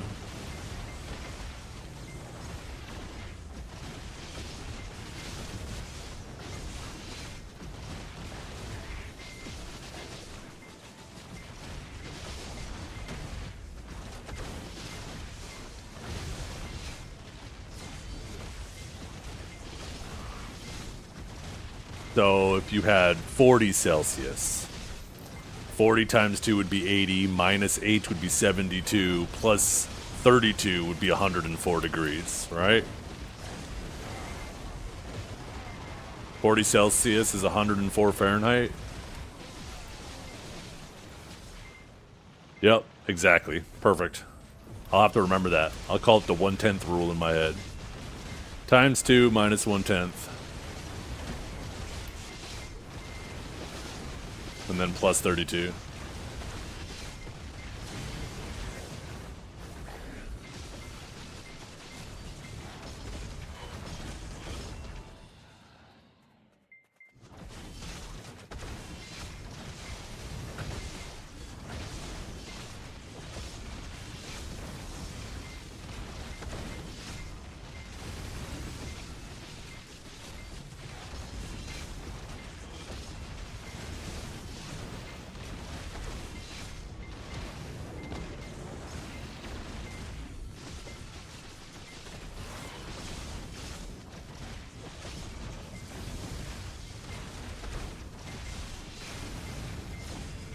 And then converting pounds to kilograms is like what? 2.1? I think it's approximately 2.1 pounds per kilogram.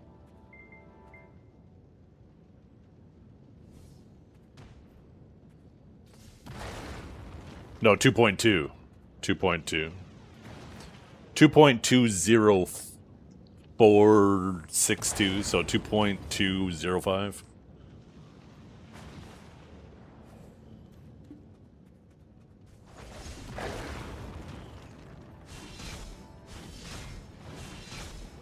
Fucking Americans and their stupid units of measurement.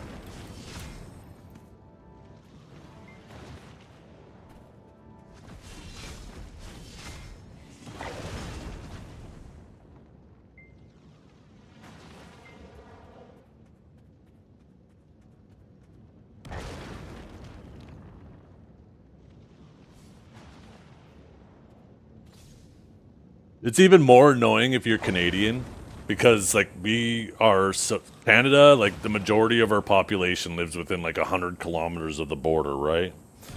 So like we're so used to interacting with Americans that at this point we're like, might as well use their unit of measurement to make things easier for them, because it's easier to just use their unit of measurement instead of having to explain to them the conversion.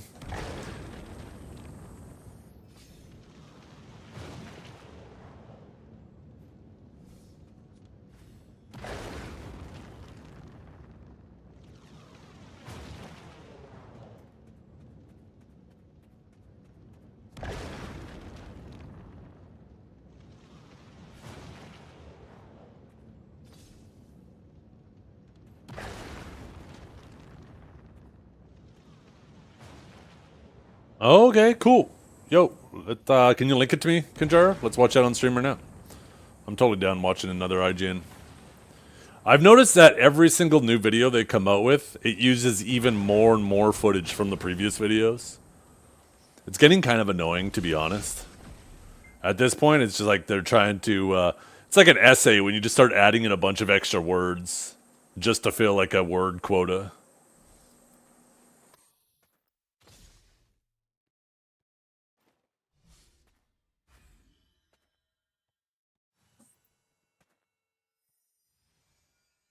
Okay, let's see.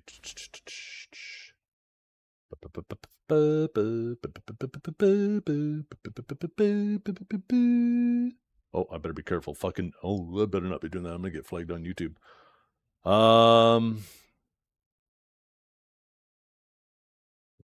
And voila, yeah. Okay, we got one thing done. Get the audio rolling. Make sure that this is muted. Okay, or not muted, but unmuted, but not. Okay, anyways, I'm gonna shut up. Here we go.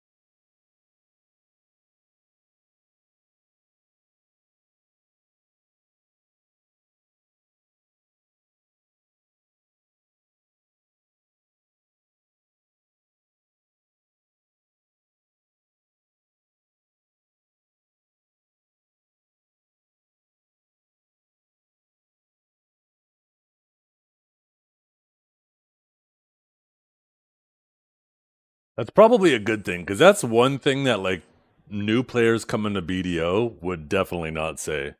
New players typically feel very overwhelmed because there's so many things that they're trying to learn at once, and there isn't really like a clear explanation of a lot of them, or hand holding, right? It's just kind of like it puts a bunch of tools in front of you and says, here you go, figure it out.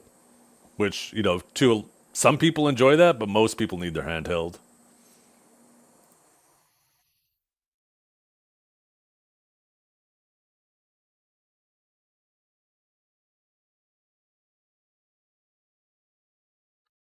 Yo,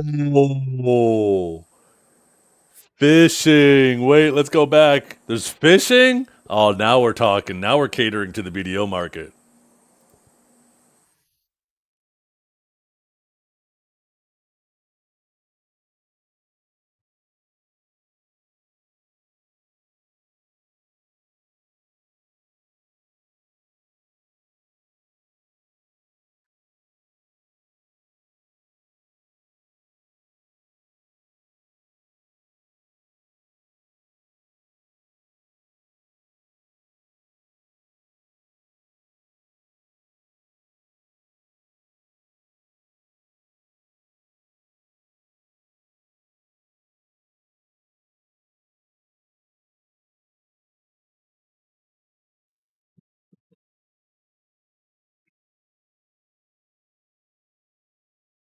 No, that I think that was just his normal sword. You can imbue it with different types of like elements and magic, and it'll like glow accordingly.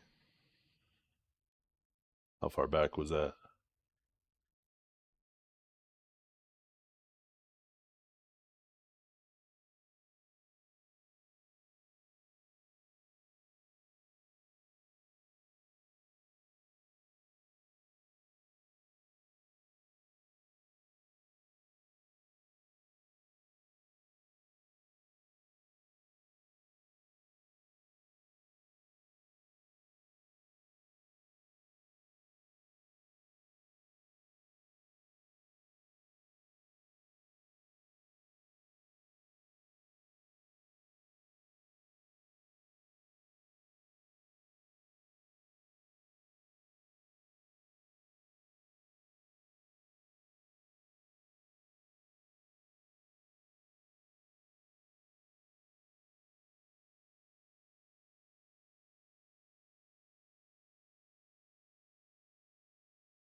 Look at that. AI is taking over even in BDO. Not even our imagination is safe from AI. Marnie? Yeah.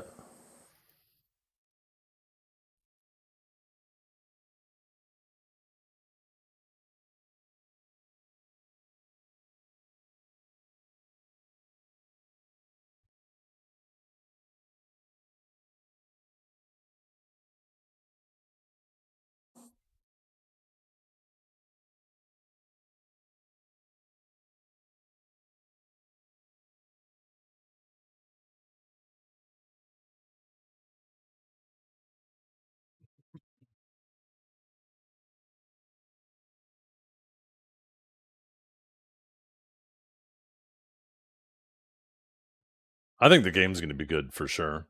I'm like, now, one thing about managing disappointment is all about managing expectations. I think if your expectations are too high, then you could create a situation for yourself where you don't enjoy it. But like everything that I'm seeing so far looks like it's at the very least going to be an enjoyable game. Maybe not game of the year, right? I'm not going to go quite that far yet. That's to be seen, but it's looking like it has all the pieces to be a fun playthrough.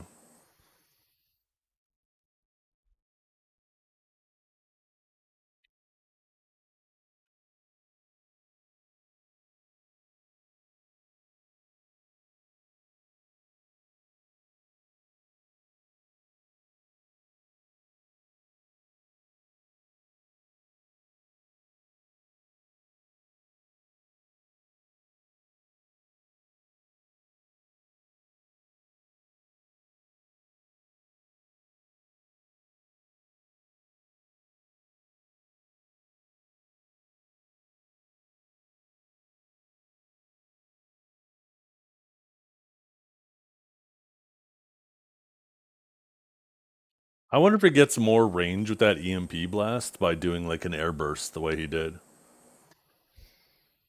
You would think he would, right? It'd be kind of cool if it was detailed in that way.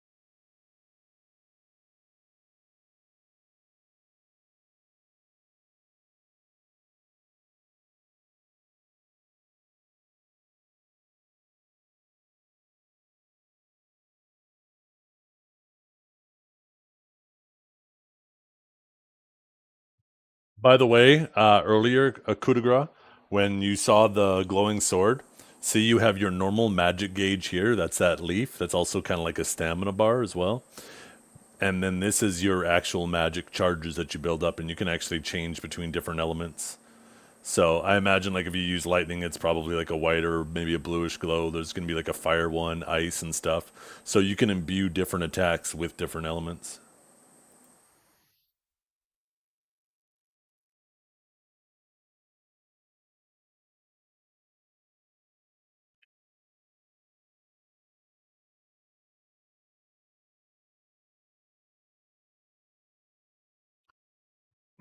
The timing on this is actually pretty tight. You have to be pretty quick with it. I got to experience this fight when I went down there.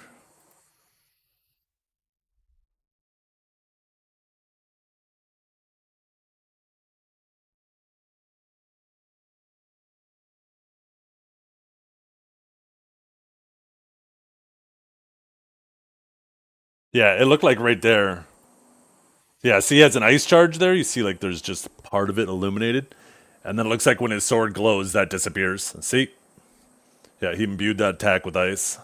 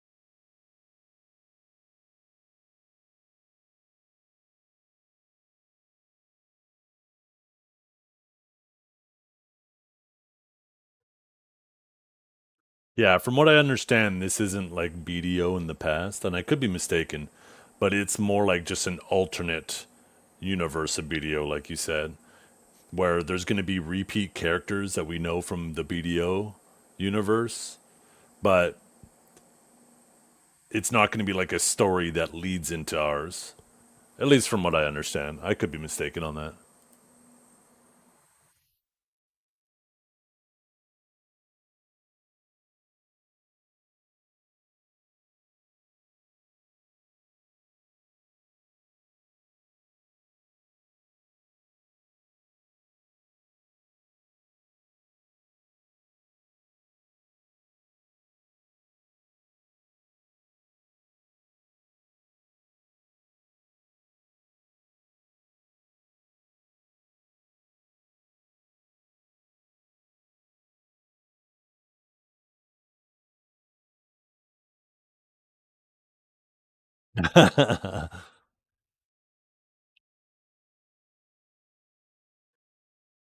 I'd honestly be super surprised if like a Lesra didn't pop up or Jordine. I would not be surprised. I'd be surprised if they didn't pop up.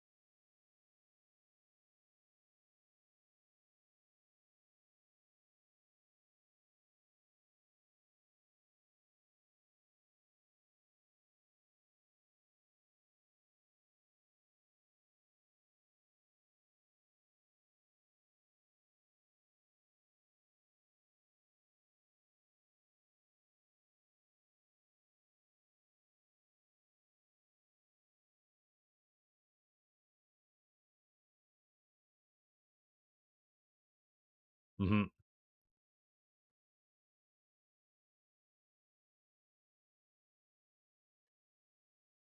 I think that's basically what I said too, where it looks like it's going to be an enjoyable playthrough, but we don't know if it's going to have something that kind of separates it from what we've seen in other games, right? That we'll have to kind of wait and see. I'm excited for Crimson Desert, though. I can't wait to play through it, and I really hope, and I'm not going to stop repeating this, I hope they do something to integrate it with BDO, where, like, if you link it to your BDO account, your Perlibis account, and if you play through the game, you get something cool on your BDO account. Even if it's like a title or something, right? How will they monetize us on that one? Let's stop pretending like games are charities. Of course they're going to monetize it. They're companies. They're not charities. They're not here just trying to serve you. They're trying to make money as well while serving you. So let's stop pretending like they're charities. And they can very easily monetize it through DLCs and expansions, right? It's not like no other game has ever done that before.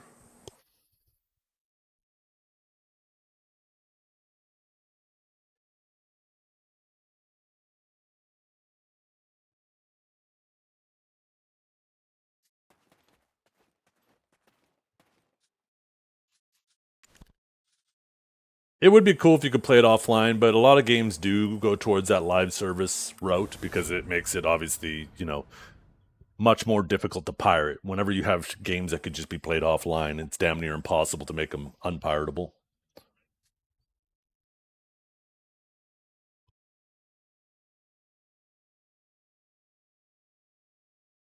Oh, I've seen this. Oh, I haven't seen this. I've seen this guy.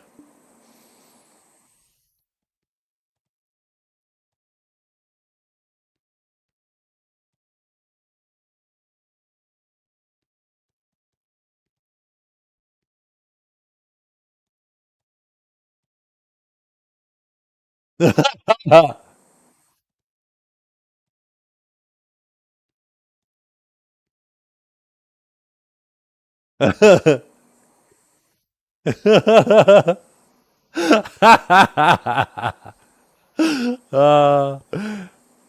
I fucking love this guy.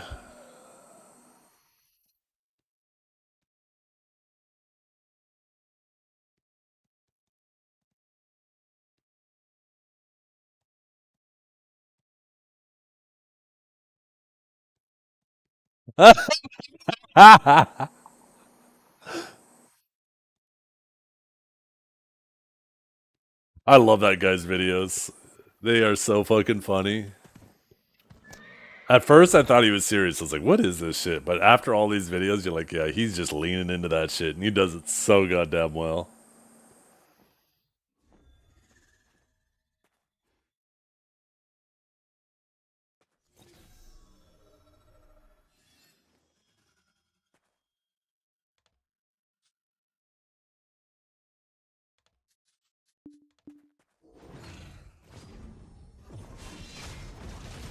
Stop pretending. Why wouldn't a company let you spend more money and give you more options to spend? They're not forcing you to spend. If you're incapable of controlling your own impulses, that's a you problem, not a them problem.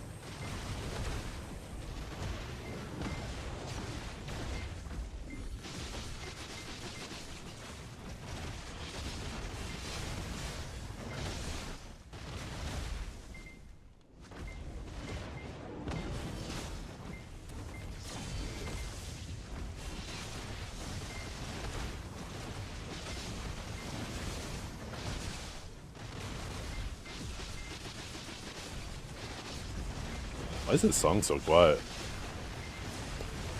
The hell?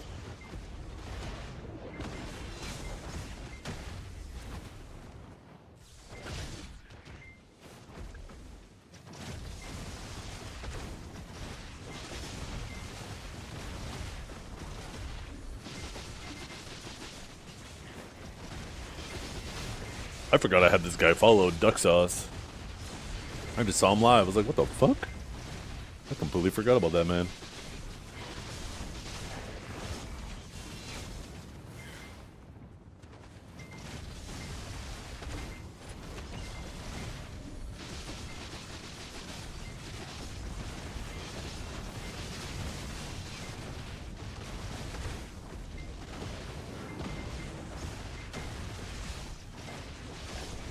That's such a good, like, it shows the success that Red Dead Redemption had, right? With the way he described it, how it, instead of feeling like a game played, it feels like a life lived.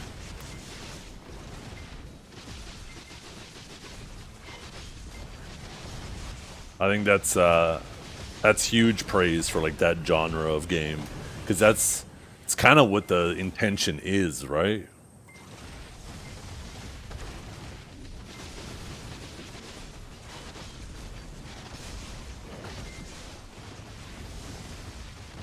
Really?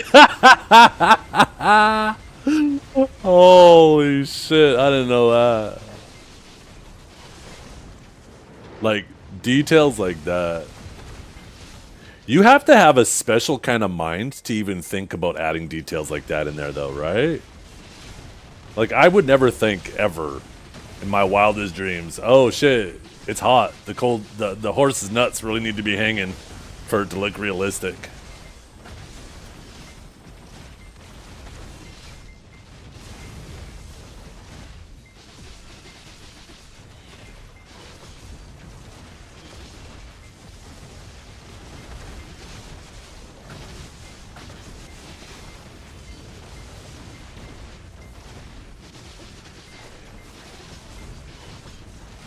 Nobody's gonna take our game seriously unless the horse's nuts change.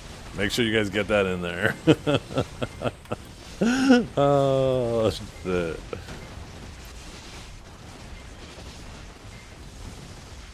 Yeah, imagine the man who was told, hey, we need this detail added to the game, but we gotta make sure we get it right. Can you go do some research on this topic? Yeah, sure, what do you need? We need to see how horses' nuts react depending on the weather. He's like, huh? You're making me look up what? Oh, shit.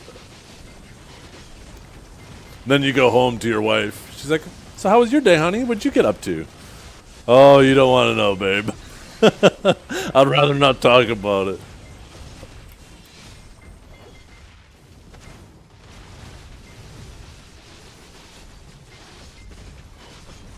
Let's just say my day was nuts. Oh, how you doing, Cooked?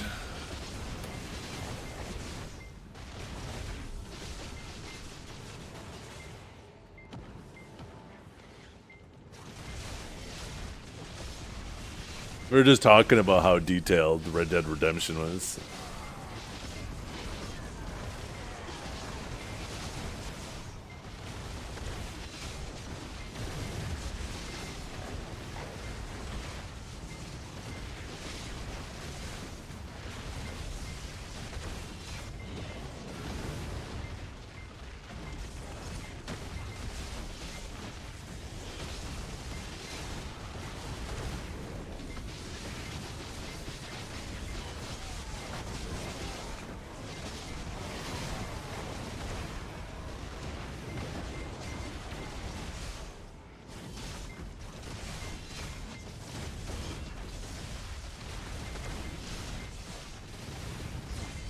The best classes for DSR? Well, whatever class you enjoy the most, that's number one. Whatever class you enjoy the second most is number two. Whatever class you enjoy the third most is number three. This is a video game. It's not a job. Have fun with it. It is not that serious.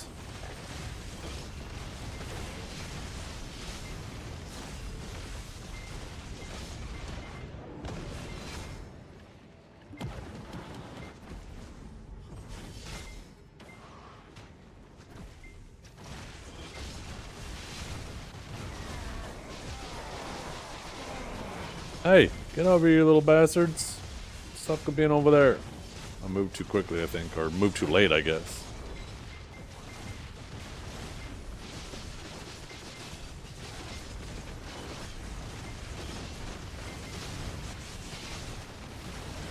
Did Sork Awakening survive all the patches? Sork, at least in terms of AOS, is doing really well this season compared to previous seasons. Suck Sork, I think, is more dramatically changed. I've heard people talk a lot about bow Sorks lately. But Suxork is definitely the one that is... I don't know. I don't know how to feel about it. I don't know where the truth actually lies. People might be just thinking like Suxork is nuts because they're just so not used to seeing it around. Like, I think you could count the amount of Suxorks that existed in the game before recently on one finger. On NA at least. So the chances of you running into a Suxork in the past was, you know, extremely unlikely. And then the amount of Awakened Sorks for a while there was one hand. There was just, it was a pretty uncommon class. But it seems to be regaining some popularity. The best eye candy class. See, these are the questions that really matter. And obviously it's Zerk. I mean, Guardian. Guardian. Oh shit! Why did I say Zerk? Oh no!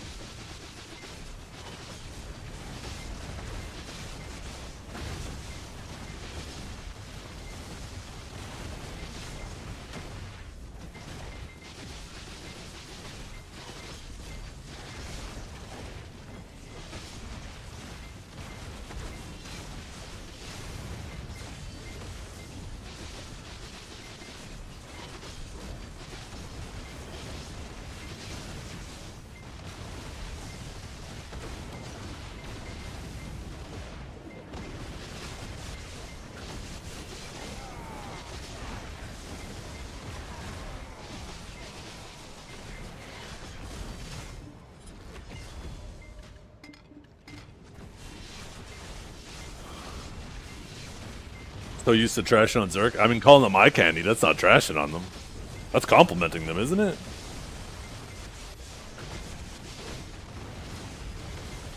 I do feel for Awakened Zerks, though.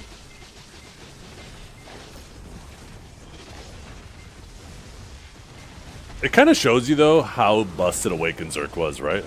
There's a lot of changes they've done to the game over the last, we'll say 2 years, maybe it's less than that, that weren't specifically targeting Zerk, but Zerk was a victim of, right?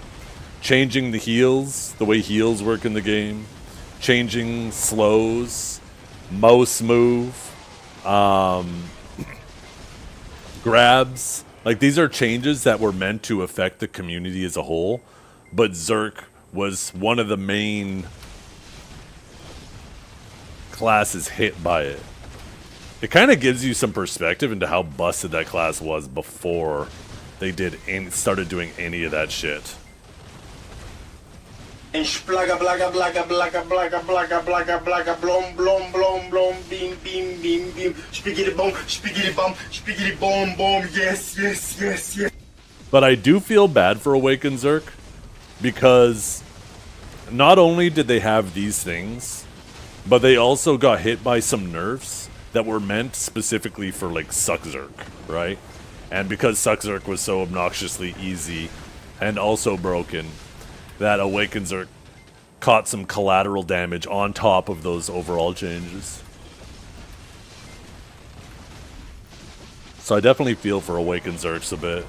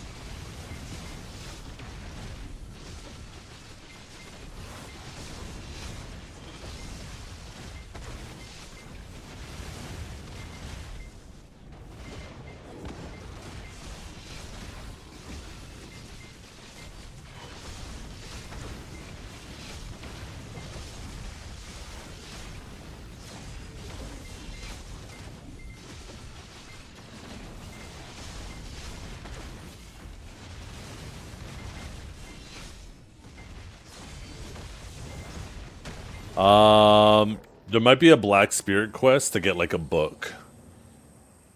You probably need to, like, there will be like a Black Spirit quest that gives you a book that unlocks the knowledge that's required for suck.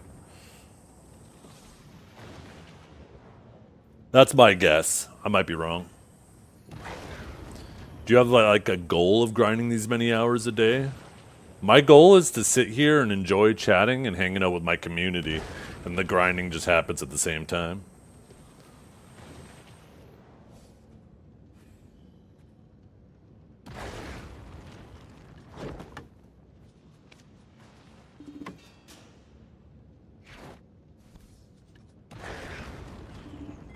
Oh my god, we got a Halloween bag! What are we getting from this bad boy? Boom! Oh, we got nothing! Oh, that bag sucked!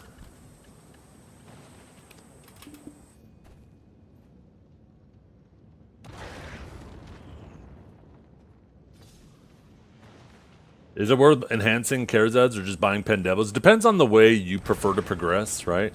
I think for, like, depends on your level of patience. If you're willing to sit there and grind out, you know, 100, 150, 200 bill, depending on the price of the Debo, and wait all that time to convert it, and to then convert a Pendebo to Karazad, then I think that's the most efficient route. But if you don't have patience and you like having smaller intermediate gains along the way, going the Karazad route, even though it technically might be less efficient, it might be a much more enjoyable experience because you have like more immediate things to work towards instead of spending like a week grinding for one item or more depending on your play schedule, right? Like, 1 second. Yo, Duclair, thank you very much for the 22 months of subs, man. I appreciate that tremendously. Thank you so much. Like, if you only get to play, like, let's say 1 or 2 hours a day, only a few days a week, right? So, like, maybe 6 hours a week. And you're only grinding, like, let's say 2 bill an hour, $1.5 bill an hour. Think of how long it's going to take you to eventually save up for a Pendebo just to convert it. Like, it might be months before you get an upgrade if you have a very limited play schedule, right? And that's going to feel real shitty. You're going to be like, why? I'm logging in. So in a situation like that, it might be better to just do Karazad, because even though technically it's a bit less efficient, you're going to get more, like, you might be able to get a gain every week, right? Even though they're going to be in smaller increments and technically more expensive in the long run. I'm considering branding all of my accessories, armor, and weapons because surely they won't make them obsolete for a long time now, right? MMOs are all about progression. And when they stop adding more progression is usually when an MMO starts dying. So your brands will 100% need to be rebranded again in the future. If you are patient, like, I haven't bought brands in forever because they'll occasionally give one to you through seasons or they'll give you one through an attendance. And you just save them up and dump them into a storage. And then one day when they add a new set of accessories, you'll already have the brands and you won't even have to spend on them, right? So typically, like, if you're playing the game actively, you don't have to worry about brands. Occasionally they will make your existing brands obsolete and you'll need new ones, but you won't have to worry about it because they just gradually trickle them into you anyways.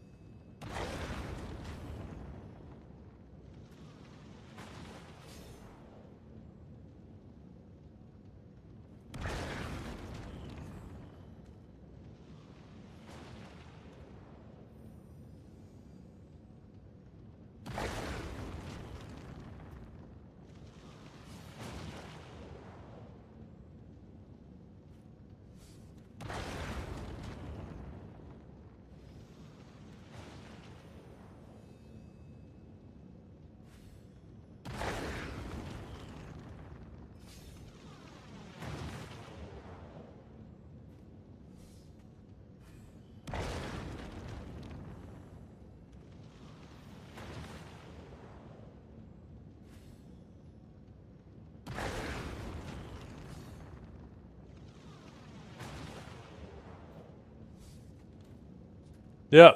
You can see that in the Monster Zone information too, right? If you come to here, you go to Ulikita, you go to Dark Seekers, and doesn't it say in here? I thought it said maybe it doesn't. Why doesn't it include in here?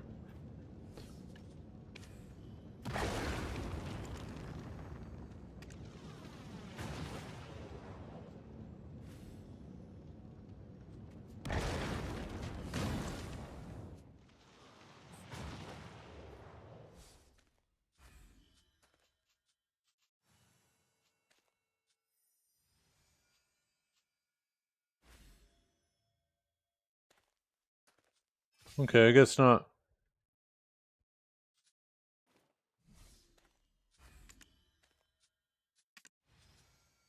Could have swore we had this conversation about a different place at one point, and it did show it.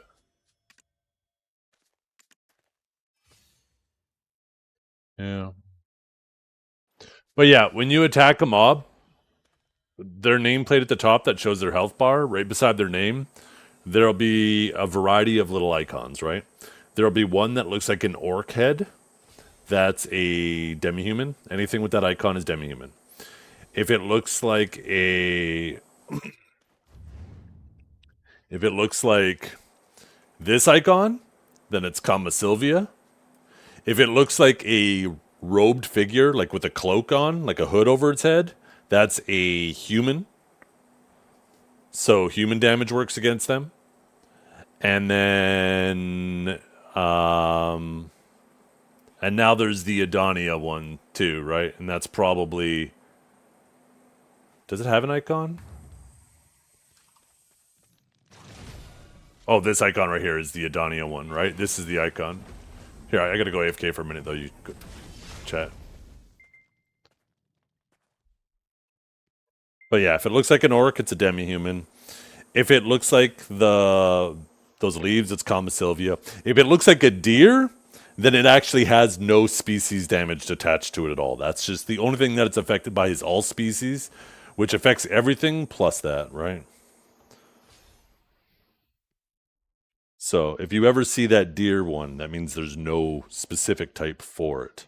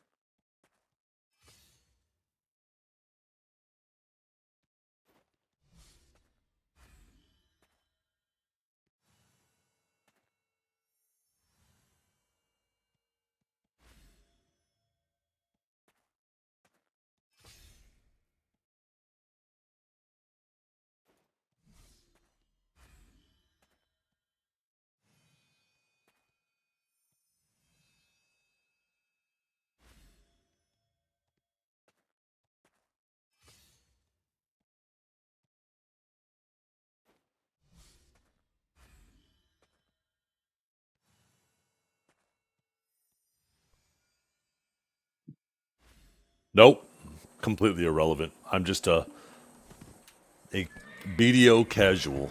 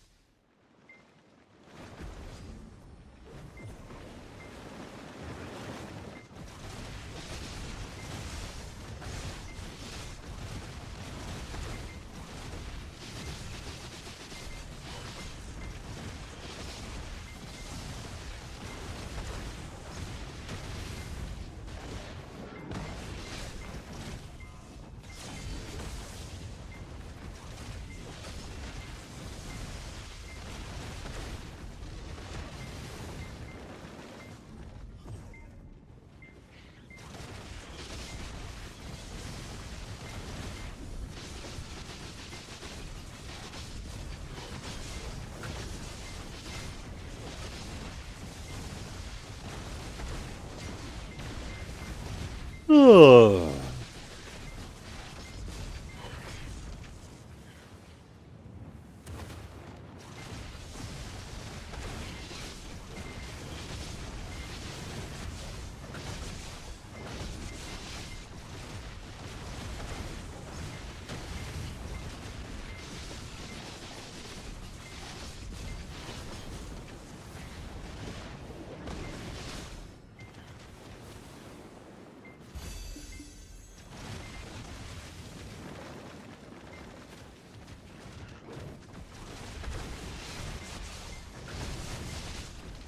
Crazy to think that the average input cost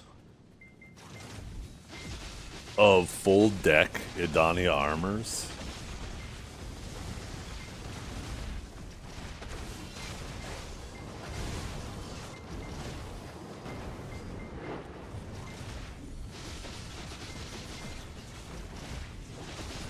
is less or approximately like one deck weapon. A bit more than one deck weapon.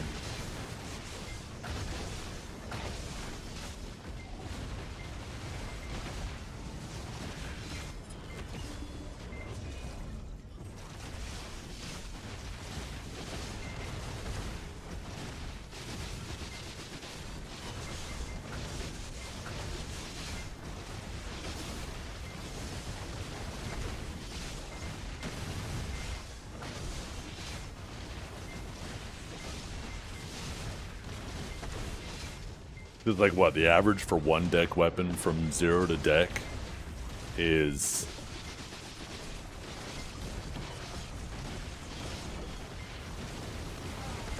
oh, sorry, 1 second.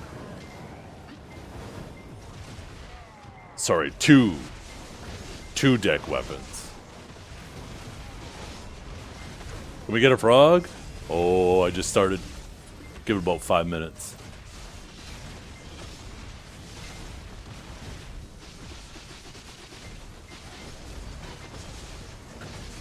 It's like 1.1 trillion silver is the average input of one deck weapon.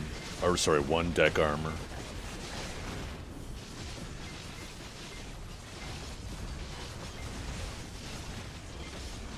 They need to give one extra... No, that's the whole reason, right?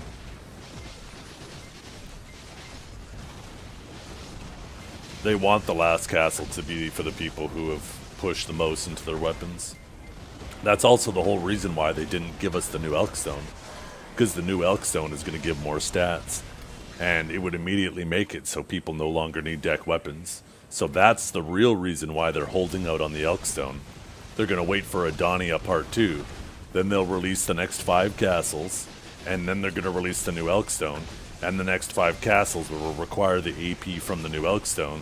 So now, if you want to do the final castle, if you want to do castle number 10, you're not only going to need 3 deck weapons, but you're also going to need a deck Elkstone.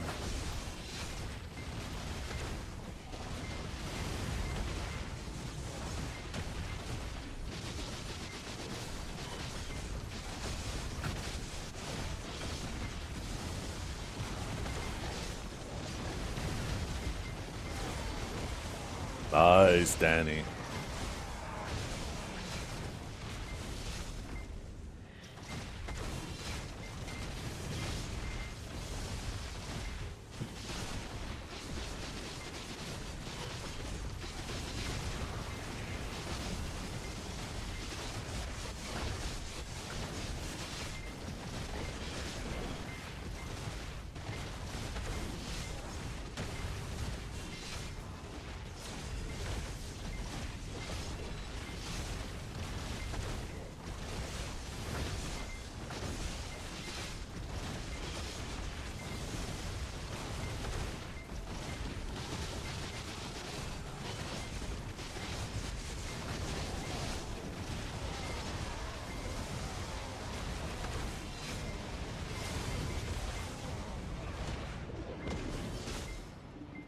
Yeah, that's only an issue for you. That's not an issue for PA.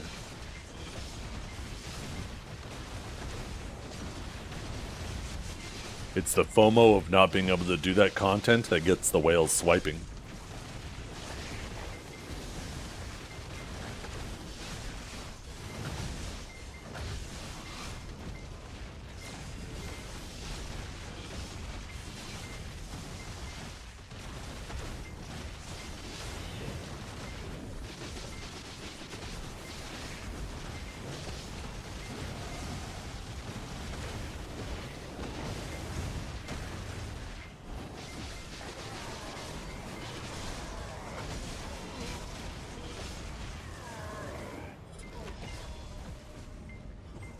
Not crazy. Eventually all players interact with it. If you want to be at the bleeding edge of progression, yes. But eventually everybody interacts with it. Because believe it or not, new players eventually become veteran players. You don't just immediately appear as a veteran player. So this nonsense argument, like why are they making in-game content that most of the game can't experience? It's like the whole game can't experience it. You just have to progress to it. That's your motivation. And I think that's a sign of tremendous success they had with Adania. The fact that people were complaining they wanted to do the new content that they couldn't shows. Because think about the alternative. If it's immediately accessible to everybody but nobody wants to do it, that's terribly fucking bad. And we've seen years and years of data of that being new content being executed poorly in that fashion. So I think this was actually, in general, a very successful expansion release because it had a completely different feel to it in terms of people's disappointment. And their disappointment was, damn, I want to do that, but I can't. That's way better than, oh, yeah, everybody can do that, but we don't want to. Think about Dragon. Think about Land of the Morning Light. The only reason why you spend any meaningful amount of time in Dragon was for the infinite pots, right? Which were decent. But outside of that, like, you were done with that content in, what, 3 hours?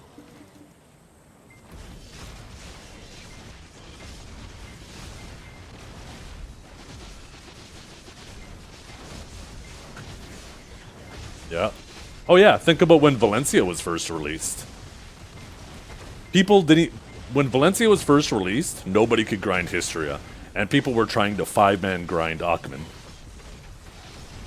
Didn't hear people complaining then, I can't believe they made content for nobody. It's because it's something like that motivates you to get stronger.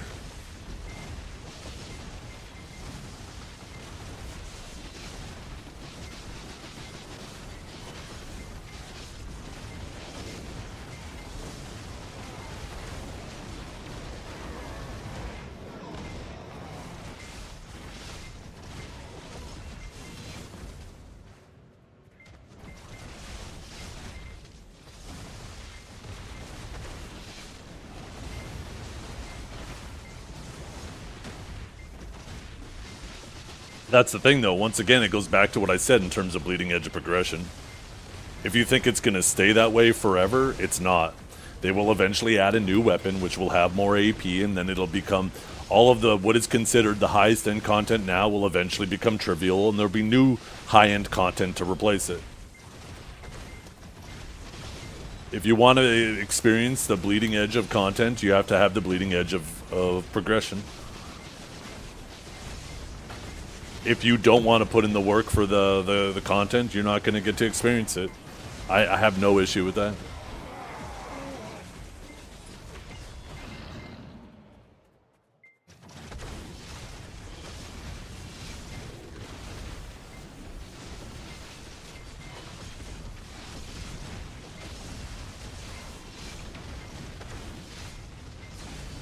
Imagine if you made the same argument in real life.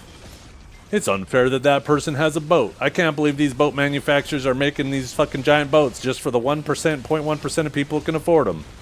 I demand a boat too. I should be able to have a boat. It's just a nonsense argument.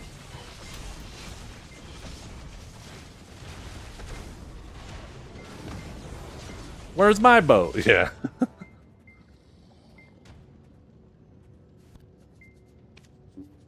But as time goes on, right, these manufacturers get more efficient with boats. There's more supply, demand goes down, and eventually they become more accessible. But then these manufacturers make an even better and bigger boat. But the smaller boats are now more affordable, right? You see this in all wakes of life. Or walks of life, not wakes.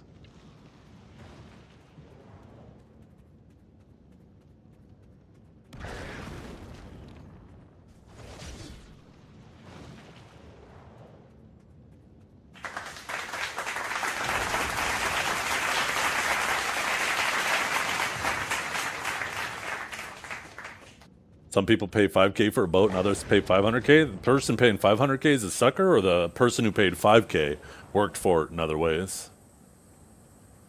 Because if some people could just go out down to the boat dealership, if we're going to call it that, and pay $5K, what's going to stop them from going and buying out all their inventory for $5K and then going back home and reselling all those boats for $10K and doubling their money? Nothing's going to stop them. So you're dumbing down a more complex situation. A sore throat, maybe, or a sore ass.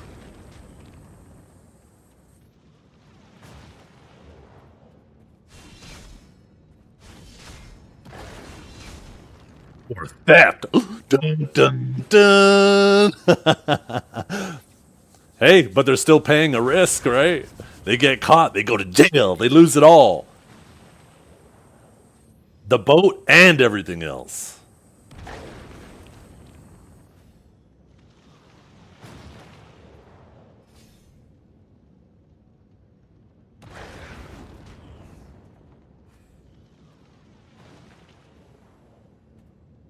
Or sometimes, yeah, they get a much cheaper boat because they make it themselves. They build it themselves.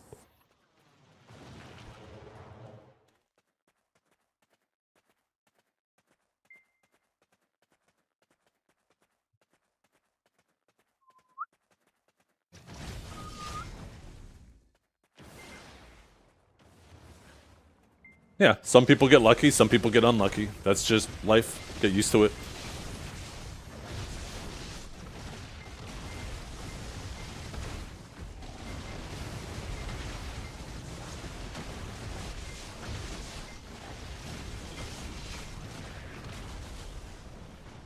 Yep.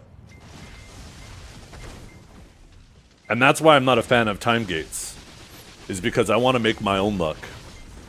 I don't care if I get unlucky and spend more for it, as long as I'm willing to work harder for it. I don't care if somebody else gets luckier than me.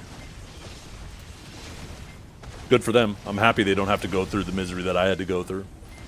But let me work harder. And guess what? You know what the reality of the situation is? When you work harder for something, you appreciate it a hell of a lot more. Take a look, for example, the perfect example. People who buy accounts. They have no worth of what actually is on the account. Like For example, there was somebody who bought an account in the past that had a shining destruction stone on it. They had no idea how valuable that shining destruction stone was worth. All they saw was that it didn't have 3 AP on it, and that it was worth, I can't remember what it was originally worth. It wasn't the 31 bill. I think it was like half that or something. But they're like, I could sell this item and buy a Vel's Heart? Hell yeah. And they sold the shining destruction stone, and they bought a Vel's Heart with that money. Because they had no idea what that shit was worth.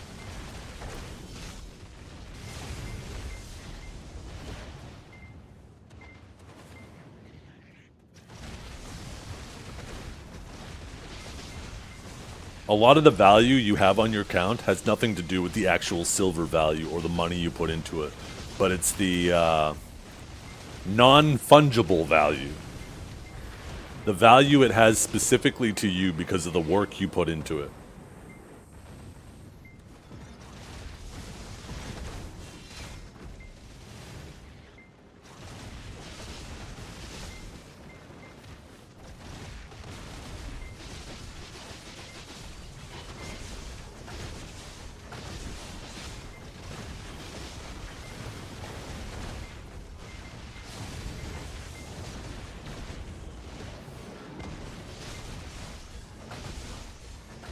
I think we all know account selling exists, right?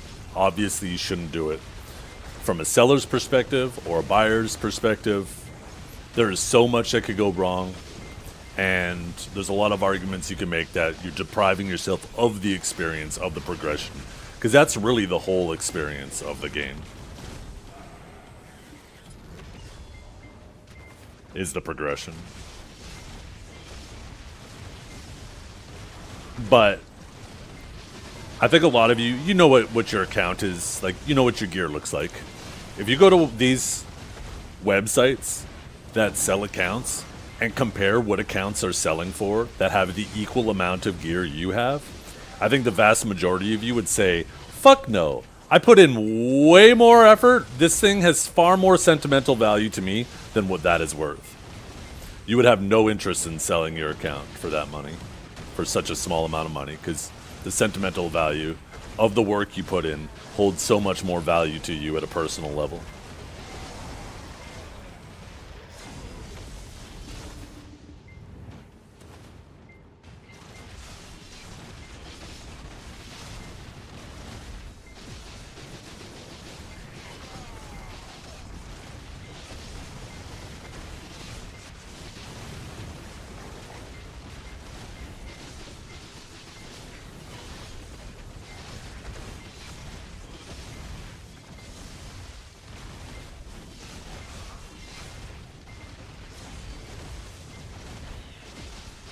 Yeah.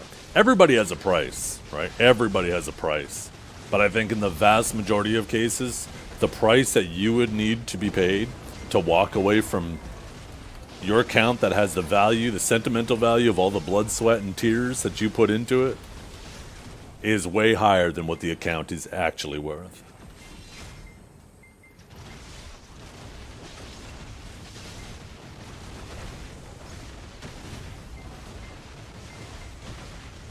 You would never be willing to part with it for as cheap as you would have to entice a buyer.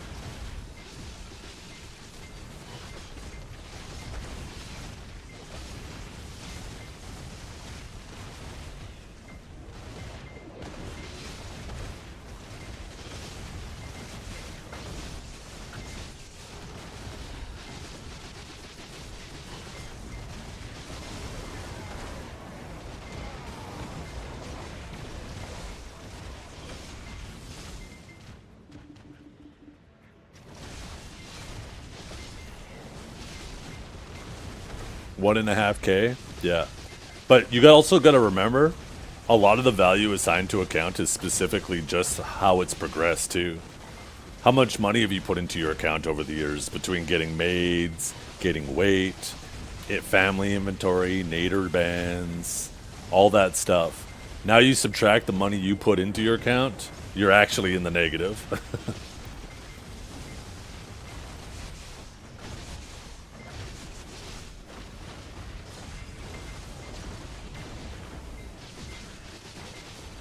And the crazy thing is, like, I haven't even played WoW in over a decade. I logged in just the other day, like a month ago, just to reminisce about those old days, right?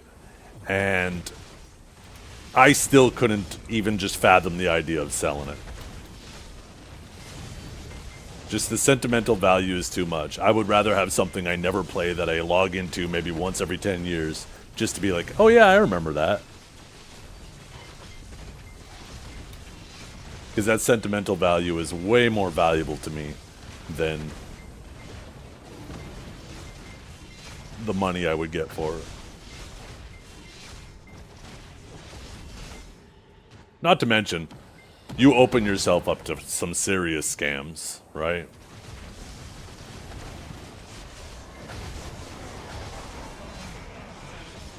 Like, who, if you get scammed, who are you going to report it to?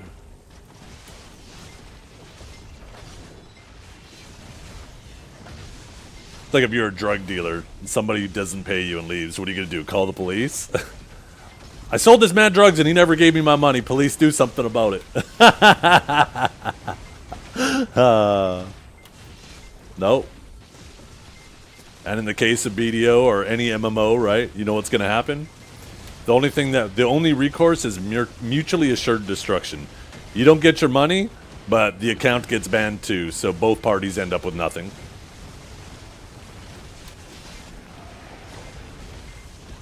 So really what happens is you lose your account and you don't have the money, or you lose the account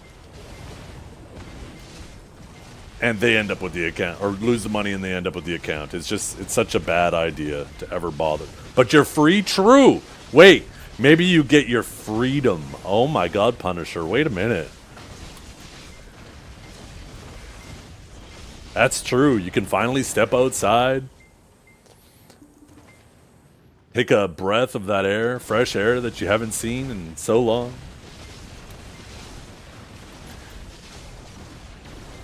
Yeah, people are saying Suckstork's in a pretty good spot these days.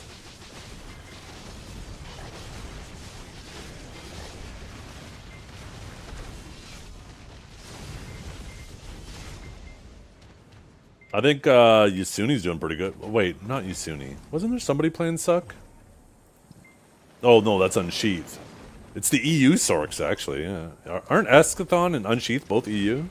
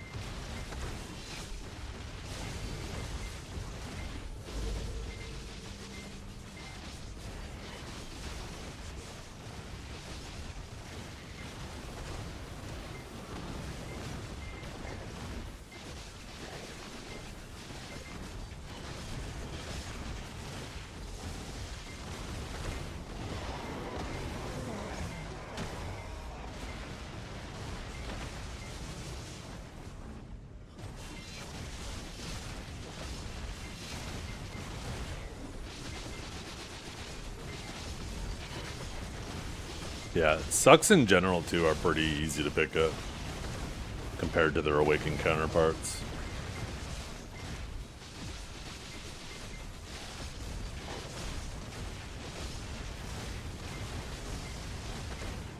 Although that gap has been depleting as time goes on.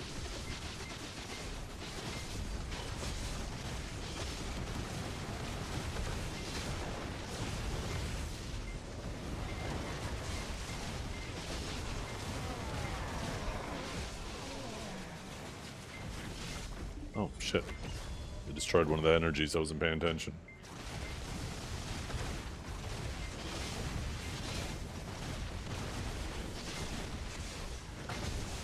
They got all of his accounts? Oh my goodness.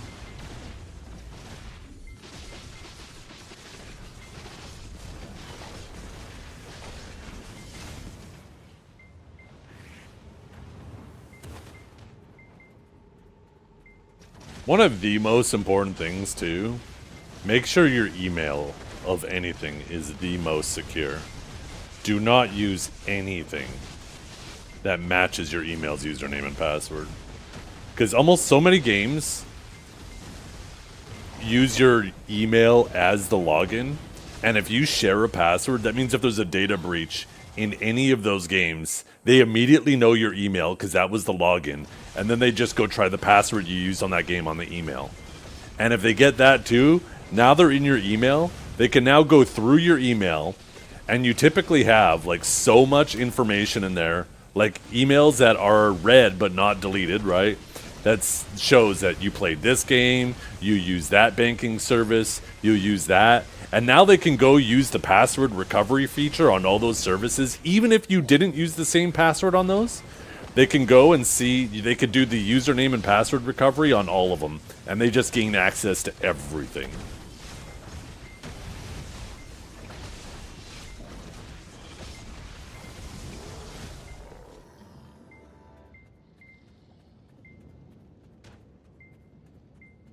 Yeah, and that's why like Google has started doing that. Who is this rogue?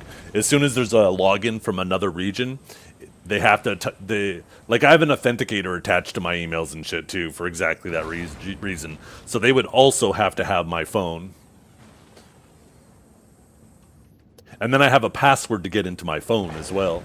So if someone stole my phone, they need a password to log into my phone. And my password wallet to get into everything also requires a master password to get into that, which is different than everything else. And then I have a backup phone. So if for some reason I do lose my phone, I can still access all of that stuff on my old phone that I have.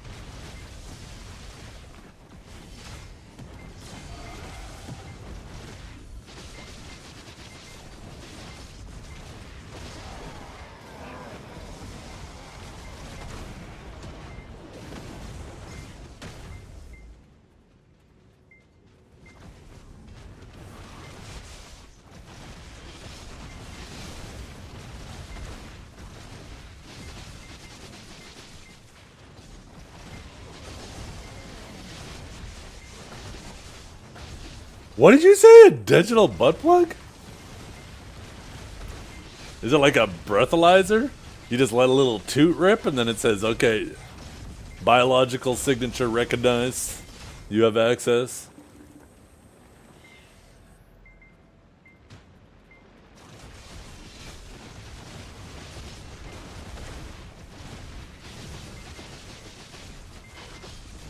The fertilizer, yeah.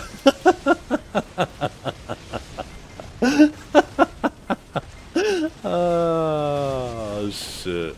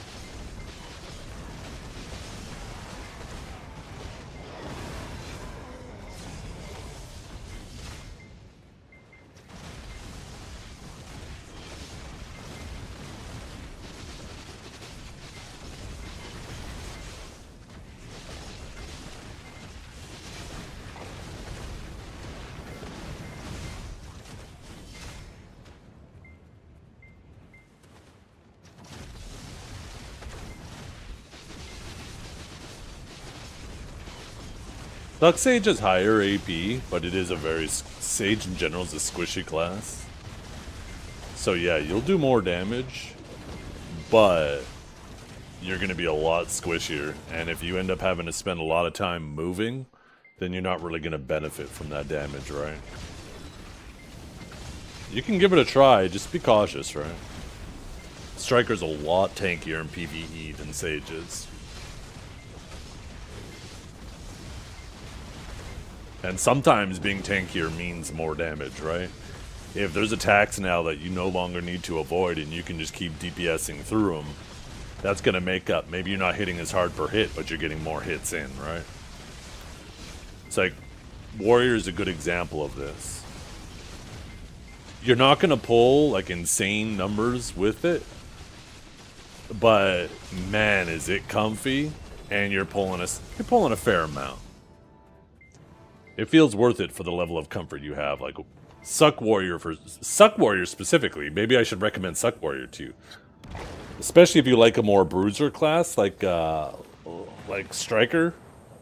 Maybe Suck Warrior is the play for you. Suck Warrior has more AoE than Suck Striker too. Something that's annoying about Suck Striker is its lack of AoE.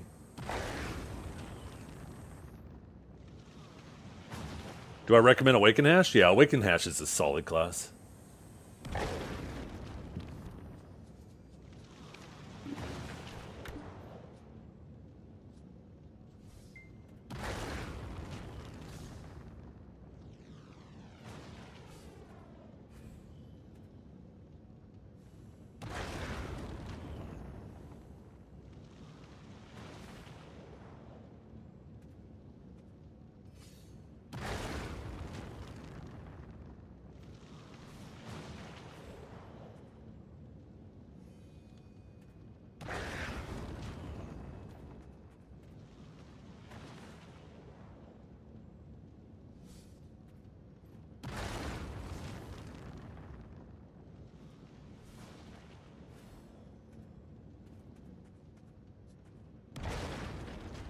Is Hash squishy like Sage?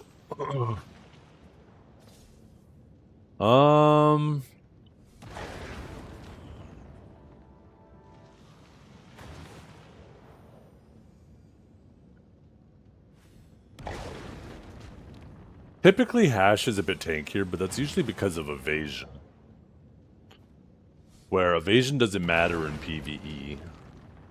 Hash has a lot of HP recovery on its abilities. So does Awakening Sage. Awakening Sage probably better at avoiding incoming damage as well on top of that. But Awaken Hash is definitely pretty good at repositioning as well. I don't know entirely. It might be similar. In terms of like Awaken Sage versus Awaken Hash.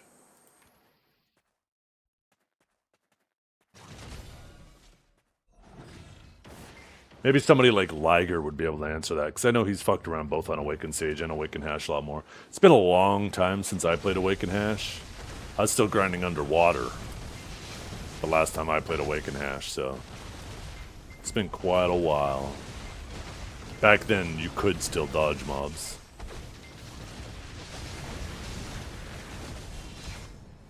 But it's not like you were dying with my geared underwater anyways.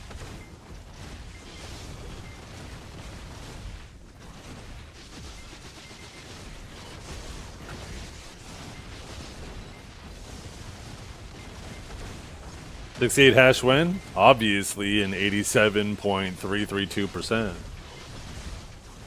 Duh. Duh.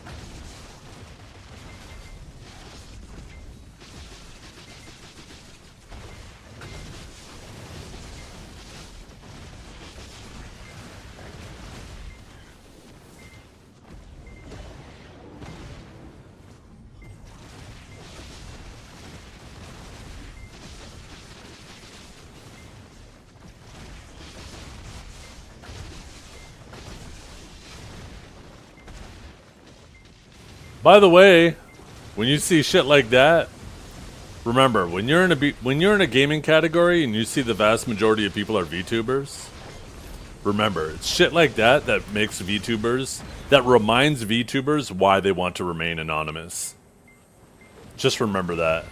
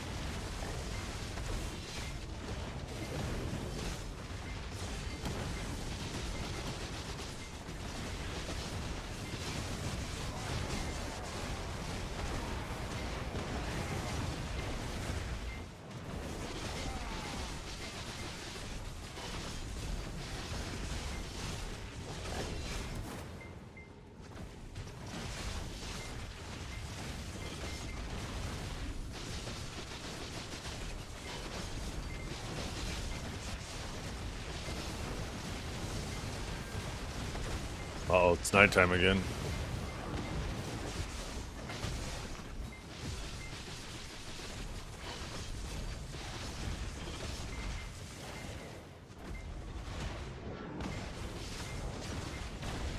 $5K US for Zeth to fund his VTube avatar. I actually don't mind just having my camera on. It doesn't bother me at all.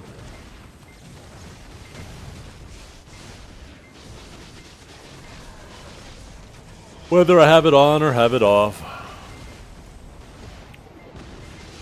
makes no difference to me.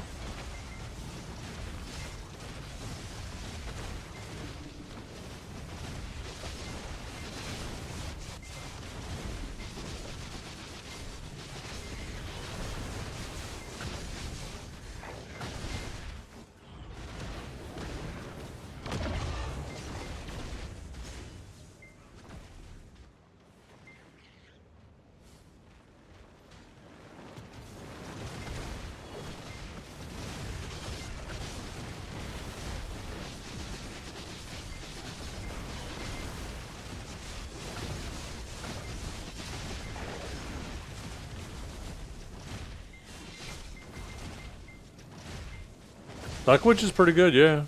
It's a good class to grind with for sure.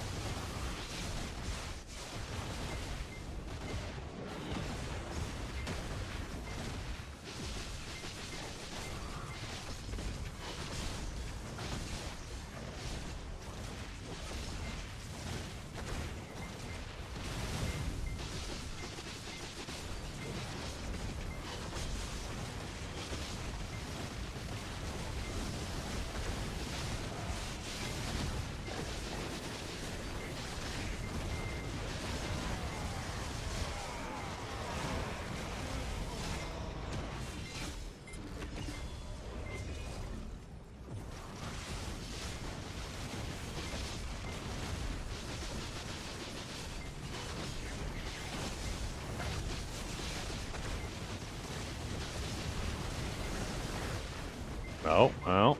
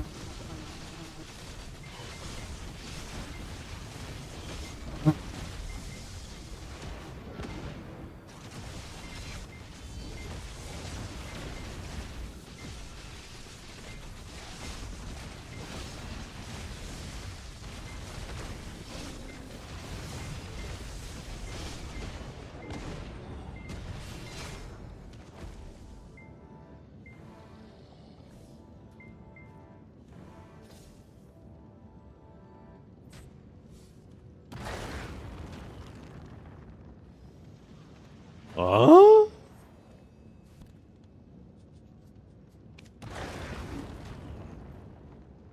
You hear flies and it makes you want to touch people? Huh?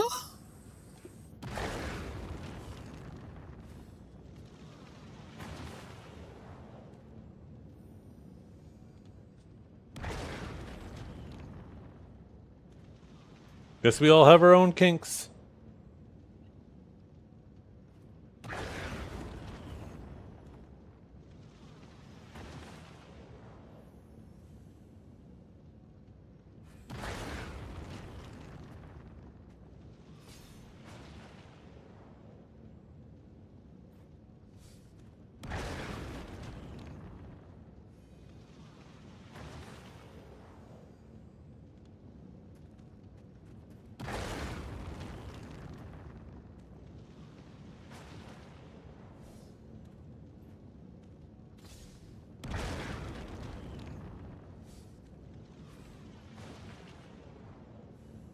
Yeah, we're back.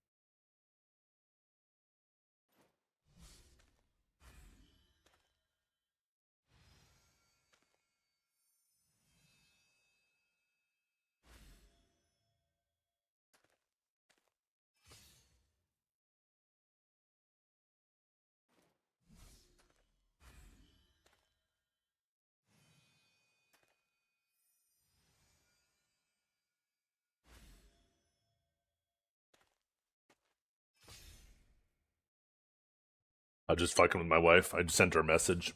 She made dinner and then she had to leave to go pick up my oldest daughter and bring her from singing to dance. And she made some homemade fried chicken, but it's not fried, it's baked. But it was actually so good. It was way better than like KFC. Anyways, I know she hasn't eaten yet, and there was 4 pieces. So I told her, your chicken was amazing, better than KFC. Thanks for making me 4 pieces. I was extra hungry. Now she's probably like, that motherfucker better not eat my dinner. Obviously, I didn't eat it.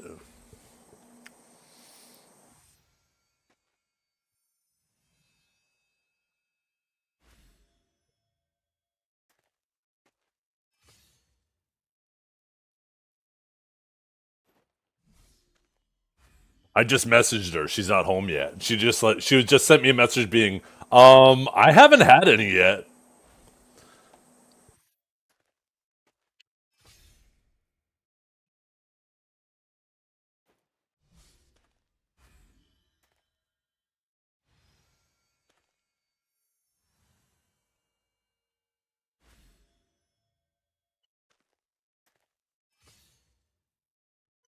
Oh God, Jaguar, get that shit out of here.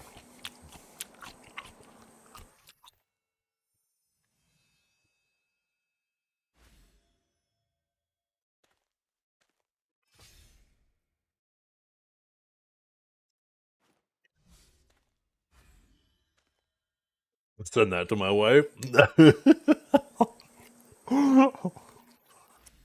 I want to make that her ringtone for me.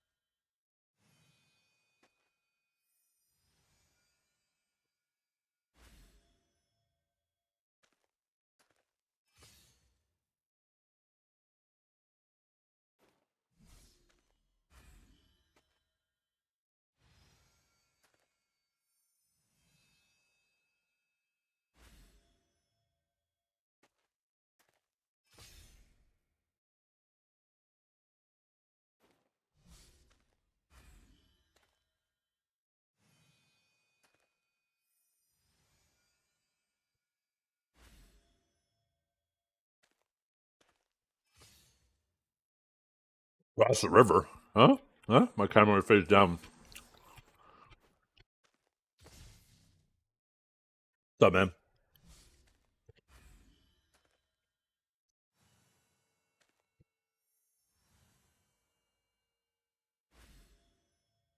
IRL river.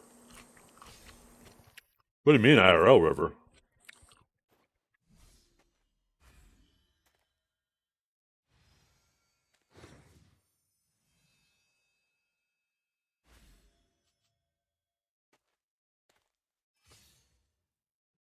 I didn't let her sit with that shit. I told her immediately. I was just kidding. Cause yeah, if I waited and she was thinking for like the next 30 minutes until she got home that I ate her dinner and she was gonna come home to nothing after putting that work into making it. She would have got home pissed. And even if at that point she had found that I was just kidding, there would have been no recovery. I had to immediately tell her, just a joke, hun. Just a prank. Just a prank. Don't worry, you got dinner. I don't want that shit marinating in her head until she gets home.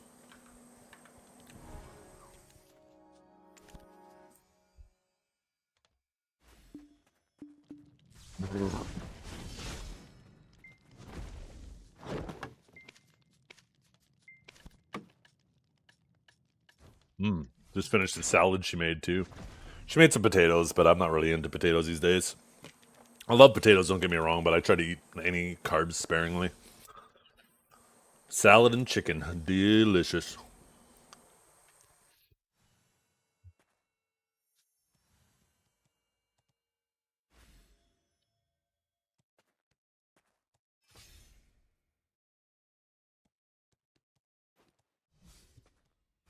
Ooh. What the fuck? There's like a peppercorn or something in there. I was like, what is this? And I just bit it, and now my mouth is fucking spicy. She hit a random peppercorn in there or some shit. I don't know if that was from the chicken or from the salad.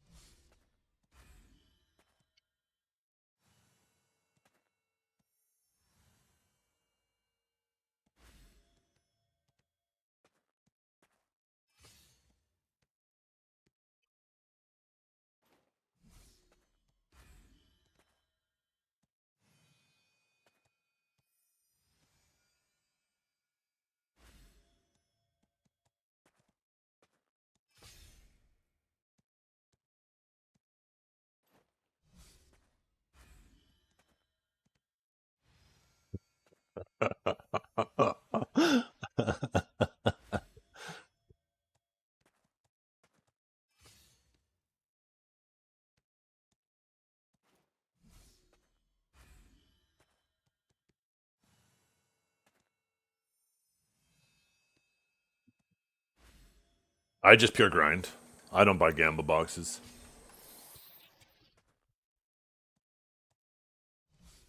I bought Gamba boxes one time. One time, I think it was like one multi-pack.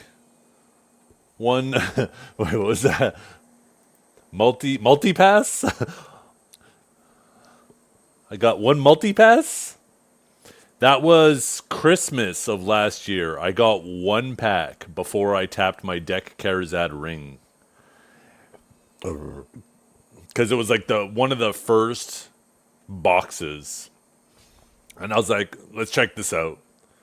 And yeah, I did it and I immediately regretted it and I haven't done it since. It was just a one-time thing. It just didn't make sense to me to throw away money on something. I'm going to be able to grind up the silver for all this shit anyways, right?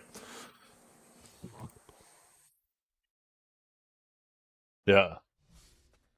That's exactly what I thought of too. When I said multi-pack, it made me immediately think of the Fifth Element in multi-pass. Robert back.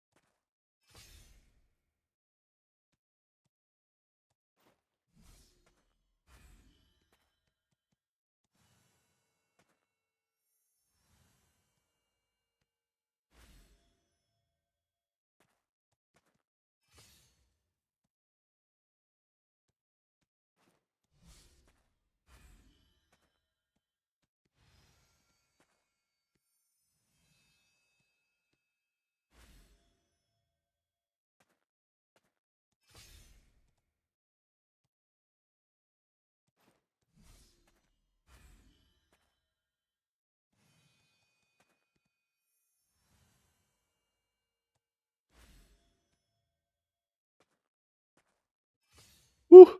Starting to get a little chilly. Because my wife had the oven on and the thermostat is upstairs, it's a little cooler down here. Any sense to stack member frags other than repair after enchanting?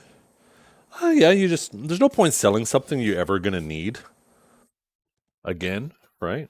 Because then if you just buy it back, now you've just thrown away money to tax. Unless it's at max price and you think it'll eventually come back down. Right, then it's not so bad.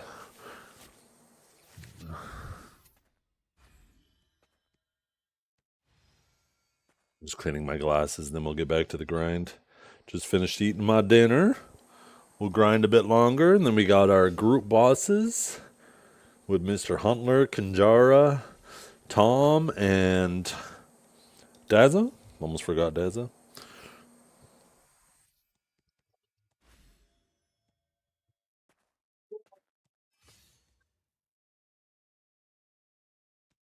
You wish. You wish.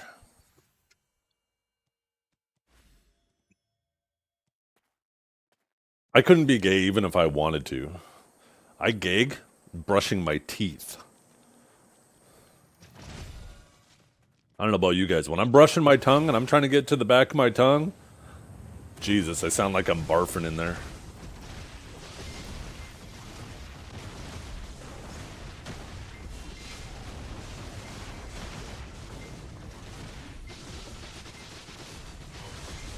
Dragor, why are you always looking at ways to make fun of the way I talk? My kids make fun of me. They'll be like in their room and they'll hear me brushing my teeth and they hear me go, ugh, and then all of a sudden they'll both be in their bedrooms going, and they're like mimicking me. Fucking little bastards.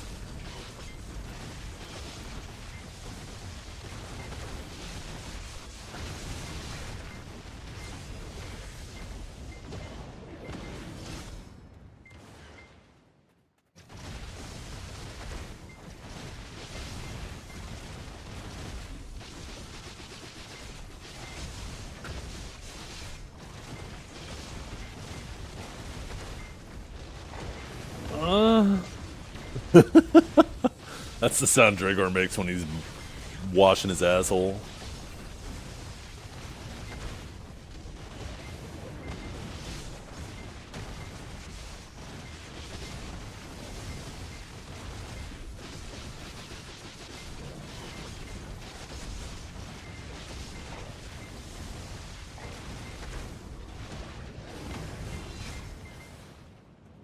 Huh? Oh, did I say that out loud? My bad.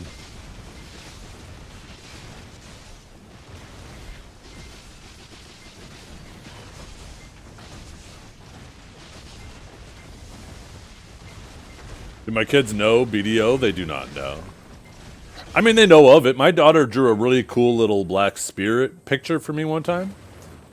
But, like, they've never played it. But, yeah, they know of it. I have a whole... Here, let me, maybe that was a... Maybe I shouldn't have stopped after I have a whole... I have a whole shelf of Black Desert stuff. Where is it? Right there. See? Boom. Let me fix the camera. Boop. So, yeah, they love, like, all the Black Desert plushies and stuff like that.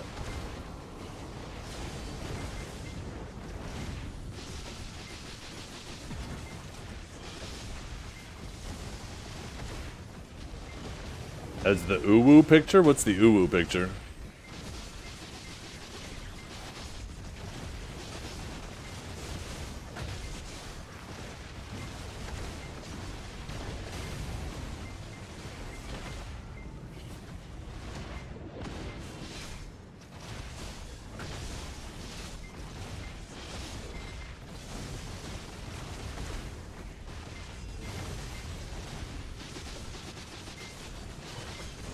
What is it? What is this uwu picture you're talking about? I have no idea what you're talking about. I have multiple different hoodies.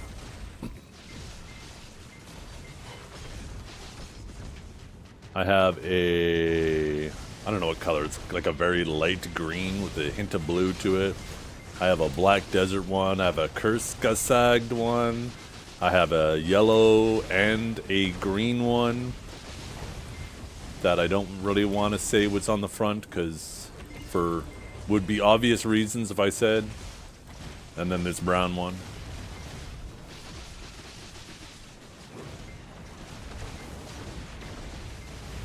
That's actually not the same hoodie.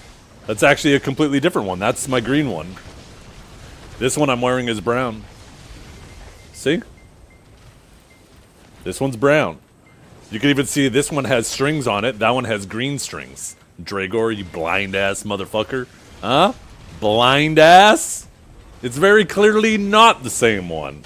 Link it in chat. Show these fine people how bad you are at telling what people are wearing.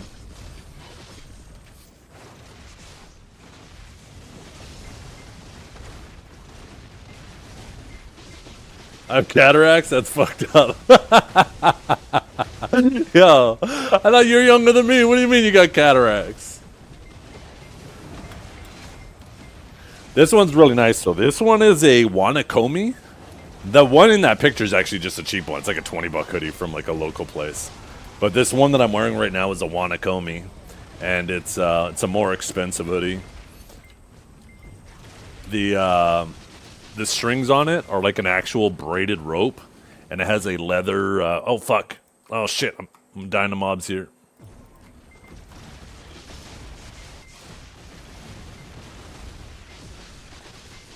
Okay, fixed. So this one has like a braided rope.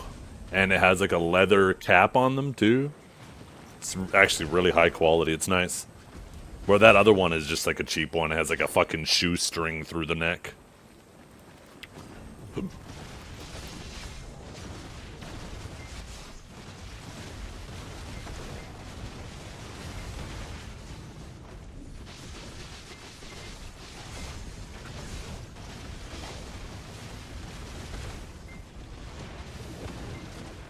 No, I think that's exactly how we abbreviate it.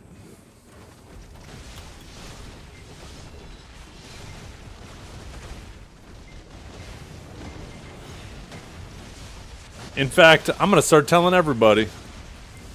You're gonna be name changed in no time. Just wait till we tell Dukes. Yo, Dukes! Dukes! Wake up!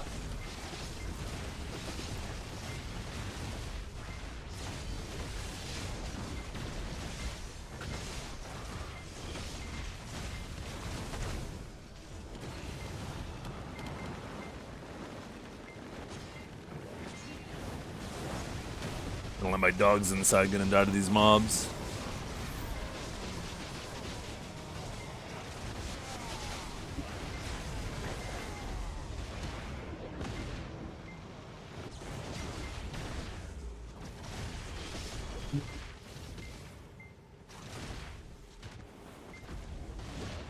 Vice Optimus was trash talking your gear today, even called you a pleb. I am. I'm just one a lowly peasant. Just like you guys, I'm one of the people. Unlike these privileged streamers out there with their Bezo bucks and super high gear.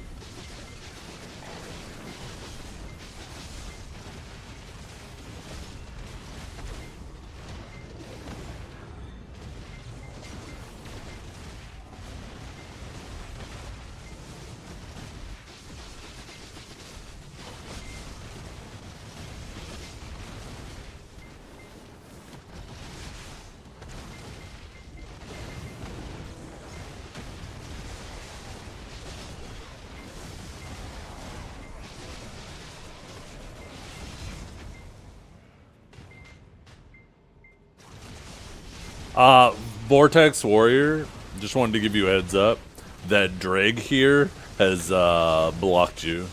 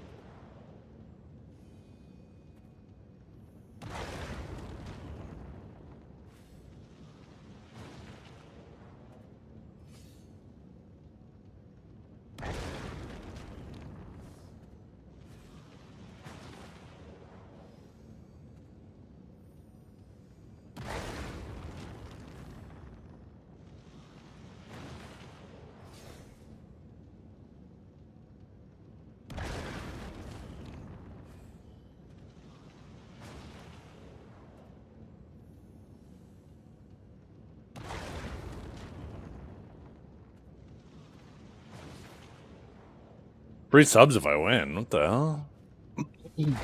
I don't think I'm gonna win. I haven't been hitting the dojo. Not nearly as much as I should.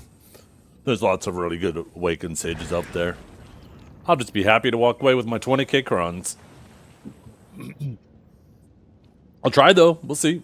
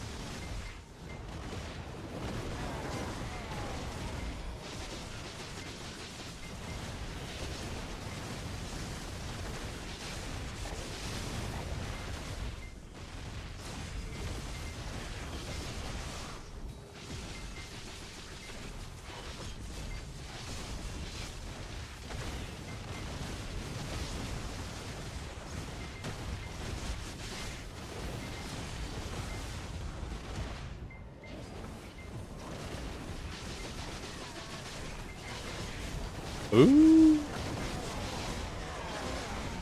Little Halloween instead of trick or treating, you'll be on PoE picking up all the orbs.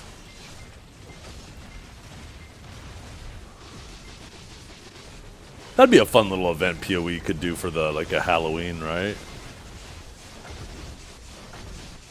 Or even BDO. Imagine if they just converted all trash loot to trick or treats, and everywhere you grinded, it was, you know, that instead.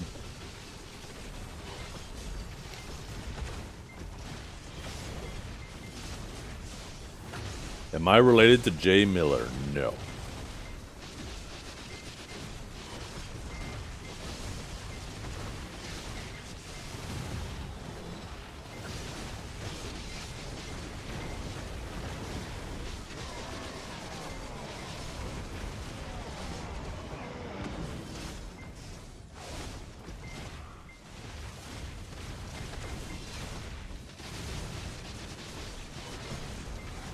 Yep, top 32 get 20k crons. All you gotta do is show up. You get your 10 bill back, and you get 20k crons. If you're lucky and you're already top 16, because some people gotta buy, then they immediately get 30k crons. Like, in Sage, for example, Justin, he got lucky, he got a buy, he's already top 16. He just has to show up, he gets 10k crons. Some classes might have few enough people that you might already be top 8. In which case, you get 40k crons. And then I think top 4 get 50k crons?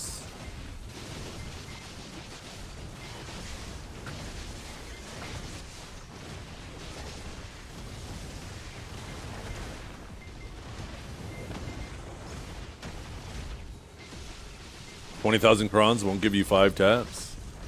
On my armors it will. It absolutely will. It's like, I think nearly 20 clicks. That's like a whole month worth of clicks I don't have to bother grinding for now.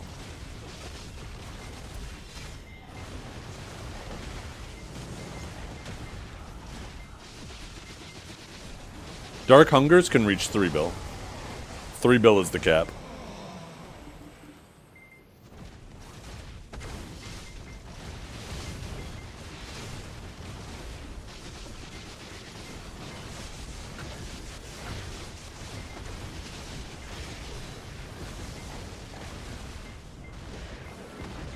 Damn, Zebby. That's fucked up. That is absolutely fucked up.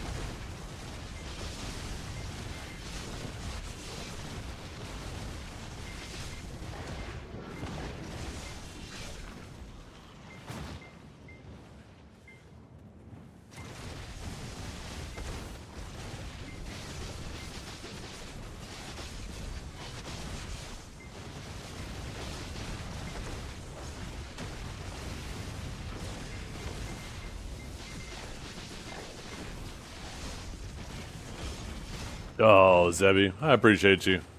I'm only streaming for a bit longer here. Probably about another hour. Maybe. I guess it depends how long we do our group bosses. I'll be done after we finish our group bosses, and we usually start those in about 20 minutes. But I appreciate you all coming and hanging out with me today. We've had some chill moments. We've had some goofy conversations, as we normally do.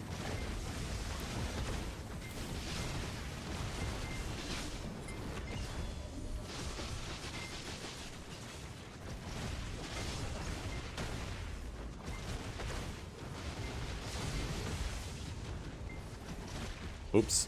Fucking caps lock.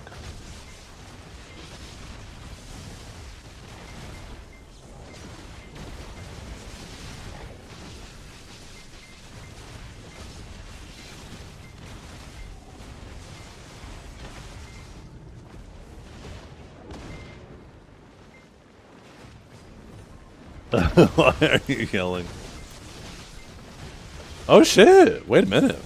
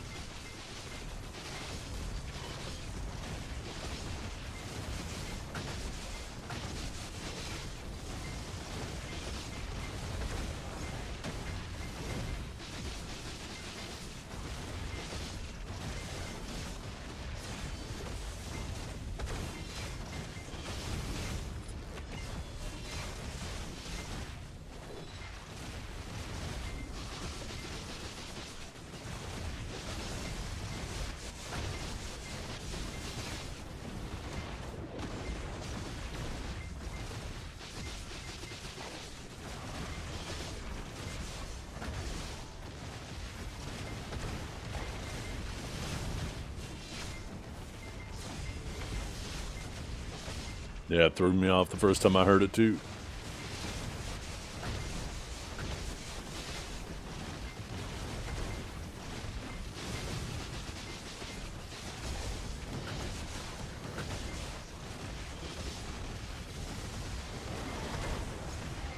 I just need a couple minutes as soon as I get this AFK phase. Should be pretty close to killing my frog.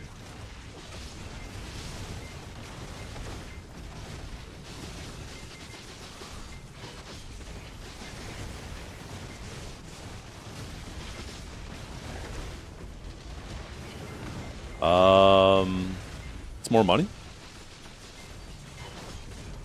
Yeah. Even with yeah, even if you like, if you go to Garmoth, you can edit the prices of stuff, and if you even set them to max price, which is 3 bill, Frogs is still. I mean, they're technically DSR is slightly better, but it's actually not as much as people think.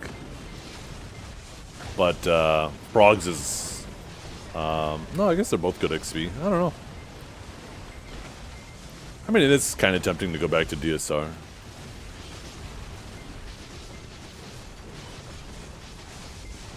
Yeah.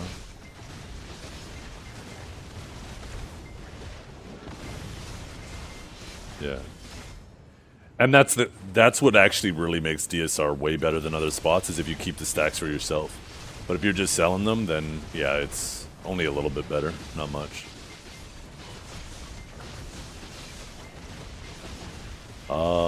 I remember it being really Aegis efficient, but I can't remember if that's still the case. Yeah. I think if you're like a really, really fast class, then it was like a full 100k was just under 5 hours, but I think most it's like an hour per 20k. If I remember correctly.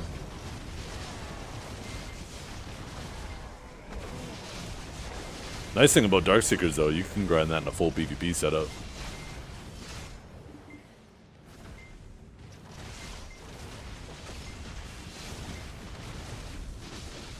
Oh, you don't have like add-ons that you can use for both? Oh, like for bomb fireball and stuff like that.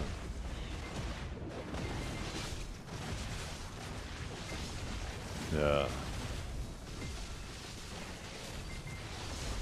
Oh, that fucking sucks.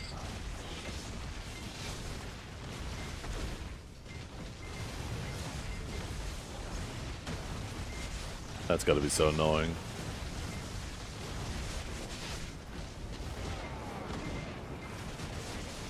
Yeah.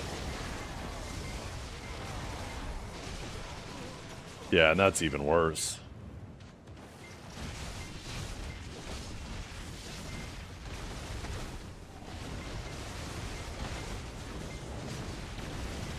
Yeah.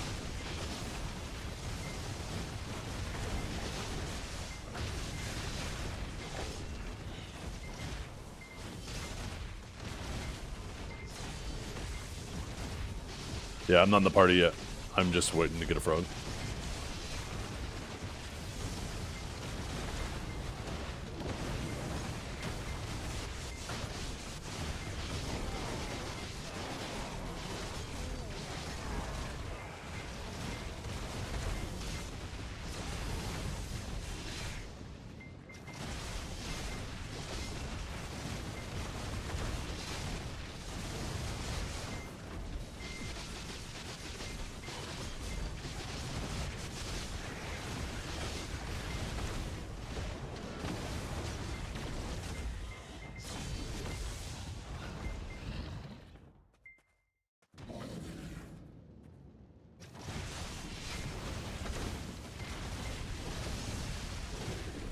Yeah.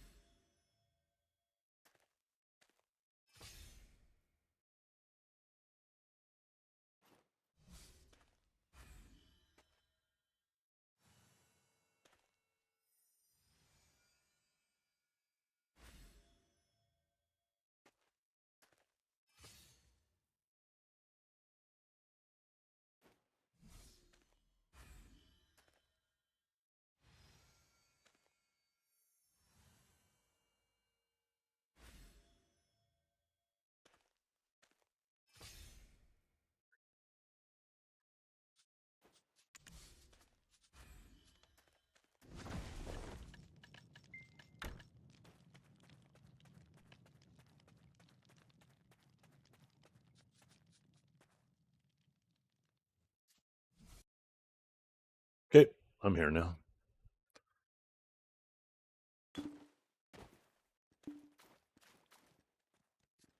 Oh shit, sorry.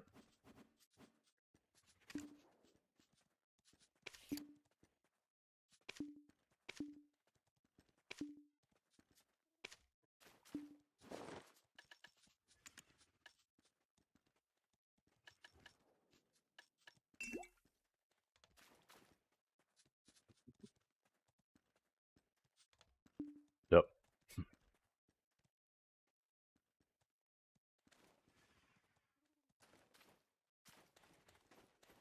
Yep. I already handed mine in because I had extra auras. Although, one second, let me grab the other weekly. I almost have my first primordial flame.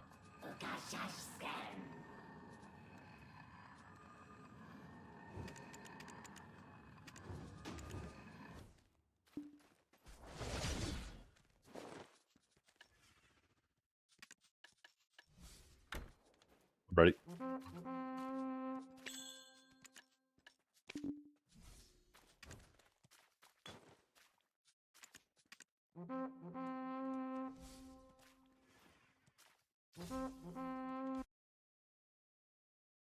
How you liking Wizard this season, Huntler?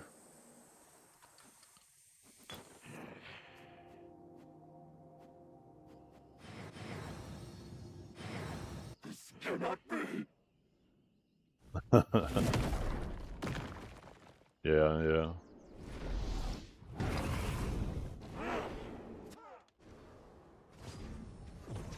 Yeah.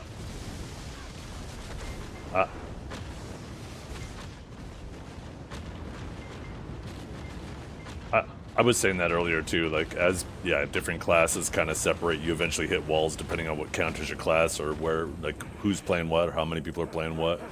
So you don't really know in the first week what really is going to be meta for the season.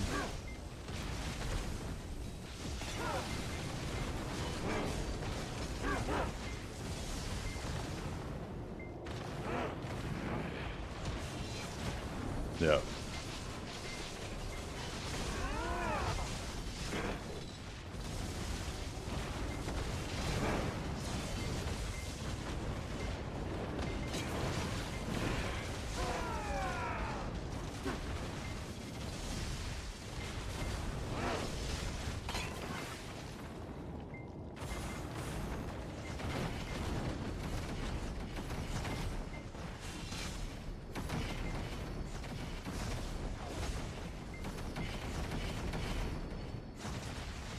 Yeah.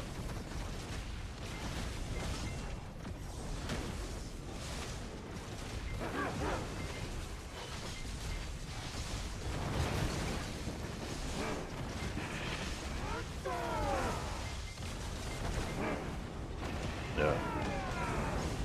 Not to mention, this might be like the first season where Zerker has an actual normal representation.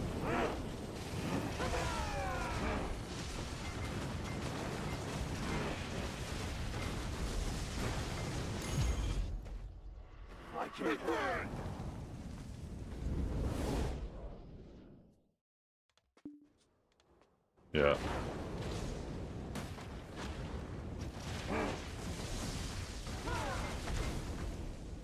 Yeah.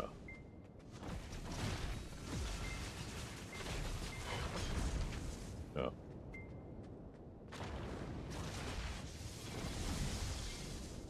Yeah.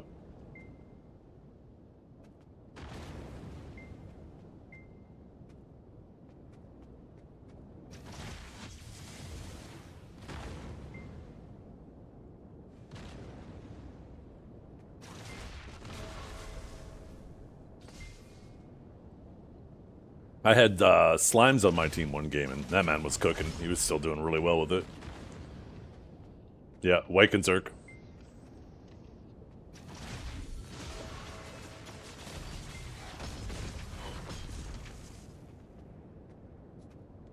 Mm-hmm.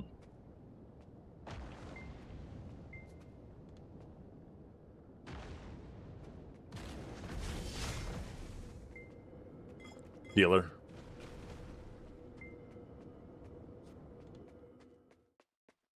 Yeah. Just kind of stay in the vicinity so people aren't comfy and stressing out their stam.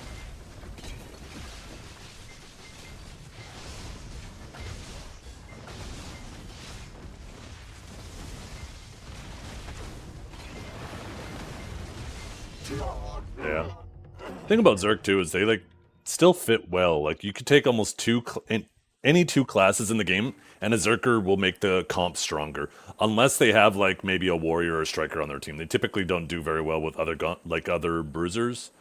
But there's so actual few bruisers that they are significantly more likely to get the actual DPS on their side.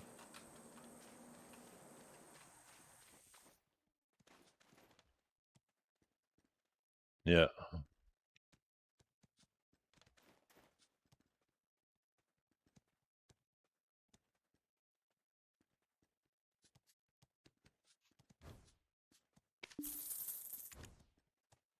Oh, for sure.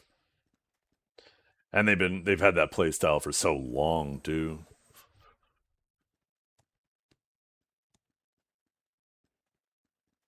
Yeah.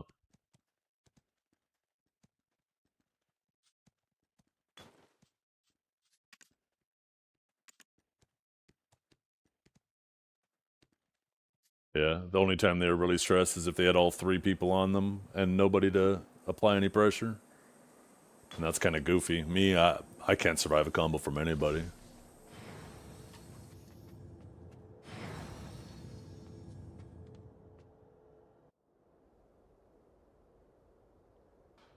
Mm.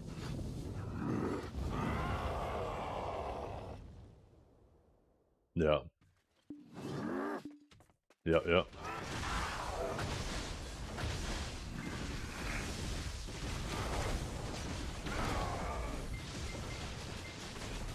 Yeah,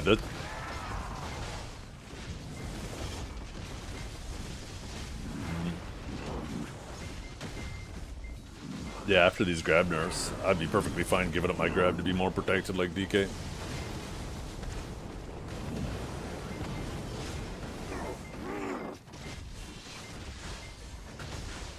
Yeah.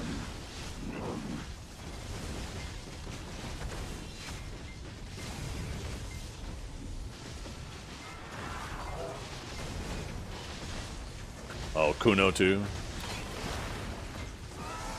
Yeah, Sage's grab is still decent.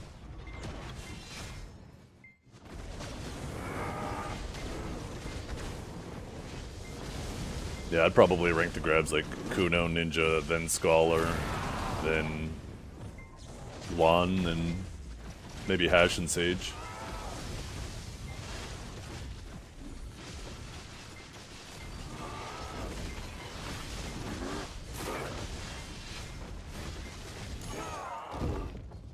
Yeah.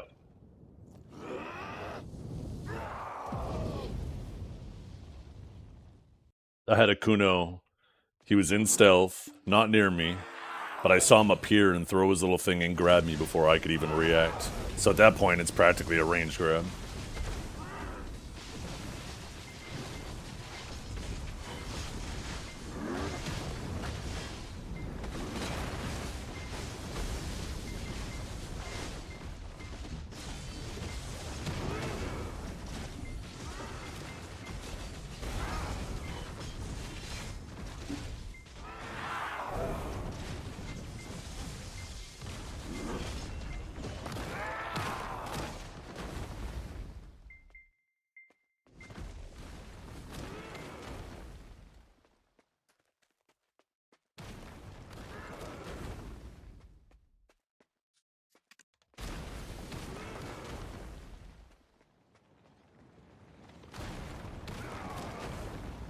Yeah.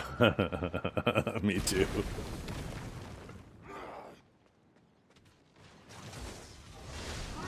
This is the worst season ever. It's funny. People don't realize that every season has its own bullshit, and your perspective of how bullshit it is based on where you place in that hierarchy.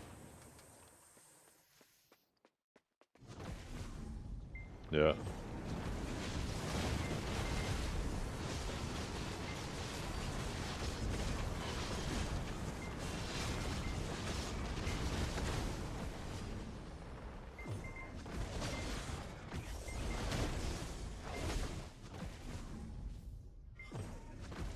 Yeah, warrior for sure. Grabbing kind of was their thing. Yeah, he always seems to pull it off, so yeah, if he struggles.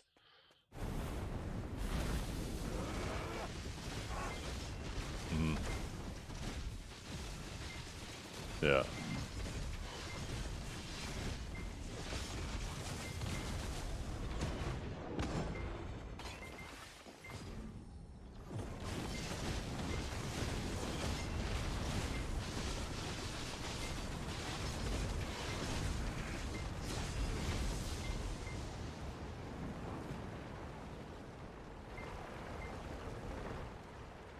I got a deck main hand too. That's one more monster damage. I did, yeah. Well, my awakened evened out the 170. Yeah, this was the thing that secured being above average. Because my awaken was 19 taps. And then I did 177 on my offhand, and that kind of averaged that both of those weapons out. And then I was just praying for average on the main hand and did pretty well with it.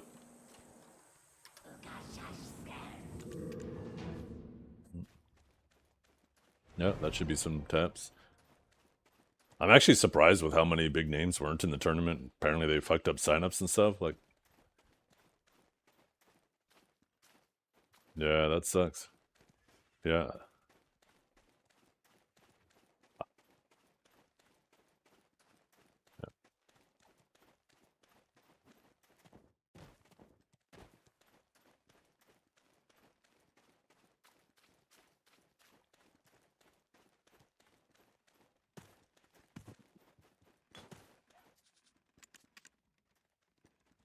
Damn.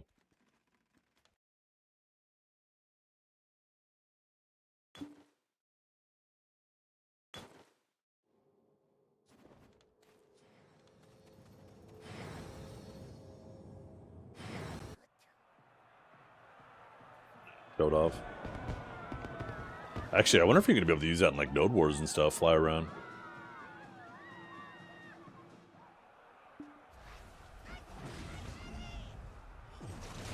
Yep.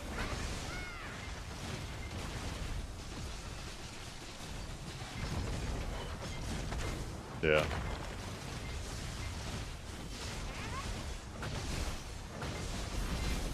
Yeah.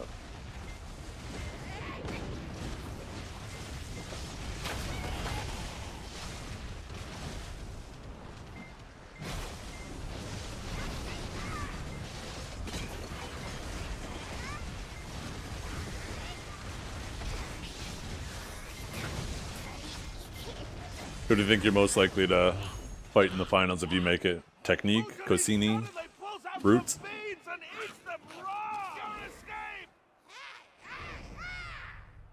Oh, Fabi too, yeah. Oh, yeah.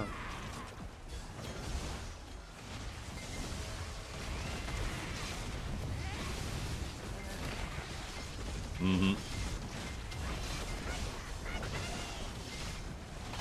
Yeah, Mana Shield's kind of crazy.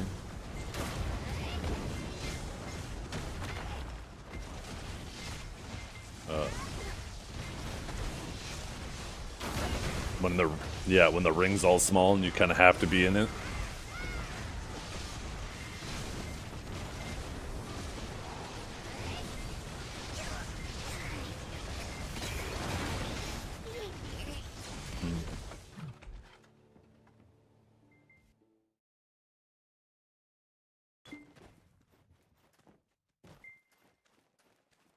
Yeah, not to mention he can kind of position himself that like if you try to TP behind him, you could just turn around and grab your ass.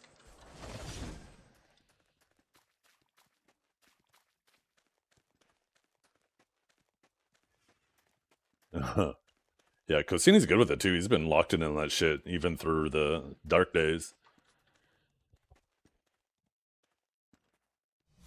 Yeah, get the practice, get the laps in before you get to the end.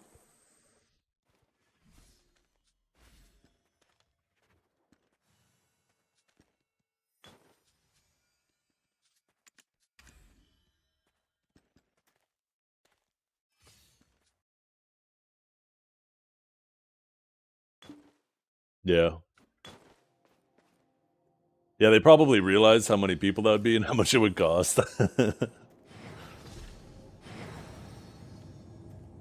I know, right? Because...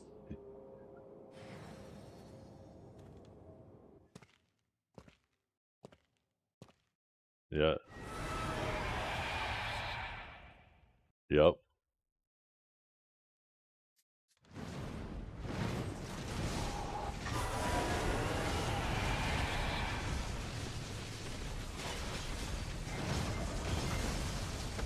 Yeah. I want them to do that with, like, best in guilds. Just take the #1 guild for every region and have them square off. That'd be a lot less people. Yeah. And then you'd still have, like, a regional battle that people could root for. I think that'd be a lot of fun.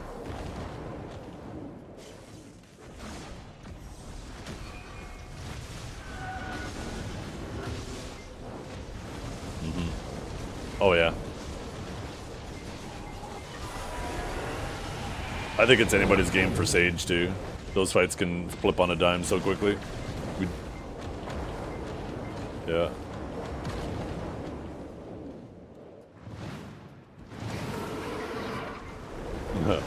Well, it might be the same kind of deal, because if the... I don't think a lot of Awakened Sages have practiced fighting Suck Sages. And when the arena gets small, if the Suck Sage manages to stall, and then they E-buff, they might blow up a Suck Sage, or an Awakened Sage.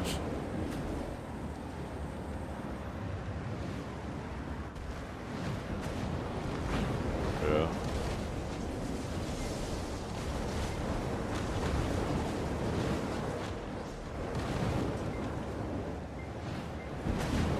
I wonder if mine counted. I didn't even actually get thrown backwards.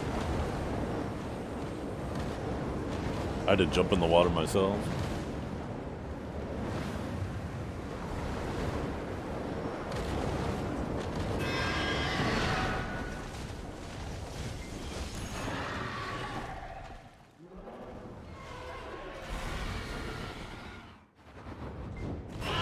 Crons. The hell? I didn't get thrown up in the air either. What the hell? What's wrong with my character?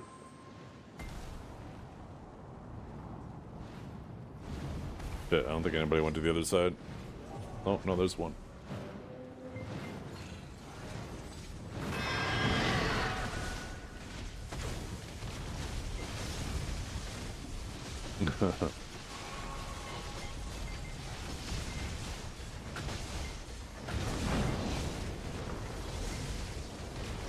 Kinjara's gonna take down Poogie.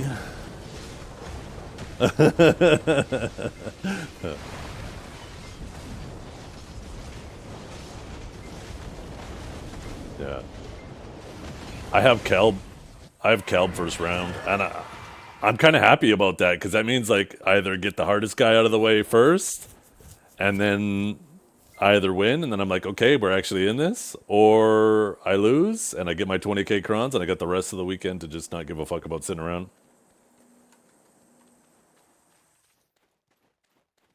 Yeah.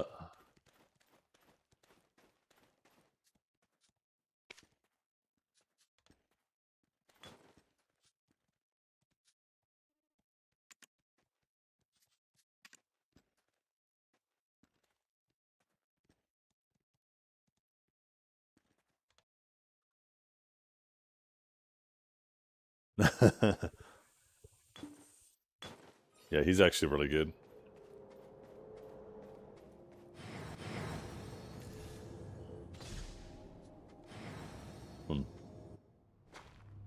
You will regret the grasp of death.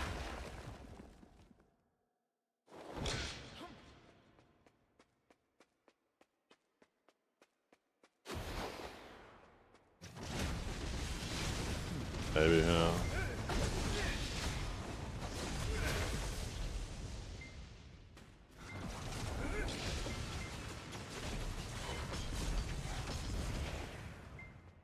Yeah.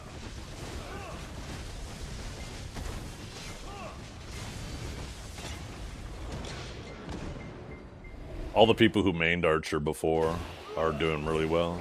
They're a problem to deal with.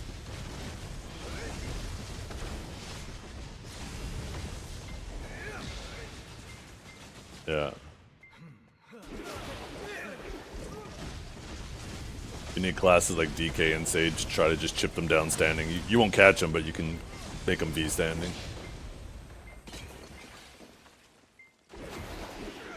Yeah. I actually had 2 matches where I didn't even V because I was like, I'm good, and then I'm floated and I'm dead before I hit the ground.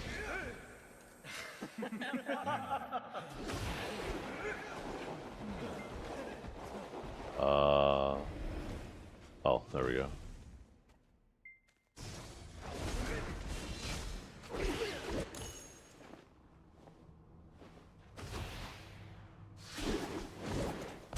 Yeah.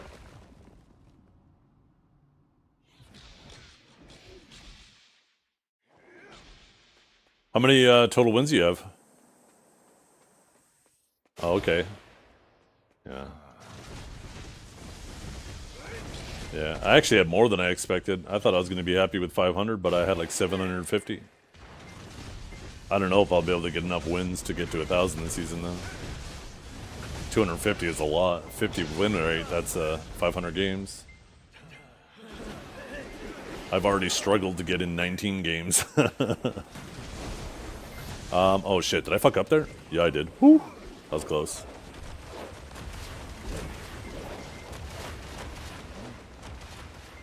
I think he got killed by the thing that hit me. Like, I went in there and he did his spin. I guess it one-shot you.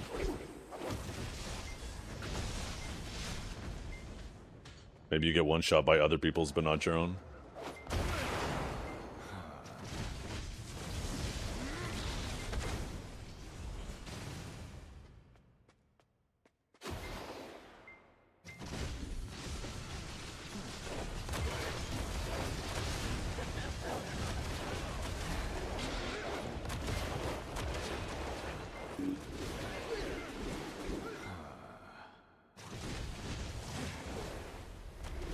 Oh, it's right on top.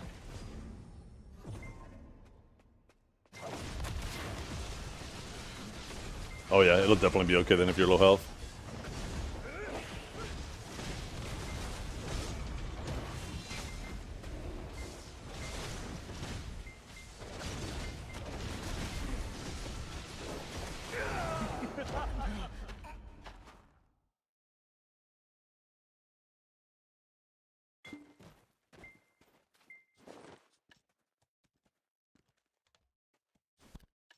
Yeah, yeah. Thank you, gentlemen.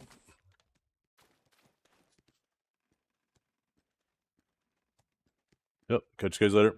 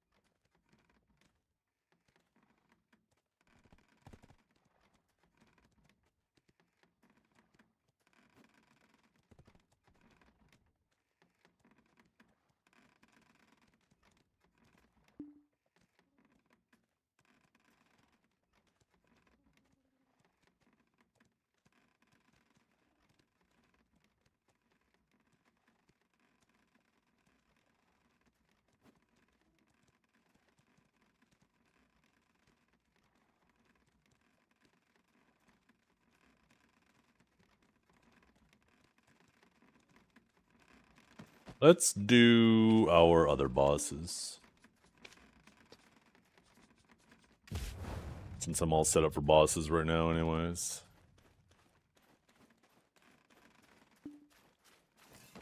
I need to do a C10 Sangoon and a 9 of both. Hey, what's up, Mr. LaFonda? Wait, did that have charges? It did. I just used the last one. A clip of yours is a soundboard? Oh no. Is it the one Dragor made today?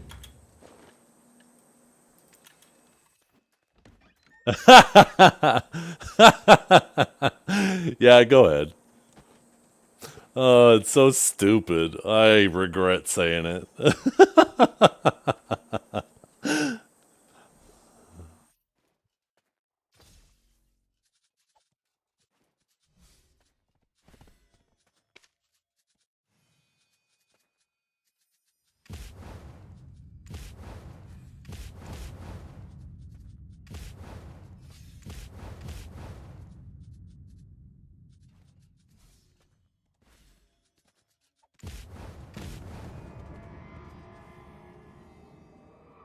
What are my right buffs? Where are my buffs? There they are. Yeah, that looks good.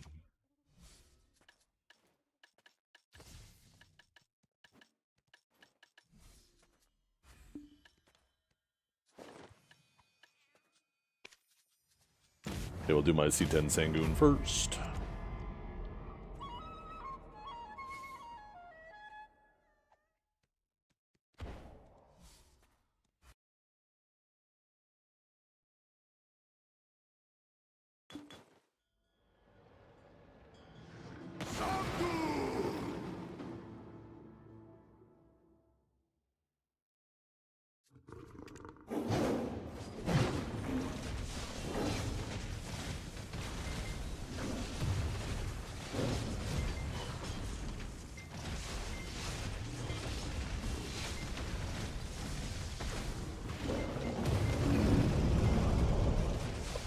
Wasn't quick enough. Shouldn't have did the other thing.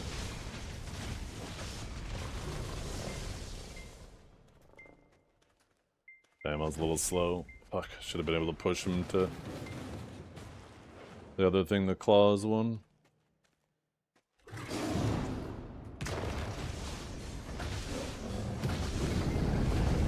Ooh, that was close.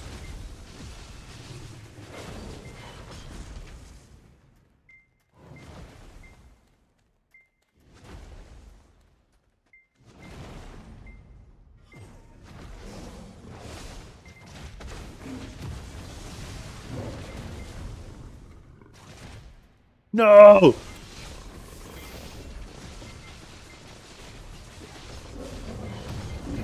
Why am I so slow? Shit. The cats are coming.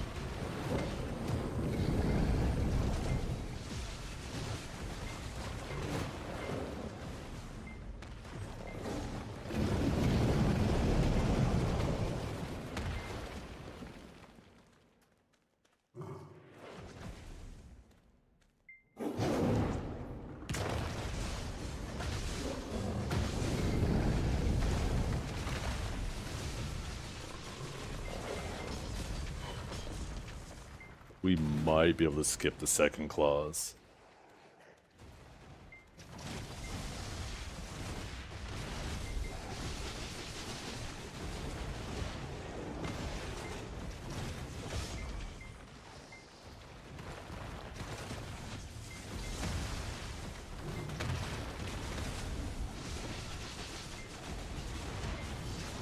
Nope.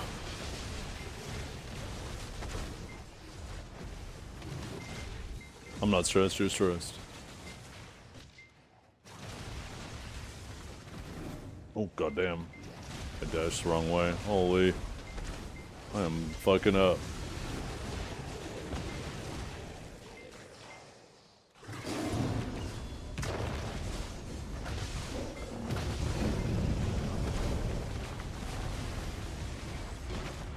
Oh, didn't quite skip it.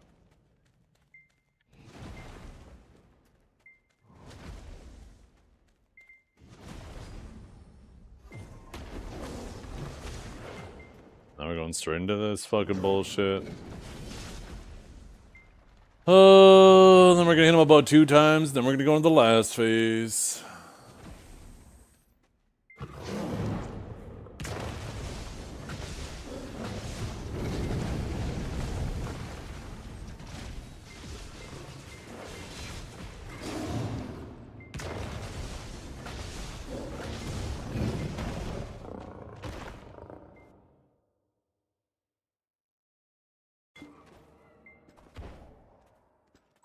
Holy fuck off! Stop with this tile bullshit.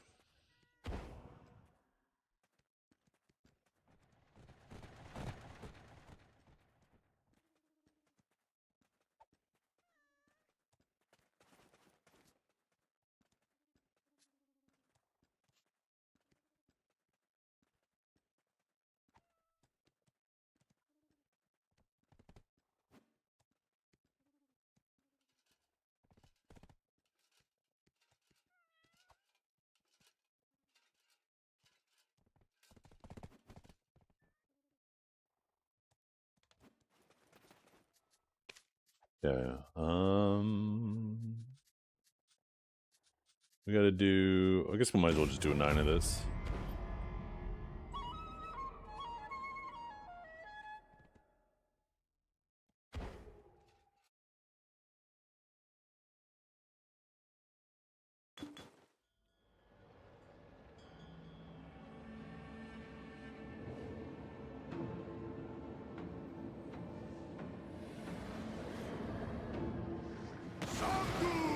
Yep, I beat him. Now we're doing the level 9 one. So there's only... I wish they would add 2 more bosses so I could just do all 5 C10s on my Sage. But I'm too lazy to do 2 more C10s on another class. Shit, I fucked this up. Could have had the stun thing.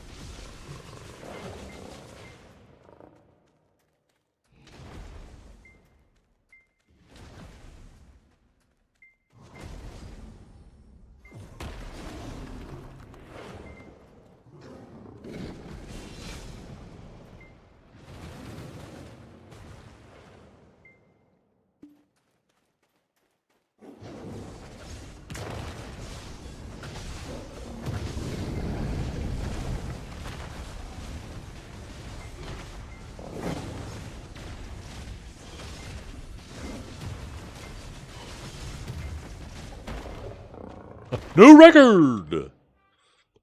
I didn't feel like that was that fast. Probably beat it by like a second.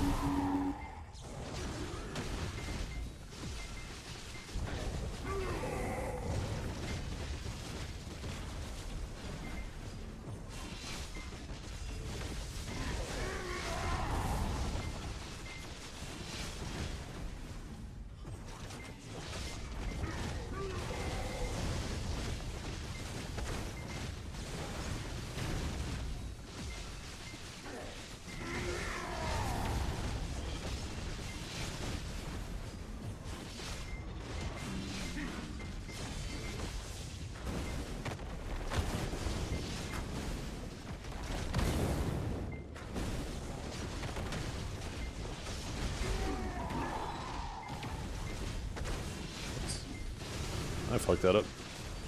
Didn't even hit him with the upsurge there. Oops.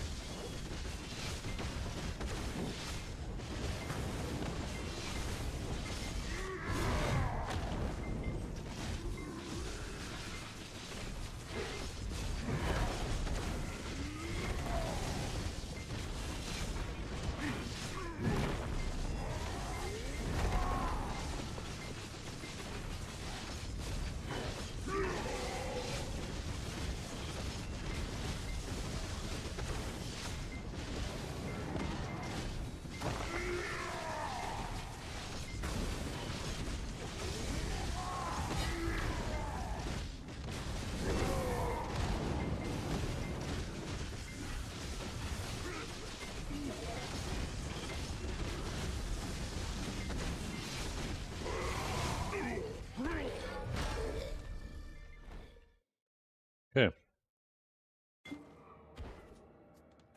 We're done our bosses.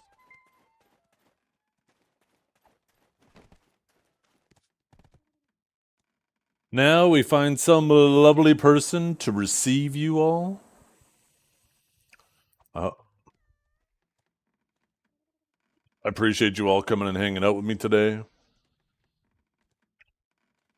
Let's see who's all streaming some BDO.